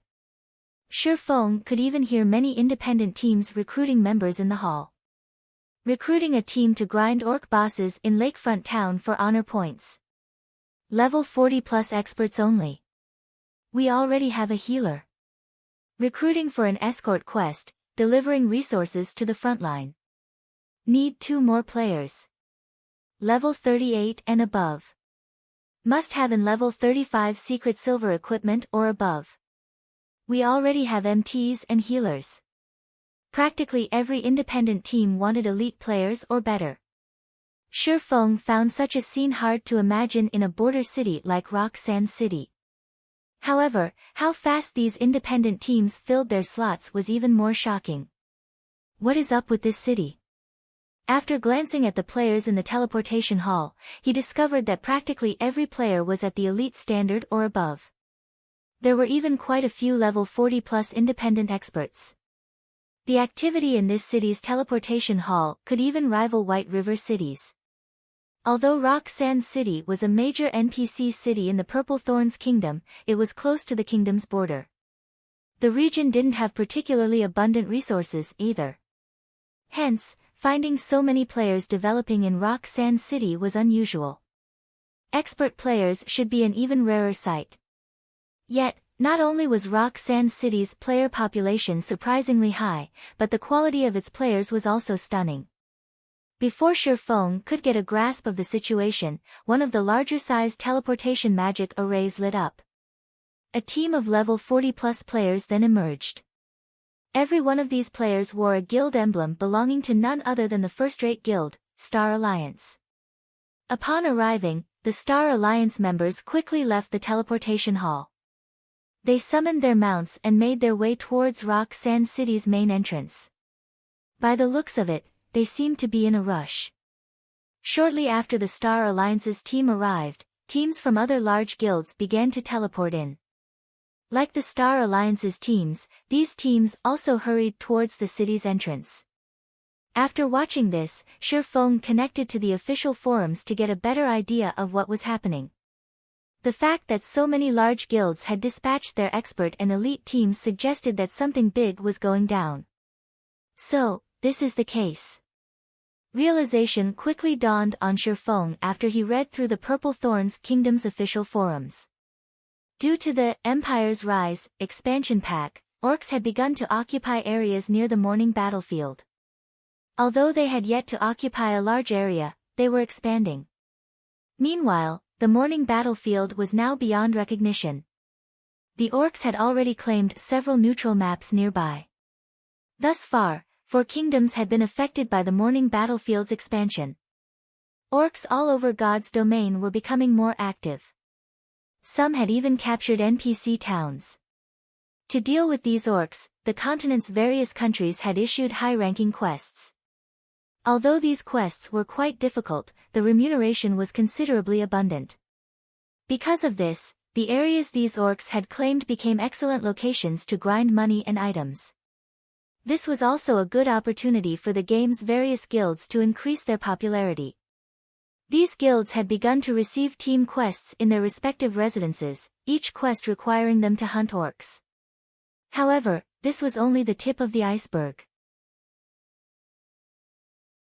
The best part about this expansion pack was that players who reclaimed captured towns would obtain a town building order and town reputation order. These 2 rewards were precisely the reason that the large guilds were going crazy. The town building order allowed a guild to construct a town wherever they desired. Of course, the town could only be built in the country they had obtained the building order from. However, this wasn't a problem for the various large guilds, particularly for the first-rate guilds and above. Large guilds generally developed in multiple kingdoms and empires simultaneously, and they generally had a considerable amount of power in each location. So, supporting the development of one guild town wouldn't be a problem. The town reputation order had an even greater purpose. It could increase a town's popularity, which would hasten a town's promotion speed. The further a guild town developed, the more popularity it required to reach its next promotion. This was the main limit to guild town promotions. Meanwhile, the town reputation order could help solve this problem. Why wouldn't the various guilds go mad over this? Hence, many guilds had organized crusades against the orcs. Some had even organized armies of hundreds of thousands to raid captured towns. Unfortunately, the orcs defending these captured towns were extraordinarily powerful. These orcs were generally level 60 and above, making the towns very difficult to reclaim. Moreover, the more players that were dispatched to reclaim a town, the more monsters a town would contain. After watching others' failed attempts, the various large guilds had grown docile. Now, they only dispatched 100-man expert teams to complete the issued guild team quests instead of trying to reclaim towns. After reading through the discussions of players on the forums, Shifeng was greatly shocked. He had to admit that this expansion had a massive impact on God's domain's various major powers. If dealt with properly, it would not even be surprising to see a guild instantly rise to become a country's overlord. It was no wonder why the system update had taken so long to complete. As Shifeng considered investigating these Orc Town incidents, he received a call from Melancholic Smile. "Guild leader, how is your quest coming along?" Melancholic Smile asked, slightly anxious. "I've just finished it. I just have to turn it in," Shifeng said, chuckling. "Why? Has something happened?" "Nothing has changed. Only, the evil demons around Stone Forest Town and White River City are becoming increasingly active. Moreover, Great Lord-ranked evil demons have begun to appear. The evil demons are growing so bold that they have even begun to ambush the teams we've dispatched to patrol the trade routes.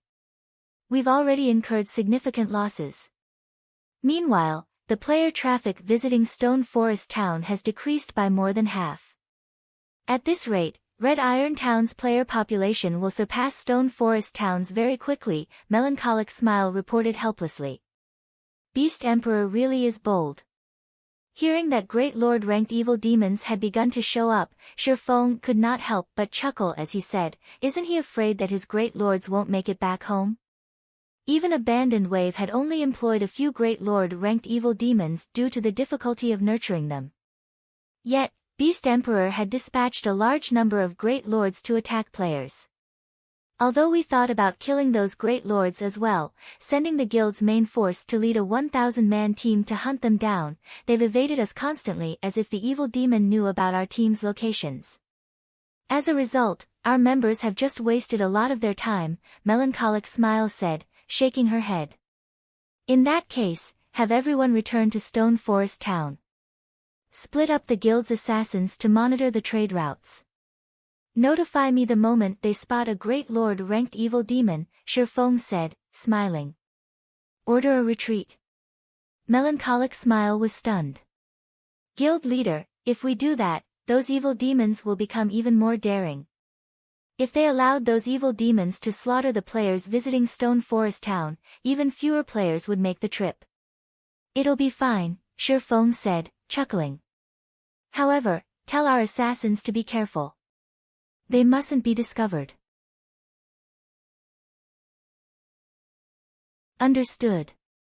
Melancholic Smile could only nod helplessly. She didn't understand the benefit of such a thing. She then started to recall the teams patrolling the various trade routes. As for Shifeng, he retrieved a return scroll from his bag and teleported to White River City. First, he needed to turn in his commission quest.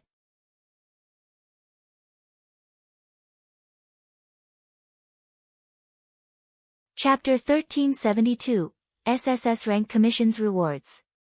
Chapter 1372, SSS Rank Commissions Rewards. Star Moon Kingdom, Frozen Scar. Below a snow-laden mountain, the legion of experts under Singular Burial's command cleared out frost giants that surged down the mountain. Although these frost giants were not particularly strong, only level 47 special elites, their environment worked in their favor. Not only did the snowy environment drastically reduce players' movement speed and reaction speed, but it also increased their stamina consumption by at least 6 times. However, frost giants weren't Heaven's Burial's only opponents. The team also had to face High Lord-ranked Violent Frost Bears and Great Lord-ranked Frost Pythons. The Frost Pythons, in particular, posed a threat to large player groups. Unlike the Violent Frost Bears, which had powerful single-target attacks, the Frost Pythons had powerful AoE attacks. If players were not careful, a single breath attack could annihilate an entire team. However, while the Frost Pythons might be difficult foes for other teams, they weren't much of an issue for Singular Burial's Legion. As long as monsters were within a certain range, even the Frost Python's breath attacks could only do so much damage with the Frozen Heart. It protected players from the frozen state. In turn, it protected them from falling to the Frost Giant's mercy. The frozen heart would also slow players' stamina consumption to only 2 or 3 times the normal rate as the freezing temperatures gnawed at players' bodies. Although players would still be affected, at least they could last through a single battle. Good. Lure the pythons to the side and prioritize killing the frost giants and violent frost bears. Singular Burial commanded as he fired arrows at the frost pythons, luring them away from the other monsters. Commanded by several experts, Heaven's Burial's team quickly lured the frost pythons away, allowing the other team members to kill the incoming frost giants. Guild Leader, news just came in from Zero Wing. The guild has withdrawn its various elite teams from patrolling the trade routes. They've only kept their assassins on the roads to monitor the situation, Ghost Shadow reported. They've retreated. Singular Burial was stunned. He then smiled as he said, "It seems that I have overestimated Zero Wing." The war between Zero Wing and Heaven's Burial was limited to a battle of attrition. However, Heaven's Burial had the evil demons to exhaust their opponent's manpower and resources. Moreover, the evil demons could affect Stone Forest Town's operation. Singular Burial had assumed that Zero Wing would hold on for quite some time or dispatch an army of tens of thousands to lock down the Stoneclaw Mountains. He had even prepared for an all-out field battle with the other guild. After all, a field battle was different from a siege battle. In a siege battle, Zero Wing had an advantage with the surrounding terrain and the assistance of NPC guards. But the guild wouldn't have these advantages in the field. With a large number of evil demons on their side, Heaven's Burial could deal a heavy blow, even if Zero Wing had a large fleet of miniature ballistas. Furthermore, Zero Wing had yet to recover from the previous war. He had never expected Zero Wing to give up so quickly. That's right. Zero Wing likely regrets starting a war with us without understanding the evil demon's capabilities. Not only are the chieftain rank evil demons quite powerful, but they also possessed superior intellect and stealth capabilities. Even sending an assassin to track them would be useless. Furthermore, these evil demons are much faster than players. Even if Zero Wing's assassins discover them, the guild's members won't be able to catch up, Ghost Shadow said, nodding. This is a good opportunity. Take some people with you and notify Flame Blood in person. Tell him that Outplan's initial phase has come to fruition. You and Flame Blood will then execute the next phase, crippling Stone Forest Town's trade routes. Singular Burial instructed, smiling. Once Beast Emperor is ready, we'll be ready to raid the Frost King. I can't wait to see how Zero Wing intends to compete with us. I'll notify Flame Blood right away, Ghost Shadow said, excited. Beast Emperor's strength was more frightening than they had imagined. Even someone like Abandoned Wave couldn't compare to such an existence. Moreover, his strength wasn't reliant on evil beasts and evil demons. He had many more tricks up his sleeves. Meanwhile, in a second-floor VIP room in White River City's Adventurers Association, a tall, beautiful woman in white mage robes entered the room before Shifeng had even taken his seat.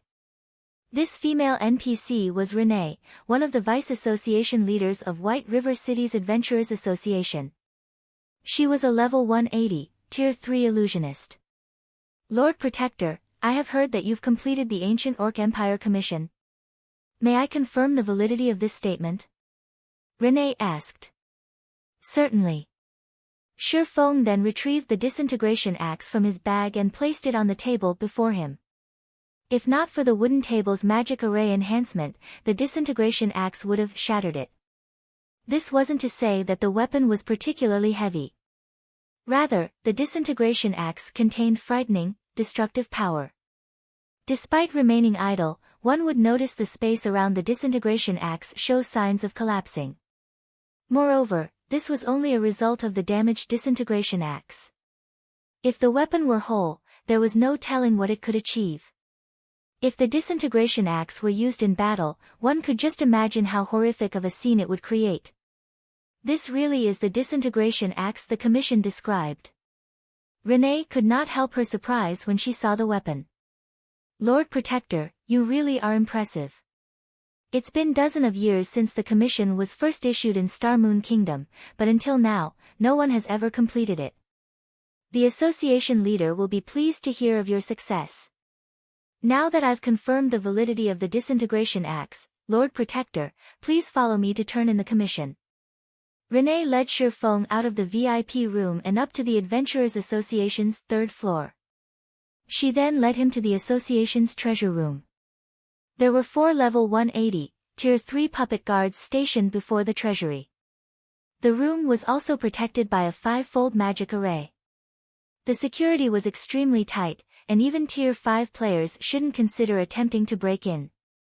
However, as Renee was a vice association leader, she had no issues leading Shifeng into the treasury. Lord Protector, please wait here for a moment. Renee left Shifeng at a counter inside the treasury. She then approached the rows of display cabinets to retrieve an item. Shifeng was a little confused. Normally, players turned their commission quests in at one of the first floor counters or VIP rooms on the second floor. This was the first time Shifeng had entered the Adventurers Association's treasury. From what Shifeng could see, he had to admit that the treasure room was a magnificent sight to behold. From the outside, the treasury appeared to be quite small, but it was bigger on the inside. The interior was roughly the size of 2 basketball courts with all sorts of items on display, some of which players could purchase from the association. Shifeng had even spotted the association's prized 7 luminaries crystal. The crystal was as large as the VIP room's wooden table. God's Domain's various superpowers would be shocked to see such a large chunk of crystal. Even after 10 years, Shadow had never collected so many 7 luminaries crystal.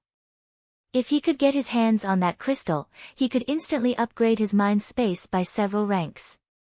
Lord Protector, I apologize for the wait. Renee walked towards Shifeng while carrying a wooden box carved with divine runes.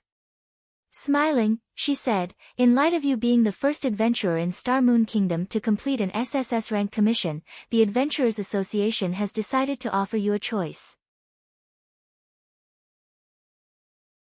You may turn the quest in and obtain the reward item that has been entrusted to us, or you may accept the reward the Adventurers Association has to offer. The original reward or the association's reward? Shifeng was slightly confused. This was the first time he had heard about the Adventurers Association offering a different reward. That's right. The disintegration axe itself is the original reward. The current disintegration axe is completely unusable as it would harm both the user and others. However, the person that issued the commission has a way to recast the axe. As for the Adventurers Association's reward, we'd like to offer this wooden box.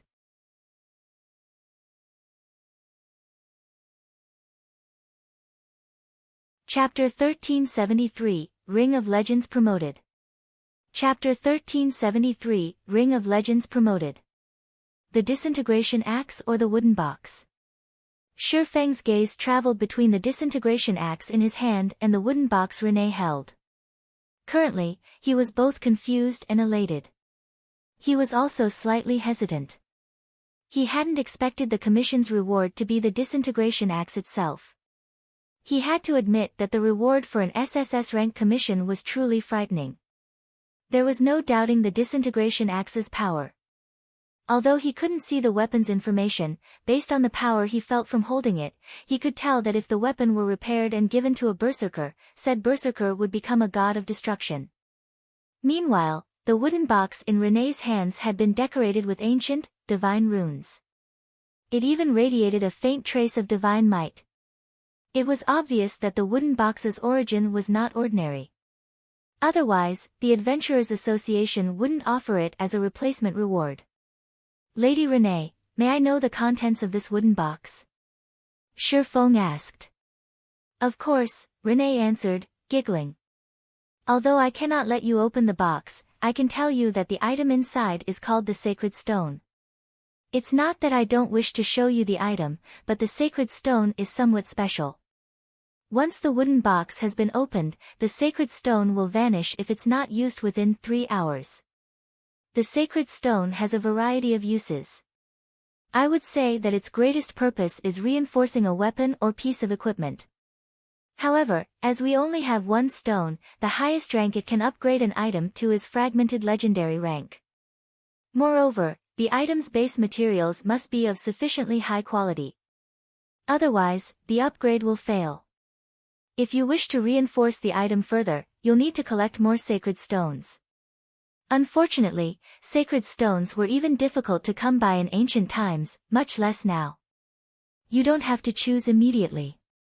When you've made your decision, you may come to me to retrieve your reward. Hearing René's explanation, Shi Feng stared at the wooden box in shock. He had never imagined that the Adventurers Association would be so generous as to offer such a treasure. Shi Feng had heard about the sacred stone in the past. Indeed, as René had explained, it was an extremely valuable item. It was even rarer than your average fragmented legendary item. God's domain had extremely few fragmented legendary items. As a result, obtaining just one was excruciatingly difficult, not to mention finding an item that was suitable for oneself. Meanwhile, the sacred stone could upgrade a suitable item to fragmented legendary rank. It was common knowledge in God's domain that the more compatible one was with a weapon or piece of equipment, the more benefits one would gain from said item.